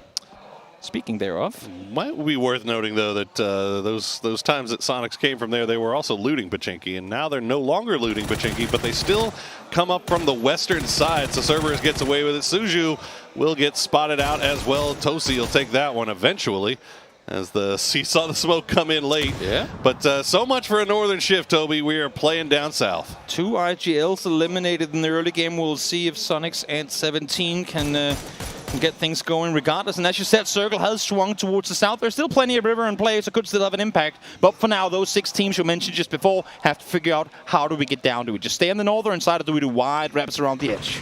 Petrichor Road already on the move. They're going to pass by Tiamba just on the outside of Boatyard. Now their northern duo is still in a little bit of trouble because you do have ZYY and 77 that are in position to do a little bit of camping here if they so choose, but it looks like the boys will get through. Day trade, meanwhile, 2-2 split. Nice little spot north of Pachinki. I think they may have just gotten a knock onto 17, but that flush will not be coming through. Oh no, but still a lot of info being fed across. They saw Sushu get flushed just before in the kill feed, so they now know if we get a knock there, that's a 4v2 pull-up should the next circle go in their direction. So great info being fed across regardless of whether they get the flush or not. Absolutely. It's always good to know just how strong the teams around you are. LG making their way down from the north side. They find a free and clear Yasnaya Bridge, but T5 just off to their west. Haven't shot over here just yet. They're also still trying to find a place. Where does LG go from here, though? That's the question. There's just not a lot available here. No, they play it slow. They scout forward. I think the reason they're stopping here is because they're well aware this was the safe rotation. Everything from here forward is going to include fighting opponents. And that's why I love seeing them stop where they do. They could even have stopped earlier and scouted this. Like, they're playing cautious. They're playing smart. They're not leaving anything up for what if there's no one there. They're saying, no, we know there's going to be no one here. Let's just be smart about it. And maybe, who knows, maybe a fight will pop off that we can then get to third party by just waiting. Right now, the blue is not forcing us to go anywhere. Exactly. Let's play it smart, play it slow, and see what happens over the next couple of minutes. Yeah, I mean, there's high risk, high reward, and then there's high risk, just risk average reward. Or just like going any further onto the center of this, you know what you're getting into, and it's just not worth it. Most likely that would be a fight that they have to commit the entire team to, which also usually means ending up in a position that you have to commit yourself to. So imagine them taking a fight to Danawa in the garden compound, and then all of a sudden the circle hard shifts southwest, and you're like, well, guess we shouldn't have gone there to begin with. And right now they can sit and wait for that circle to pop. So no reason to stress about it, no reason to claim sender in a circle where they know everything sender is taken already. Commit that time, commit those resources, and then eventually you get third party by SSG. So that's not what you want to see, as we see Gen G on that eastern shift. Now, Corexy from FaZe. FaZe has been hugging the southern side down here, making sure that they don't get backfilled. Jeem's still down at Ferry Pier. Corexy crept up here just far enough to know, or to, I guess, to see Gen G making their way down. So he's going to go and join the rest of the boys. And Jeem's finally, it looks like, leaving it. But Gubin going to find out Patapong as Razak is getting a little bit close there. I'm curious to see if Veronica 7 is opting to aggress off of this. Again, Veronica 7 usually a team that will not take a fight until forced to. In the meantime, now, in the exact same spot that A-Twin fell just minutes ago, December 12th is going to meet the same fate. Cerber is holding down the line on the eastern side of Potato as the circle will cut back towards the middle. So we'll still get School, we'll still get Razak, we still get Boatyard, Toby. We'll see if it decides to hard shift over in that direction. But right now, Twisted Minds dead center in the School. And they might have company here shortly. Great read here by Luminosity. Again, don't go anywhere until you're given opportunities to. They see the vehicles leave. They say, you know what, that's ours. We're still inside the circle. Now we wait for an opportunity once more. Donowa sending it up to the Razak Hill. Meanwhile, SSG tries to make the crash onto Twisted Minds, but Twisted Minds is waiting and ready. They will find two with help from SSG and from Sonics, as now from LG and Sonics, as Sharpshot and Pixel now suddenly the last two remaining players alive. The rest of Twisted Minds, though, are arriving to provide that support. That was such an awkward position to the way that the vehicle was parked. I think that's going to be Pixel down. No, maybe. Nope, not going to happen. But the way that the vehicle was Spark denied for him to push forward, so I had to flush Roth in order to push up towards that wall. Never want to see it happen, but just a really awkward place to get knocked in because the action now commences. That allows for Sonics to pull up here too. Heads up timing here from the Sonics. They did lose H-Win early, but the IGL still in comms, letting them know this is the time to go. Let's take over that pool area while Twisted Minds is busy. LG going to do the exact same thing. Now they're playing the wall. They've got to be quick about this because you can see Donawa still up on that Razak hill. And that is the danger of playing these high prior positions in the circle center. If you don't get rid of the team that pulls up fast, if anyone smells a third-party opportunity, they will pull up. And here they all come. E-pick up from Gen G. Hopefully for them, they don't jump out here. No, they continue going for a little while longer at least. So this fight will remain as just, I say, 4 teams alive. LG in a little bit of trouble, as we said. The smoke still keeping them alive on that wall's edge, but Donawa looking down with them. Now, meanwhile, Gen G has sent it, and fortunately enough for them, with no scouting, they get this south side compound all to themselves. 9 billion IQ read. You know that oftentimes the team will play the northern side, looking forward, trying to make some space for themselves. But the fact that they dare to go for that make of play is absolutely insane. Now, Ming Ming at a distance with the red dot finds Corexi, but there's still more base players to be dealt with. Phase on the hill. Fexi and Corexi will get flushed out. James will get flushed out as well. Fex now the last player up. Ming Ming and Nan may have lost track of him though, as now they are trying to escape, trying to survive a little bit more here as we see the kill feed absolutely lighting up. LG tried to push into the pool building. FaZe Clan will get eliminated. LG now has, they've got Mime knocked, but they've managed to make inroads here into the pool. Shrimzy, the last Sonic Rup. The School and Rozok are on fire. As we see now the coat on the screen, make sure to grab him. Got to be fast about it, as fast as these guys have to be if they want to claim more space in this circle. That is a really well thrown nade. Should have a double kill on it. We'll see. No! I think it bounced down the stairs. Oh, unfortunate there, and really fortunate for Sonics as they get that revive off just in the nick of time. LG now 4 strong still. Twisted Minds starting to creep over here, but they don't want to commit too much. They'll only peek angles that are safe. Meanwhile, the circle does pop. It's going to go back towards waves, towards those wide open fields south of Razak and east of School, or west of School. And this is where things are going to start slowing down now. There is that gap of chaos where everyone is pushing one another, everyone is pulling up on the School, but now the teams are kind of settled. Now they're holding their corners, holding their angles. Now is when the hot drop turns cold drop, and we'll just see everyone here waiting until the circle is going to force them to leave. Got eyes on Razak right now, and that's where we're watching, as we've got a number of teams having to make their way to that Razak hill just to get inside the zone. Theraton 5 already taking some damage from Twisted Minds. V7 Funpin have made it to the south side of the road.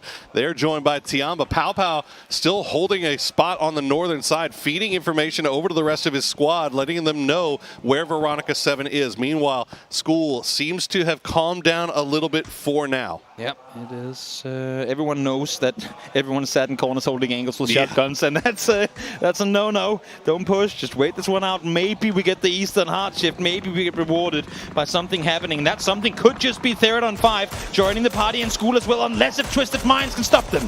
Full send coming in. Twisted Minds will at least get one off of this as they make it to the wall, or at least Rossadid and Patapong do. But good grenade placement so far will get Rossadid low.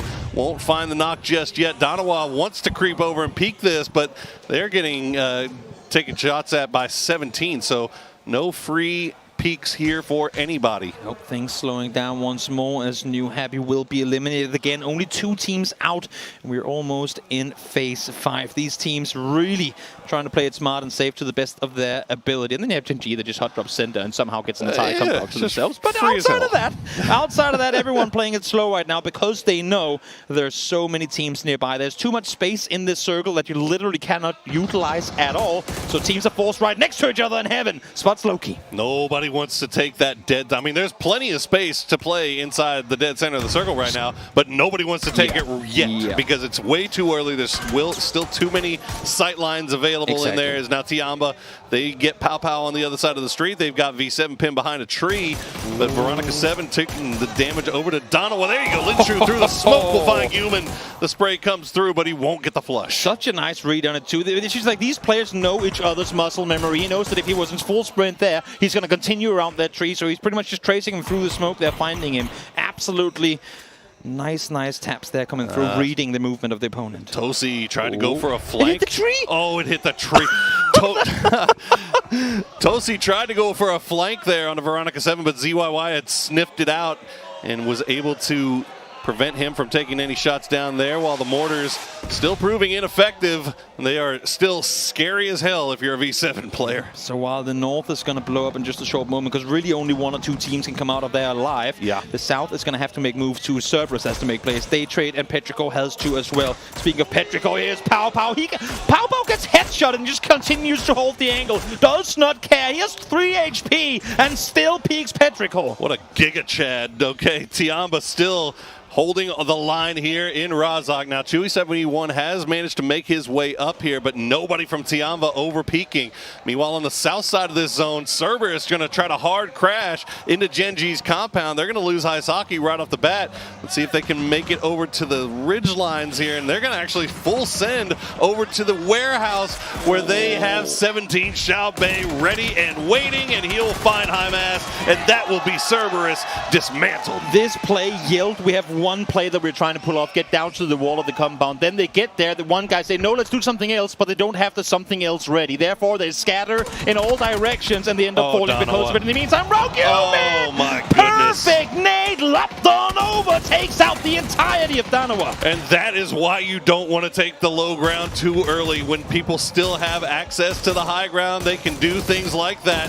Danawa summarily removed, and now Petrichor, after fighting their way over from Boatyard, they have taken no knocks. They are cleaning up Tiamba. We said it, only 2 teams can get out of here alive right now. That's 3 though, with Tosi still trying to make a play on this one. Issue is he's on foot, he's on his own, and we might just, he has 2 nades. If you see them now, he sees one, might see them both go through the spray as well. Do they see him? No, they don't. Tosi finds the first, finds the second as well. What a hero play from Veronica 7, and this is why they maintain their first place position, Toby. Even in the worst possible scenarios, they are managing to collect points. Absolutely insane individual performance. The nade thrown down, but then reading exactly where he has them both. Even though there's a smoke deployed, still transfers over. Double headshot at that distance. Solid sprays coming through, and again, we talked about it. Turning salvage games into points. Tosi doing all of that right now. Yes, he falls. Doesn't matter. The damage has been done. Job done for Tosi, as now we see New Happy. Well, this is what happened to them. They tried to make the push as well, and they were repelled just like the others before them. 17 Gaming working well on the north side. Genji holding the south. And now Petrichor Road, they have the northern side of this circle. They have waves to work around here. But Day Trade holding the line against Taddy Lou, and that is them gone down.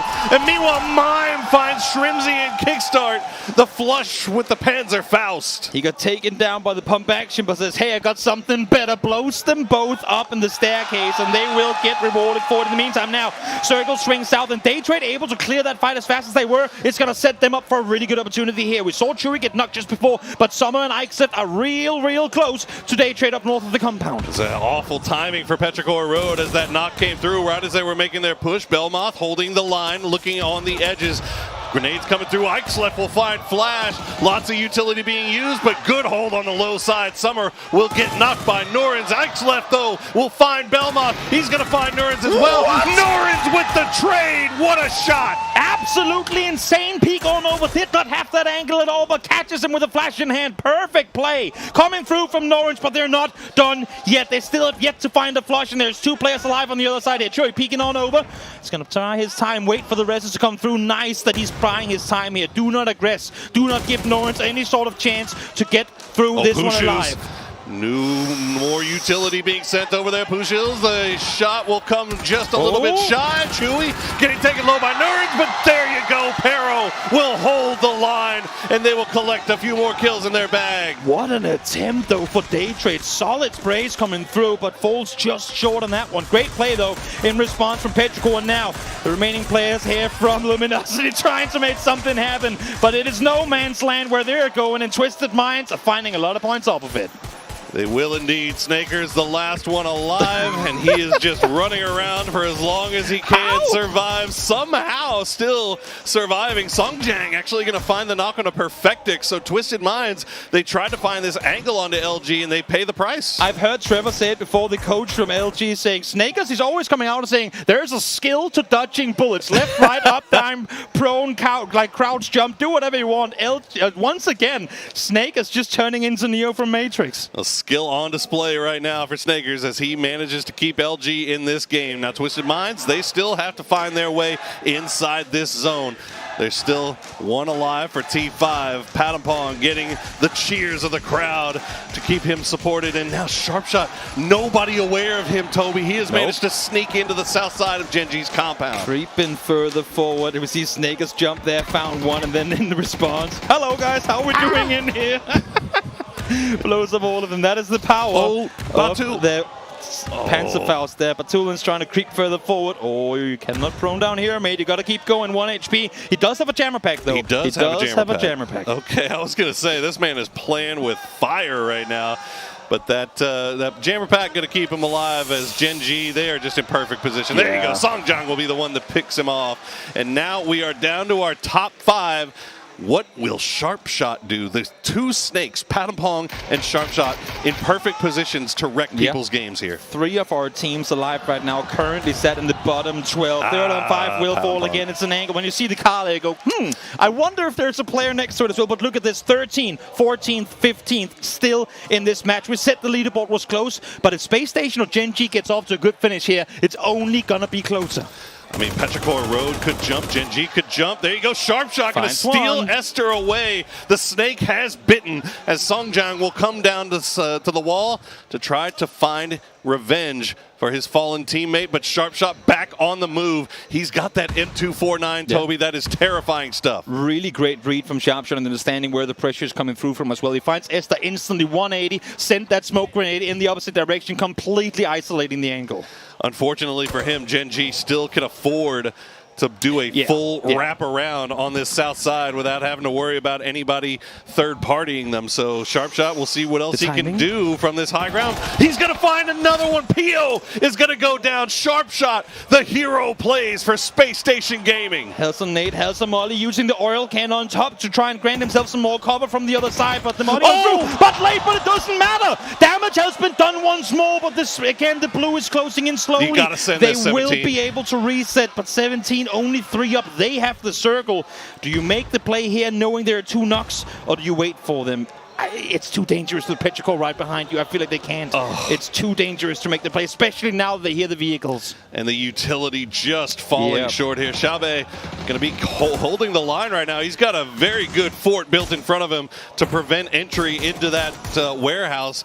But Petrichor Road trying to find these angles. Xiao Wu will find Summer, will force him back. 8 kills for Petrichor Road as they have shown up in a big way here in Game 5. Off of an insane pull-up on the ridge line there as well. Really, really great play. And also up on the northern side, up towards Rozok. Having Chewie up close is kind of the surprise element and utilizing him absolutely perfectly. Solid game for Petrichor. What we expect to see from Petrichor. But again, this is the first time they make PGC Grand Finals. Glad to see them getting comfortable. And Genji showing signs of life as well. 7 kills. Now they lose Esther to the snake in the grass, but they are able to fully reset off of that, get back to the position that they wanted to play before. They managed to get across the road again as 17 was too concerned with keeping track of Petrichor Road, exactly what they should have been doing anyway. So Genji taking advantage of that situation. The new circle does pop, and it is going to favor 17's compound. Again, I mean, the years and years of experience among these 3 teams left remaining. When they get those 2-second windows to make plays, all of them will execute when need be.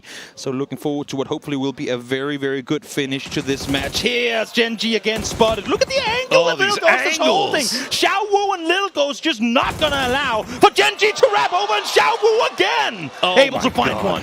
Absolutely filthy shots coming through as Xiao Wu will get the knock on, or the flush on the PO rather, as 17 Gaming just the narrowest of sight lines, and they make it work.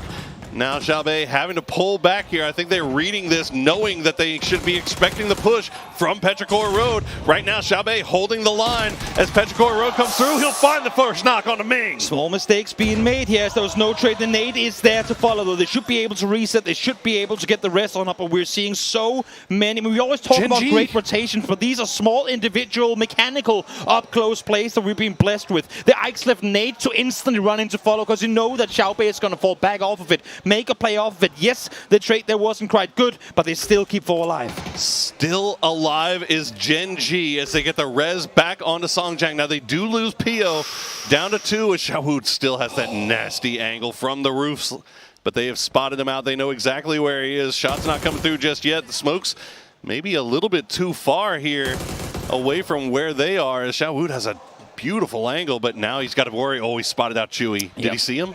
I mean, whether he saw him or not, I don't think. Yeah, I don't think Chewy's going to give up this angle regardless of whether or not he knows he's there or not, because that is just too important. That's both holding him on the roof, but also not allowing for 17 to make a wrap on the western side. So very important that Chewy holds that contain. Okay, Gen G, they put the smoke wall down, and it looks like it's going to get him to the wall. And the circle center dot is going to fall right on top of Petrichor Road. I think 17 Gaming trying to get a little bit closer. He's going to flash himself. They go prone. He flashes himself again. Xiaowu just peek around the side. He's going to find one. There's 2 right there, buddy. Go ahead and get your second piece. There it is. Xiaowu gets the 6th kill for 17. I feel like he deserved the kill earlier because Little goes flash over the top. Unluckily flashes Xiaowu as well, but loving the attempt here of trying to make something happen like that. Flashing for each other. We see it in tag FPS games all the time, and here they're trying to set up plays for one another too. Absolutely phenomenal to see. 17 though, 2v4. Do they go for it or do they deny? Petrichor Road from last place to 8th in the span of 30 minutes. Can they get higher? Lil Ghost will find Summer. He's got eyes on Ming as well.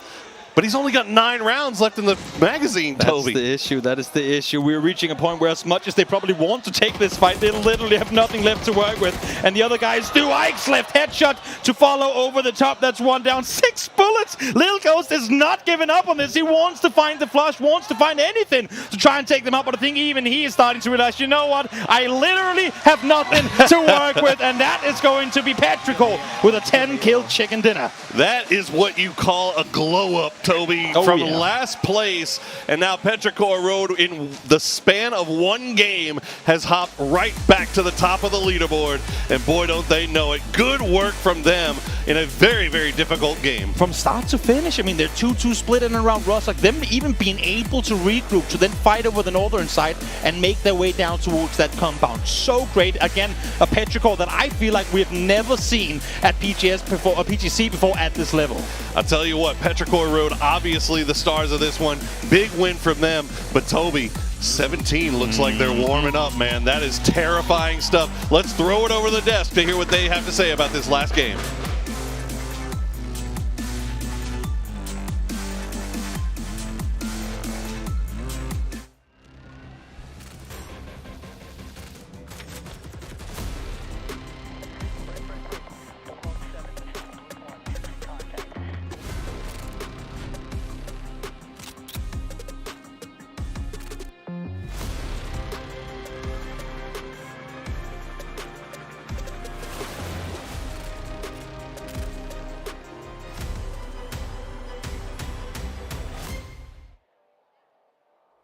5 games down and 5 chicken dinners to 5 different teams. Petrichor Gaming comes away with the most recent in a dominant play that started over there in the Cat's house, and ultimately, like, they fought on that hill in a way I've never seen before, and then managed to push over to the warehouse. Let's look at the highlights. There's the highlights, baby. Yeah. And but also this case here, like, they took terrain away from other teams that they were not like given easily, right? So it's a hard-fought win. So super impressive all, of course. But what an impressive game, right? Gen G just pick up straight into the southern part of the compound, and because 17 were only 3 guys at that point, they're playing only one side of the compound, right? So super well executed by Gen G. Of course, it's a little bit of a blind luck. V7, impressive amount of kills they're able to get out of this. But again, it's super hard to get out of rush shock when you hit the circle shift south, as the guys are pointing out during the disc, or during the cast. Mime, Nice. He's probably going to save that clip and put it into here's that fight we were compilation. talking about. He should. This is where Petrichor just absolutely goes bananas. And they had to fight 3 teams and somehow managed to come away with 4 players alive. That's crazy. Which opens us up for the end game. I'm sorry, did you have a collapsible shield? Not anymore. And it comes down to the final 3. Pero's 4 strong because of their ability to survive out on the ridges. They're able to push in. Genji distracts 17 long enough to allow that to happen. Right. And then, I mean, at that point, it's then like, Lil what Ghost can you has do? 6 bullets left after the first spray down. And nothing in his DMR. They literally ran through everything they had. So good game from Petrichor Road. I mean, and that's one of those too. Like, there's no sitting there and saying, oh, they caught circles or they didn't earn that. Like, these guys fought tooth and nail in a spot that I don't like finding myself in personally over by those ridges. And they made the most of it and then actually took a super high value compound. So welcome back to the desk. My name's Toppies. I'm joined by Avenger here as we break down the action. It was a very exciting game, and dare I say, the start of some normal circles, hopefully. Yeah, this was, of course, when you have such a center circle, you're expecting some of the teams that are looting center towards it is going to be doing extremely well. Ixleft is going to be popping off. He's going to get 5 kills, 657 damage, so very likely to be the man of the match.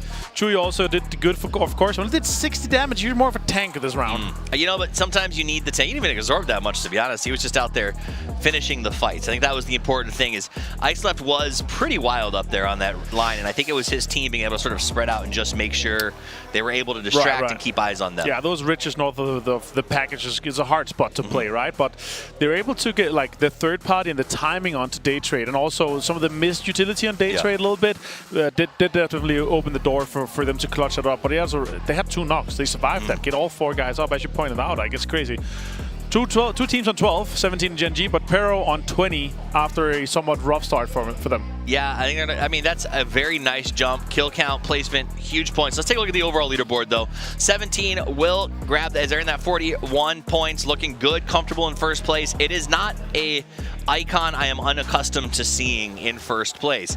LG at 4 is going to be pretty happy, considering I think they've been a little bit, it felt almost not quiet. Twisted Minds as well. They've had a very median day, but they're making the most points when they get the chances. But still only 17 points from first place, 17 Gaming, down to FaZe on 24 points. So still, it is super tight close. Again, no back-to-back. They're winners. It's like all not the sponging too much, but still, the consistency, like the points per game is obviously, it's kind of leaning out a little bit. Now 17, they've put themselves there. And we even talked about sort of the bottom 4 needed to play a little more catch-up. They're now within 4 points of moving up. So I think that's, to me, the story of this lobby is while the other brackets we run through ended up being kind of top-heavy or some sponges that made it close, this is close because everybody is playing, honestly, at the top of their game. Also, really hard circles, right? You're not getting any back-to-back home turf circles. You're, of course, T5 had some kind of northern circles, but still wasn't back-to-back. They had a really good game that they had to fight for that shifted out of the compound. An overall insane circle on Vikendi as well. Super hard to execute anything on that.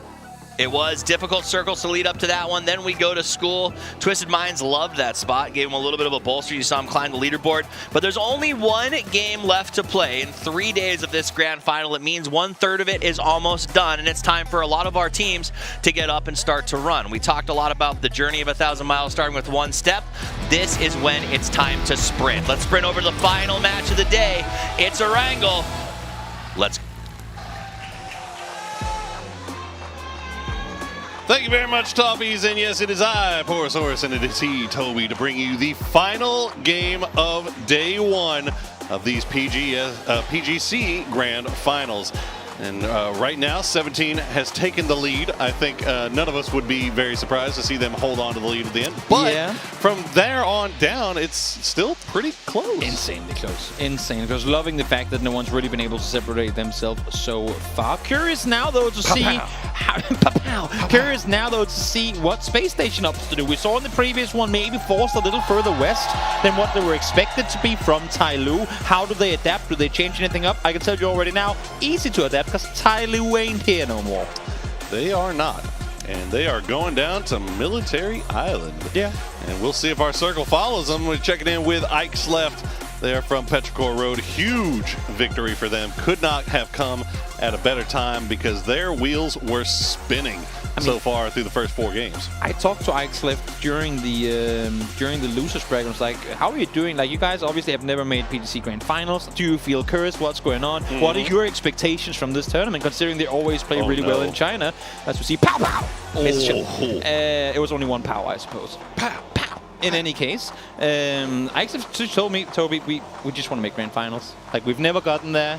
We feel like we're capable, but just mistakes on mistakes on mistakes cut off us short. Welcome to the first, I feel like one of the first Eastern circles on the Wrangle in this tournament. But he said we just want to make grand finals, and I just looked at him, bro. You guys are insane. Don't sell yourselves short. And now I want to go talk to him again. Now you're here. Like, what are the expectations now, especially off of what has now been a pretty good day today? Well, look, you gotta just play the games that are in front of you, right? You have to take those baby steps, as Toffees has said about 4 times now. I think the journey of 1,000 miles starts with one step. You can't start thinking about the grand finals when you haven't even made it through the Berlitz bracket yet.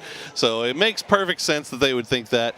But I guarantee you, these guys, they know that they're capable. They know that they belong in this lobby, and not only that, they know that they can win this lobby if they play their game and they get a little bit of luck on their side to go along with it. I feel like as much as all regions are capable of popping off, which we see time and time again in this tournament, there is a thing to the majority of the Chinese teams that give them just a little bit of goodwill, give them just a little bit of space and momentum going their way. They will absolutely slaughter. Tianpa has done it in previous PTS tournaments. Obviously 17 we don't even need to mention because, I mean, they're kind of their resume kind of speaks for itself. Petrichor is still yet to show that at global events, as good as they've been in China, haven't been able to show up globally. Now this might just be their time to shine. I mean, Ixleft is a superstar. Oh, sharp shot. Getting close to Correxy, but the shots don't come through.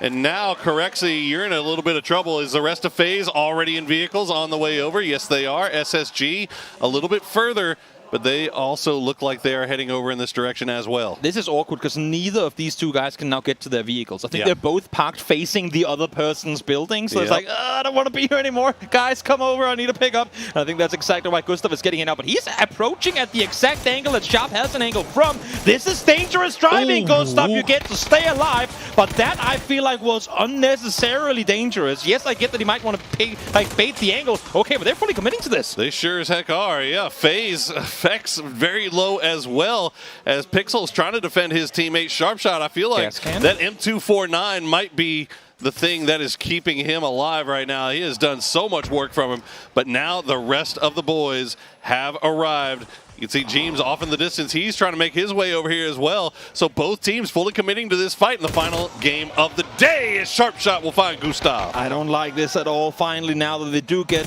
Sharpshot down, that is the only real close threat, but I feel like damage has already been done. That's Gustav down. I was just going to say this screams third-party opportunity. They don't have the exact info of the whereabouts of the remaining Space Station Gaming players, and honestly, I mean, the approach from Gustav on that one, there's literally only one spot from where Sharp can peek Gustav without Correxy being able to help out, and that is on the side of that balcony. So coming in from that angle when they have the entirety of Milta to wrap in from, I feel like that's, again, it's on the grand scheme of things, I wouldn't, like, what do you say, like, go too hard down on these sort of things, but we're at the Global Championship Finals. This is where microscopic mistakes are being punished, and I feel like that could have been one of them right there. Well, at the end of the day, it's a 1-for-1 trade, but now Space Station, they've got T5 on their south side. Rossadid gets knocked very low, and that could be the thing that saves SSG, as the rest of Theraton 5 will pull away. Patapong, he'll get 67 damage. Take those. For his troubles, as T5 back on the move and trying to find a new place to play. Oh, as the rest of the world would convert it, 0.7 fantasy points. Yeah, there you go. There you go. That's a completely normal thing to think. That's how we math damage in this world. That is how we math damage. Theraton 5 still, you can see here, driving around. Rossadid probably going to look for a new helmet as James able to spot Xiaoyang on the rotation. And again, that's once more Tai Lu taking casualties in the early game. And once more, it's Xiaoyang that's on the receiving end of that damage. I like the fact that Tai Lu was taking their time, but of course, with the whole FaZe and Space Station fight, they would have seen it in the kill feed. They know where both teams loot, especially Tai Lu is aware of where Space Station is, because they have that same loot spot. And still, they kind of force a rotation in, which I feel like it's maybe a little too dangerous, knowing that they would have slowed down because the fight that had just happened. Especially by himself, right? I mean, you got the rest of the team. They were still on Millie. I mean, that's it's small things. That's maybe being a little bit too aggressive on the part of Xiaoyang. Well, Tai Lu pays the price. They're going to play with 3 going forward here. So check back in with 17, very close to Cerberus over here near Death Road. Now Cerberus has men to the east and men to the south. of 17 right now, but no shots coming out just yet. So playing it close to the vest for the time being. I would be surprised if either of the two teams really fancy a fight here, mainly because, again, so third-party-able. I mean, it's you're just asking to get shot in the back if you start fighting here in the early game. So I assume that if they do spot one another, then fall back, make space for the opponents, and here you see Xiaoying again just slowly creeping on up. But again, I feel like, I mean, yes, he dies, and that is a mistake in and of itself, but avoidable death, especially that you've just seen facing in the kill feed. James with the ace 32, making that thing do work. Okay, that feels unintentional. Correct, so you're going to take another knock here to Snakers, but fortunately enough for him, is able to get back into hard cover and get revived and back on his feet once again as Snakers just taking out tires in his anger, Toby. You know what? I mean, doing that, but also causing a lot of issues for FaZe should the circle go anywhere but where they currently are. In the meantime, now Petrichor on the hunt here, but it's a full-on vehicle fight going through, and so far knocks on both sides. Petrichor Road once again in the vehicle fight. Now, they did wipe Space Station on Vikendi by doing this. They're going to find one. Heaven just gets out of the vehicle. Glaz going to find Ming. What? Glaz going to find Ikeslef. And Petrichor Road, after getting a much-needed victory in the last game, now finds themselves in danger of going out in 16th place. We talk about teams being rewarded for early game shenaniganry and chaos. Well, there they are once more. Veronica 7, whenever it seems like they're about to fall apart, they turn around to make plays like this. Solid wrap of 3 points there. Yes, they lose players, but they stay up. And now, again, I mean, of course, FaZe, they are aware of Space Station split, and they know there's a solo set upstairs. Indeed they do. Roth holding the line here, while the rest of the boys, they tried to hold that 2-1 split after losing Sharp Shot. Roth gonna take that high ground, try to avoid the flames and the fire and the fury. Oh no, Paige was trying to go and provide support. And Haisaki, we talked about Cerberus being right there on Death Road. Roth will find James, but Correxy gonna be in the right place at the right time. Now FaZe, despite taking about 5-6 knocks at this point, find themselves with 3 kills. Yeah, and 3 alive as well. Again, I mean, the first one unfortunate, but still able to get through with a nice trade there, realizing very quickly that it was the double barrel shotgun. Once you hear the boom boom, you just instantly peek because you know you have at least the weapon swap to get free damage in, and very luckily for them, Paige gets found in the open. You see Snakers there, nice tracing, like just following his movement, being able to take him out. And then, speaking of following movement, Wild Wild West. Seat swapping. It's great. It is great. Well, Petrichor Road, we remember the result from that. They were down to just 1, but it looks like Chewy 71 still alive. So Peros still in this, not out in 16th place just yet. Haizaki going to take a little bit of damage as Sonic's starting to creep back into that western side of Potato Hill, which we've seen them play many times before. 17 already looking over in that direction, though. They are expecting an inevitable flank from their back sides here. They've got to make sure they know Cerberus is ahead of them on the east. They just got to clear their west. I feel like a lumberyard ending is long overdue in this tournament. I like it. I mean, those kind of open hillside fights where you really get to see the individual mechanical skill come to fruition. Don't get me wrong, I love big rotations and all that, but seeing teams try and play close quarters in areas with not a lot of cover to work with, but everyone on foot and no one in hard cover that can just defend their way through. Okay, well, there you go. We take those, I guess. Now we just got to swing towards the northeast, and I'm very satisfied. There you go. Just call it a blessing here. As LG inside logging camp already now. T5 in prison, already making their way down south. Cerberus going to leave Death Road. They're going to send it down south, but they're going to find FaZe and well, what's left of FaZe, and then New Happy over by Farm, and Ty Lu also making rotations right in front of them. So far so good for Cerberus, but it is about to get. I mean, look at that mini map, Toby. That is danger. With a shift coming this hard down towards the southeast, everyone knows there's free real estate available, but that real estate is only going to be available for the next 20 seconds time. Everyone is wrapping in, as you said, Gen G with Danawa right behind him. You have FaZe Clan full speed forward into the city. They go now as well, right behind Ty Lu, who just managed to group up. Speaking of Ty Lu, one knock comes in, but again, it's compound to compound, so probably not going to be any flushes to follow. Well, I don't think it's going to matter because LZiki is by himself. Yeah, true. I misread that completely. 2-1 split there from Ty Lu. And that might be them now down to 2 players. As FaZe Clan, it looked like they might have been sending it to that same compound that Cerberus was looking at. They end up going into the western side of Milta, so that'll be safe for them for right now. But we got to see where it's going to leave them in the upcoming circles. Here's Flood. Ooh, we've seen him. He was on earlier, about as on as you've ever seen a player in on Tego. So he's feeling himself right now. We got to be careful. Here comes Veronica 7. We know they like the E pickups. Will they be rewarded though, or will they be shut out of the sky? We're just seconds away from finding out. You could only imagine that they're going Milta. That's the only place where they go there is space. Now, as I say that though, they're already out in the sky, going straight down towards, and maybe potentially could punish this luminosity split. It's a possibility. Mime and Snakers already looking over in that direction. The shots coming through from Snakers will at least turn their parachutes off to the north, so that it's going to push them a little bit closer to Twisted Minds. Snakers has seen them hit the ground. That's dangerous. They lose the angle as LZQQ. Oh no. The Tom Moo came over here to res his fallen teammate, and Shen got shot out of the vehicle. So you save one, and you end up losing the other. In the end, it's a wash here for Tyloo. Yeah, it's He's not like, good wait, for he lost them. him too. He's like, wait, where are you? It was kind of a weird rotation too, because I mean, the previous one I would say, because you actually saw LZQQ leave that position to go over and regroup with his teammates, but he timed that right with FaZe driving around. And it was like, you know what, I cannot be part of this kind of half rotation. I cannot cut across it. I just got to wait it out. And by waiting it out, as you said, they end up losing a player because of it. Yeah, just get picked apart here. Now down to 2, but they've got hard cover. They've got a compound. We'll see what the circle gods decide to favor them. Checked in with 17. They are on that southern coast still.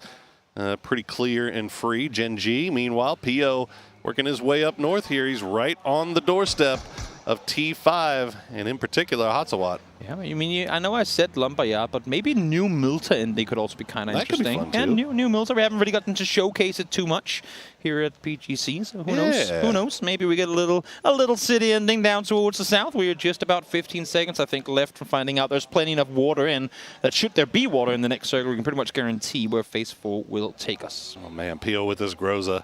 Now, you can see he's got Esther that's kind of creeping up there, and I think they were maybe looking to see if they could bait one of the T5. Wait, okay. what? Really? Well, you want New Milta? Let's get it. This is as Milta as can be, and you know what? We always look at those field endings east of Milta. That is way more playable now. We don't get a big drone shot of the city proper, but there's way more trees, there's way more ridges, there's way more cover to utilize. So even if you don't get into the city proper, you can still play more easily in and around the open. That is once the hill shifts out. So hopefully we're going straight north on this one. We should go straight north, and there we all get to see what New Milta can do for us in an endgame. Here we go. You see the city right there. Look at that. So 17 tries to send it on the beach. They find a compound free and clear. Tiamba, meanwhile, they try to come in from the air. They will lose ZYY. They almost lose Lin Shu as FaZe now gets up to 5 kills. And now Lin Shu all by himself in a compound. Was LG spying that? Did they see him fall by himself? They are crashing right on top of him. And the damage is coming through. Lin Shu, can you hold the line? He's going to find, nope, nobody. Oh, Loki able to find Mime at a distance, though, so some damage done. He's knocked outside as well. This Dano kind of shoreline position to the southeast. Again, they're trying to eye an opportunity to wrap where the west. They know the next circle is going to go, and now V7 again with E-Pickups. The paratroopers of PGC. V7, they lose another one for their trouble. But they do manage to keep one alive. I believe it's Tosi. Or no, Glaz, rather. There you go. Glaz has a spot he can at least hide out in these buildings and play for late game, because look at the mini-map around him. He has got all types of protection, Toby. Sure does. Sure does. And again, just to mention, I mean, this New Milta, where LG currently is, that was a big open field in the past, and now there's cover where previously there was none. Okay. Well, LG did manage to get their knock revived, so they're back up to 4 strong. Dead center in the fields around Milta. Sonics, meanwhile, still playing from that south side. Nobody really any farther south of them as we get to see what happened to V7 here. Spiro, actually, it's going to be Cuban that takes him down. Good stuff there. And, yep, Sonics have the south side. Twisted Minds holding the logging camp still. So they're our northernmost team. And then on the west side in Farm, New Happy Still 4 strong. Everybody else, though, pretty much inside Milta. I mean, go back to what I was saying about them when they played into Dino and McKendy just 2 games ago. No. They want to play with the blue on their back. They don't want to have people backstep them, but they also know they got to clear this position. 2 guys pushing in. I saw a shotgun, and I think Lou. Are they ready for this one, though? Chewie is holding the ankle. Oh, my God. They're so sneaky. Oh, that was such... That is just brilliant stuff from Twisted Minds. Yeah. I mean, that is so damn disciplined to make sure that they don't lose one for free to Chewie, but it might not matter. Okay, Spiro. Head on a swivel. Good snap stuff from him. Again, I mean, this is just Twisted Minds in a nutshell, never taking any chances when they don't have to. They know this next circle is going to swing north. There it now is. they're set inside, and you know what? There might just be a blessing in circles continuing to go north towards him. But Pio is alone, and he should not be allowed to get this close to Twisted Minds without paying for it. And... oh, no, he's dead. There's no way. He's got a Groza. He There's could no make way. things work. He lays the smoke down. The grenades are coming in, but he's already dipped on out. There you go. Perfectix will finish him off as, well, Pio doing Pio things ends up biting him in the butt once again. He heard the shots in the compound. Maybe he thought they all were in the compound. He could get it off angle in time, but little did he know, there was only 2 players there, and they were split wide. The issue is, Twisted Minds, I mean, they are literally just the team that somehow magnetizes snakes towards them. We saw it on Tego in the winner's bracket, on the last chance, I should say, and now they're finding themselves with Pixel alone, too. Yep, Sonics, they make their way into the city as well. As you see a lot of shots being traded back and forth, but I mean, this is just hard city ending, Toby. For now. For now. Now, we do have New Happy on the west that need to make their way in. Theraton 5 trying to send it in, but they've got Dono a very wide split and kind of protecting that eastern side, and they're going to find themselves losing Rossadid. Will Esther find a knock here as well? No, just shy. They got to find the damage, though. They got to find the final kills. There's still 2 players live. Hatsawat is coming in here as well. Pixel back. She finds 2 from Twisted Minds. No. That's elsewhere on the map, though. We'll go back to that in just a second as Inonix now trying to push on in. Thanadol prone on down. Double headshot connected. Big stuff from Tanadol here as T5 are taking a lot of damage. He's the last player up as Hatsawat will find his way into his compound. Soul trying to find the grenade placement, but it's just not happening. As now Cell, they've got to collapse on this, don't they? They can't leave this guy alive. It's just such an awkward angle. You have Tayamba looking, you have Gen G now looking as well. They can't do anything about it. And as I said before, the damage up towards the north, that is Twisted. Split 2-2, not at all expecting Pixel to come creeping in from behind, finding a double. And now with space to play, but Soul lops the nade on over. And finally, Danawa rewarded for those kills. And credit due to Soul, fantastic play, but this is what I've been keeping my eye on here on the map stream. Pixel managed to find 2 knocks, got another knock onto Lou, and now is finishing off his kills there. Lou and Spiro getting the information fed over to them from Batulins probably. This is just a solo player, but man, Pixel is dangerous right now. And yet Twisted Mind's just going to let him onto his own devices. There's nothing you can do about it. I think the fact that he didn't flush Batulins earlier was, wait, maybe he left, maybe he went somewhere else, maybe I can still go out and do something. But I think also for Pixel, once he hears those cars come forward, get the flush. Secure the kill, force them away. Maybe again, 100%. If this circle swings north, there might just be placement points for you to grab. All right, let's see where it goes, and it is going to favor off to the north here a little bit. Now Gen G, they've got some decision making to do as they've got to figure out where they want to play. 17 already have a spot inside the zone. Now Lil Ghost has been knocked, and they've got to try to get over to him. But again, most of the city still in. Gen G, Danawa, really the only ones that have to find somewhere to play. Found the first one, the 3x ace spray from Kick. Wow, Pixel just, I mean, again, absolutely phenomenal player. Not usually the one you see with the highest kill numbers on Space Station because the team doesn't really utilize him in a, like, you know, a spearhead fracking way, but when it's his time to shine, he will do so.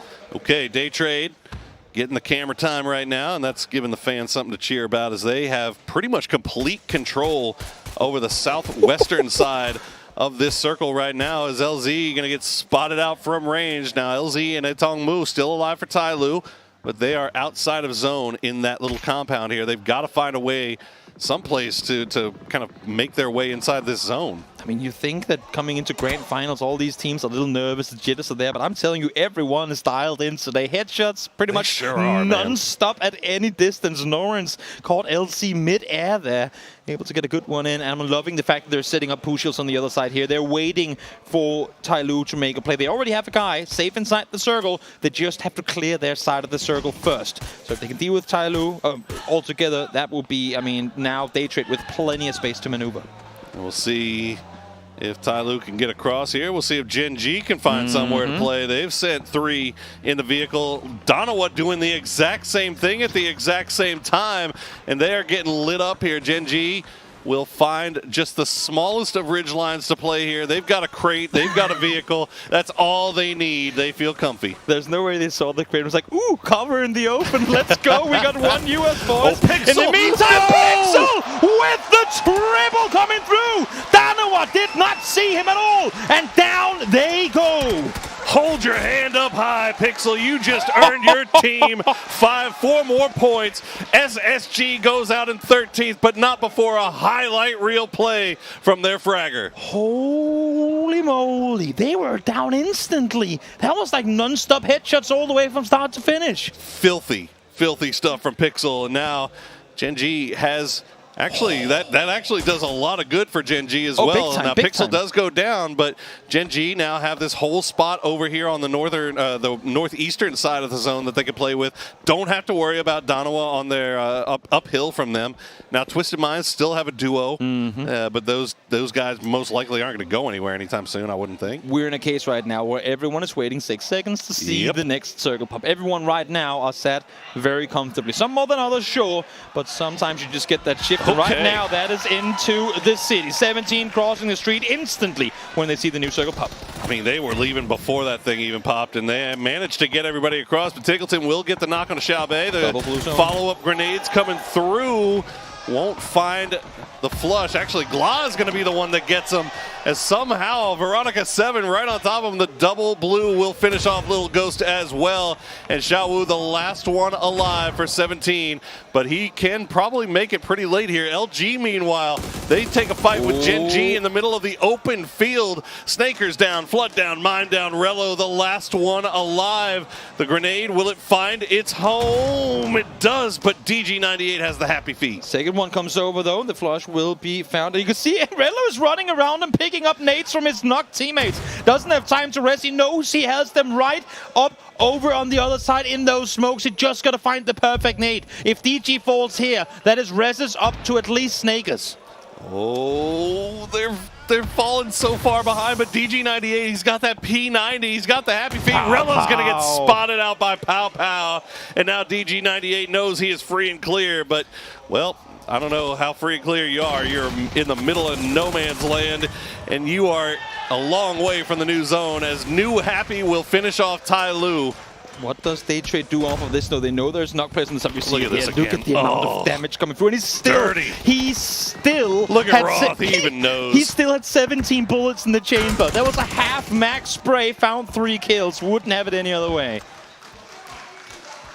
Great work on the part of Pixel, as now FaZe is slowly moving their way in the city. They are pretty clear up to the north. They know that they've got DG98 trapped in the fields, but they are already looking towards the next compound as they work a little bit closer towards center circle. New Happy, meanwhile, they've cleared up Tyloo, but they've got nowhere really to play here as Daytrade has them spotted. Yeah, well, how does New Happy wrap into this? As soon as essentially, as soon as you're inside the circle, you're exposed to the entire city. And as long as they're not fighting up close, since they're all now inside the next circle, you can be pretty sure that as soon as you creep just those 10 meters further forward, there's at least going to be like 5-6 people looking your way. Trying to slow play it with 3 as DG98. Well, it's going to bounce between, what are those, pineapple bushes? I don't know. Pineapples grow on trees, don't they? I don't know what grows in bushes like that look like pineapples. We'll call it hay. They used to be hay bales, so we'll call them hay bales. Correxi's got him pretty much pinned down, though. And if it's not Correxi, well, you got Tiamba, Pow Pow, and 7-7 also have an angle onto this. DG98 tries to dodge, but nope.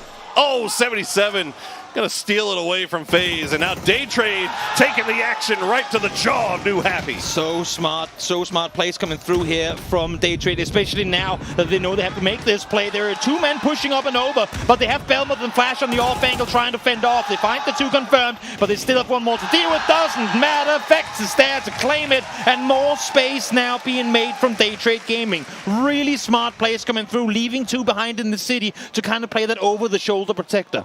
Did their best to try to clean those kills, get as many points off it as they could, and now they've got a little bit of work to do as they do have two north of the road. You saw Pushus and Nurans making that push into New Happy, and they've got Flash and Belmoth on the south side of the road, but Cerberus is looking over there. Sonics is looking over there. It's going to be really rough sledding here for the next zone here for Day Trade. This is where you're hoping for Nock to make some sort of entry off of it. But as you can see, the way that Cerberus is currently playing this, they're not allowing that to happen. They're holding angles, they're waiting rather than aggressively peeking out, because they too know that if one of us gets knocked, that's a pull-up coming through. And Tycon peeking, actually, regardless. Peeks on out, finds Belmoth. The rest, you'd imagine, though, is going to be committed to. As I say that, though, Puchil and Norans are pushing on forward. They find themselves right on the wall. That could be a good... Oh, nope, that's not going to be a good bounce. Instead, it falls out harmlessly into the street, but Pushus does get spotted out by Hymas as Sololzi and the rest of the Cerberus boys trying to hold the line here. They will get a knock on both of the men that have made it over to the side of the street. Now Flash and Nurans will both be dismantled as well. Day Trade going out in 7th place. Contest Cerberus up close. That usually spells disaster, and this time it's no different. And here we go. Full Milta proper ending. Again, keep in mind, FaZe lost Gustav very early on in this match. They're going to be playing this one as 3. The rest of them as 3 or less as well. So we'll see. Nobody full strength. Nope, no one at all. Just caught my eye now. I thought there was actually going to be a couple of teams with 4, but not quite the case. Everyone is 3 or fewer.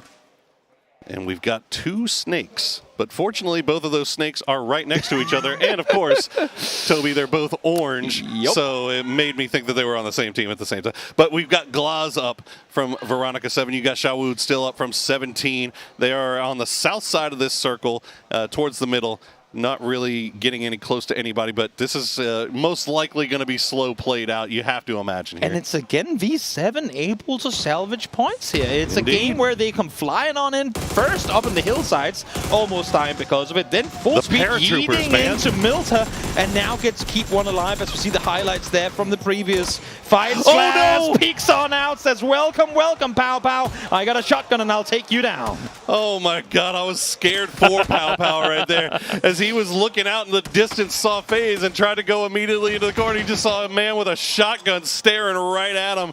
As now Shawu will take out 77, and now Sololzi finding a knock on the Sonics. That might open the door for Cerberus to make a push into Sonics. Sure could, and they know they have to make the play now if they don't want to get third-partied on the other side. It's a fight for this warehouse, and Tycon with the DBS up close. Big grenade from H-Wing could do some damage.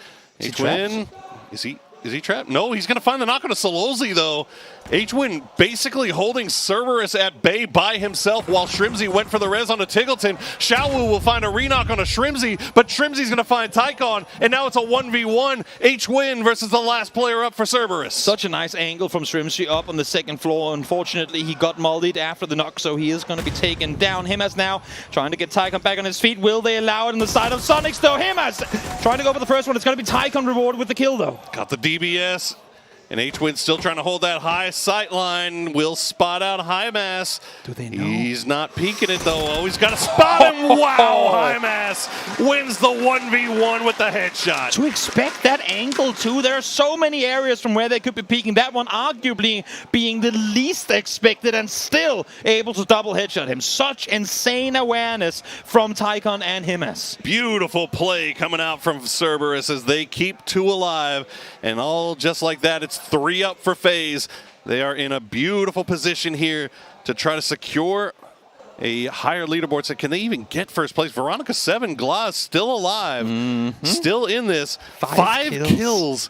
Somehow, I don't know how Veronica 7 keeps getting away with this, Toby.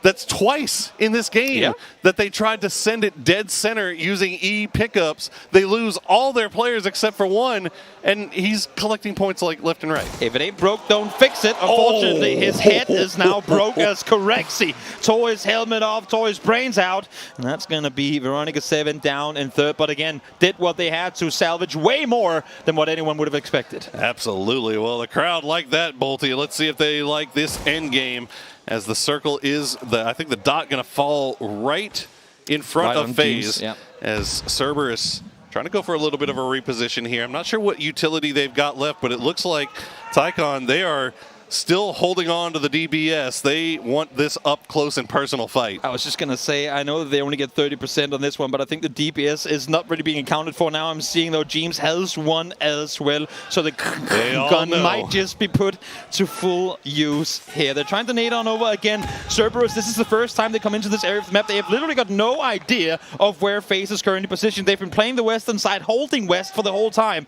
so have to check every single possible corner. But now, Correxy's been seen. They've spotted him out. High Mass will do a little bit of damage there and force the bolter to back down just a little bit. James, though, grenade in hand. That might be on time. It is. Fex actually going to be the one that gets it, and that's going to be the signal to go. James with DBS in hand. Doesn't even need it. Fex will follow it up with a grenade, and that's a win for FaZe. Insane finish on that one as the fans rejoice. I think I saw Fex with over 1,000 damage at the end of that game too. So yes, they loot Milter. Yes, they're around, but they came off to a shaky start, and still, while the city was being hectic and fought in, they came out on top. Flex on an old man. You know you've been around the block a few times, but you still have the goods. You still got the ability to win these tight games. And FaZe Clan, I don't know if it's going to be enough to put them in first, Toby, but they're right there. It's for sure a good way to finish off day one. FaZe usually the team that comes climbing up at the end of tournaments. Here, off to a solid beginning of the grand finals. Love to see it. Let's throw it over to the analyst desk to wrap up day number one.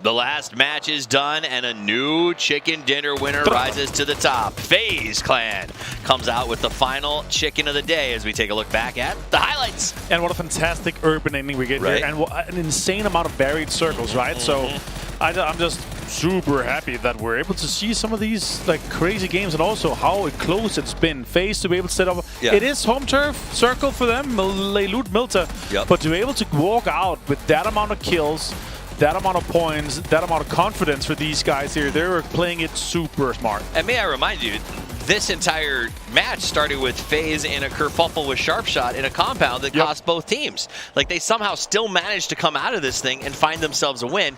I do think part of that was the fact that Milta pulled this crazy circle magnetism. The third circle is just going that much water is like, okay, that means we're going to have an urban ending there. And it was crazy. And it's good. It's a good way to also showcase the new Milta, right? Because it is way bigger, way like more compact, and that's why you have so many teams that are able to live next door to each other, and we are going to have these many crashes, right? Cerberus try to make a run for it. They got a lot amount of kills there, but there are so many solos and so many kind of angles that's going to be held. Nice to see correction in the bolt too. It's because that new Milta there, it's a lot more compressed. You can't fight through. We saw the push by Cerberus, but FaZe absolutely perfectly coordinated the defense there. He did. Multiple grenades right on top of each other. Absolutely nailed it. So congratulations to FaZe, as they apparently proved they don't have to wait for Sunday to put up those chicken dinners, and are going to come out to a really nice point total at the end of day one. Welcome back to the desk for the last time. My name's Toppies. I'm joined here by Avenger. One day done. A third of the road is traveled. 6 games in. Yeah. Out of the 1,000 steps? So no, I'm saying out of the 18 games that we're playing here. 3,300 for the finals. Yeah, but yeah, it's good. But also, with we don't have one repeat winner, right? We don't have FaZe could have done it. They had a Buxansa home circle, but they got destroyed there. But they're able to step up, and that's going to put them in to a decent amount of points here. But again, as you said here, no repeat winner, no sponging, no like. Of course, the points per game is going to be a thing, right? But oh my God, 1,000 damage, 120 for Fex, and 5 kills. That's crazy. Well, and again, obviously Gustav ran into some trouble early on. Fex, though, the Dragon, has been absolutely unstoppable in this event. His valuations on Fantasy have been huge and not overinflated because his performance he's been like the rock for this team. It feels like, and not just the only Dwayne. Not Dwayne. I mean, their fans got them, some Thai kickboxing shorts, and the rest of his team was like, you should see Fex in those shorts. He looks like a monster. He is a monster, but he plays like a monster, and that's what I love about it. He's the man of the match, no argument whatsoever. And the MVP. And the desk MVP. Yeah, he's our desk MVP and the man of the match. 5 kills, huge damage count. Wow. Let's look at the match leaderboard. 22 points. Cerberus, though, finally up and pushing with that 12. And Veronica 7, I'm not going to lie to you. My bingo card for today did not have Veronica 7 Fun Pin as a top 3 team. They're a fighting team, man. They're number 1. They can hit stuff, and they're number 1, 49 to go there, right? Yeah. A little bit of top heaviness happening here with the points per game, leaning out a little bit, but V7, yeah, it's good to see. Yep. V7's been playing well. I don't know. They'd be comfortable with the 101st. These guys are carrying emergency pickups on emergency pickups as they continue to get to the middle. 17, they had multiple close wins as well as a win. FaZe, multiple times that they got there. What I love is Twisted and LG's kind of grind to this position. Yeah, but also like the Twisted, of course, only 9 placement points. They're able to still have 32 kills and like only 5 points behind the Cerberus done 36, but they have 20 placement points, right? So it's the opposite side of the coin. But yeah, overall, insane day. We're going to be starting off with a Wrangle. I'm going to be the opposite. Yeah, looking exactly opposite. So we'll end on Miramar. It's going to be nice, chaotic, a lot of fun. And I'm excited about that. It was a wild day and perhaps one of the closer scoreboards. I think maybe after that last game, seeing the rich get richer, it's not going to be as close as it was going into 5. But I'm very impressed with how tight this has been. And I'm super excited to see, like, we're going to have these 5, 6, 7 teams. They're going to be cleaning out things. And I feel like that could end up continuing. Like the same, we're not going to see the back-to-backs. We're not going to see the sponges. But yeah, let's see. Well, what we will see is some On to Seat, the official gaming chair partner of PGC, the chair that elevates the gaming experience with ultimate comfort and exceptional performance. Choose On to Seat. Choose the seat of victors. We're also sponsored by the King Power Group, leader in the travel retail industry. King Power, the power of possibilities. Logo Pro esports grade gaming gear made with a unique design. And as a world-leading gaming brand, MSI stands out as the most trusted brand in gaming and esports. MSI is the official gaming partner of the PUBG Global Championships 2023, providing PC hardware, monitors, and laptops as the designated hardware provider for this event. Tao Kanoi, live deliciously. And finally, the #1 fast and reliable fiber internet, true online that keeps you connected when you need it the most. Exciting games, wild day, no repeat winners. Crazy circles. Right, if I had to pick away for the grand finals to start, this was it. No runaways. No runaways, insane circles, curveballs for all the teams. Hard circles and hard games for teams that are like, okay, this is going to be an easy game for us, but nope, then somebody else comes in sweeping, doing extremely well. So yeah, but again, the consistency and the teams that we expect to do well is still in there. So that's kind of what we're going to be looking at, of course. The Danawa, your 17. Big, huge splash in the water for me, though. V7 Fun Pin. Super impressive. Wild. I did not expect to see them do so well. I'm proud of them. You love to see that. I hope that they can hold on to it tomorrow. It was a crazy day of circles and maps, so we're going to see exactly how tomorrow goes when the teams get back and have a little more rhyme and reason, perhaps, to how these circles play out. But that's it. Only 12 games left to play. We're going to be back with day 2 of PGC 2023. But first, let's check in with Pan as she talks to some of our players. เอาละค่ะต้อนรับกลับเข้าสู่ด้านบนเวทีนะคะ Welcome back to the stage. Woo! So, who is the top rank today? Who is the top rank? That is V7. Let's go, Tosi. Hi, welcome on stage. Hello นะคะก็เดี๋ยวเราจะมาพูดคุยกันสักนิดหนึ่ง Okay, so for the first question, you played through the loser bracket, the last chance, and now day one of the grand finals. There are like over 40 matches, like a lot of it of PUBG. So do you feel you're grown as a team over this tournament?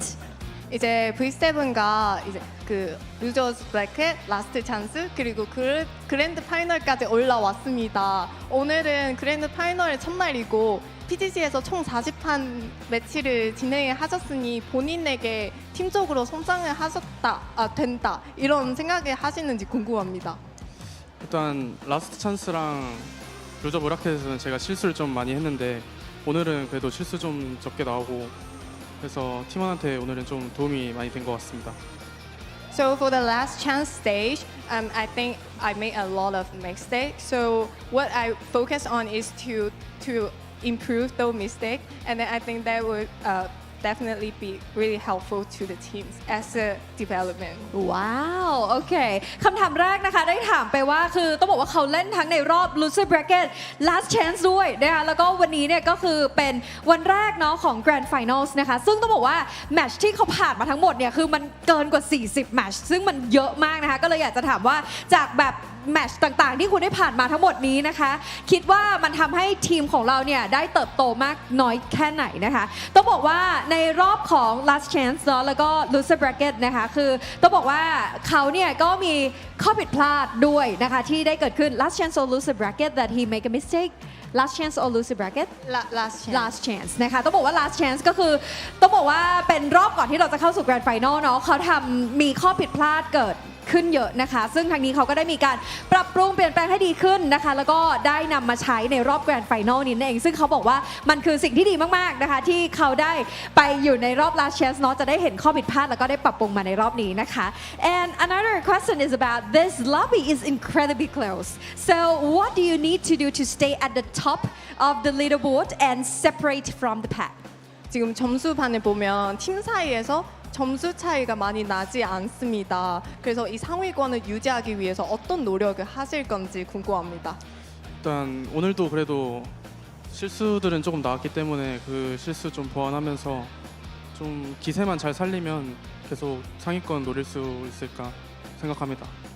I think I made a lot of mistakes today as well. So what I want to do is to improve those mistakes, and then we wanted to keep the momentum that we did today as the following 2 days of the grand finals. โอเคนะคะก็ถามไปว่าคือทำยังไงที่จะสามารถอยู่ในระดับท็อปแรงของ leaderboard ได้แบบนี้นะคะแล้วก็ให้คะแนนนำแล้วก็ต้องบอกว่าแยกออกจากกลุ่มนะคะหรือว่าแพ็กนั่นเองค่ะเขาบอกว่าจริงๆวันนี้เนี่ยเขาก็มี mistake เยอะแยะมากมายนะมีข้อผิดพลาดเกิดขึ้นเยอะนะคะแต่ว่าทั้งนี้ทั้งนั้นค่ะเขาก็จะแก้ไขนะคะกับข้อผิดพลาดตรงนั้นนะคะแล้วก็จะทำให้ดีที่สุดนะคะก็ยังไงส่งกำลังใจนะคะให้กับ V7 ด้วย anything to say to your fans over here?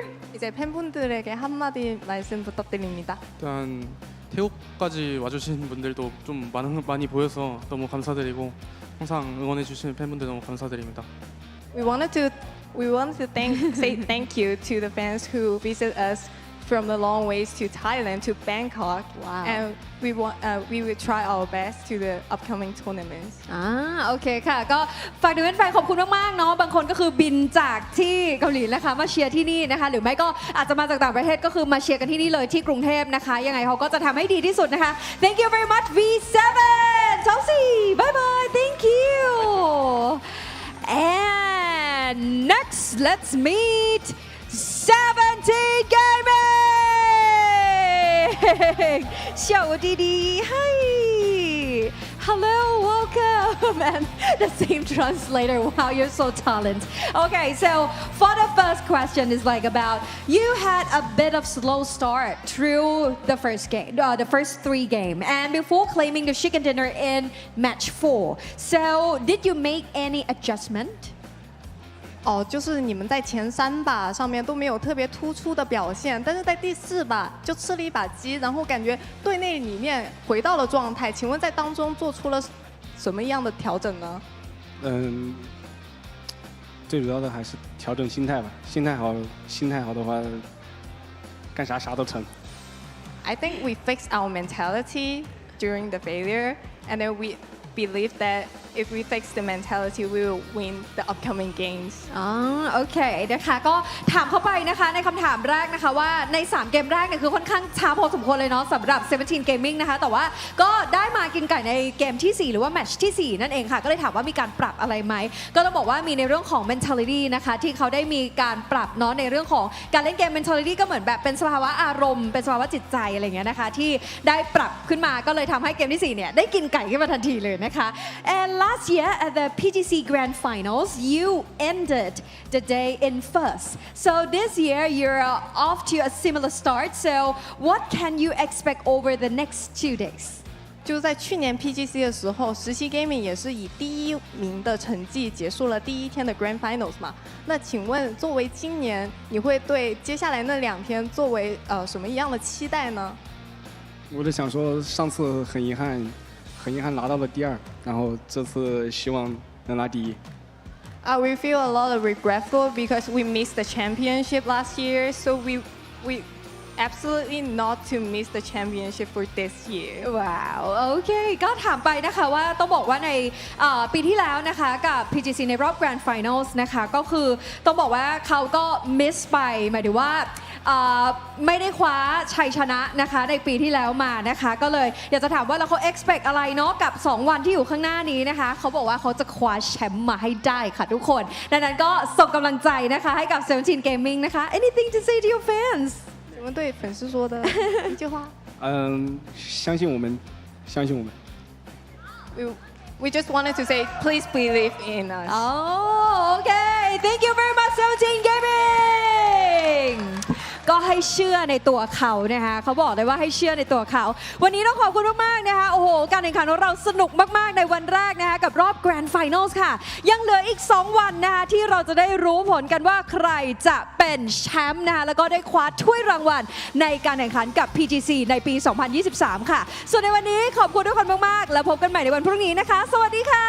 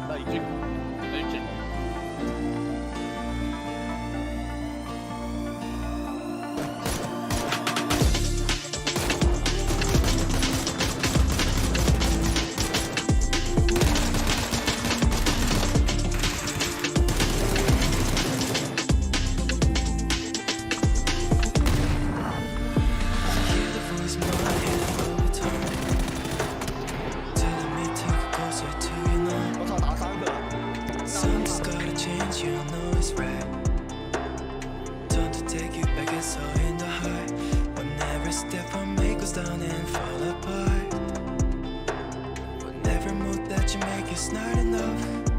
Turn around and trust in yourself at the end. You the only one who survived to win. Don't let something to fire. If you too high, shout it out louder. Say that you divine. Go burning through the fire. Remember your desire. Shout it out louder. Say that you divine. Go burning through the fire.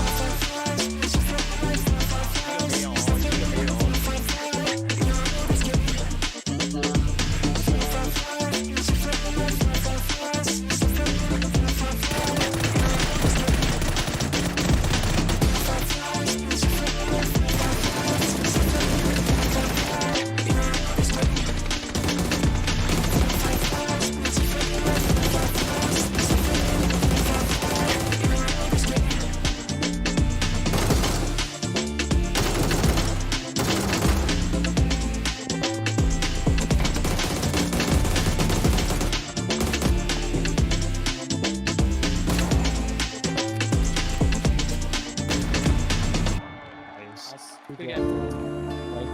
Nice.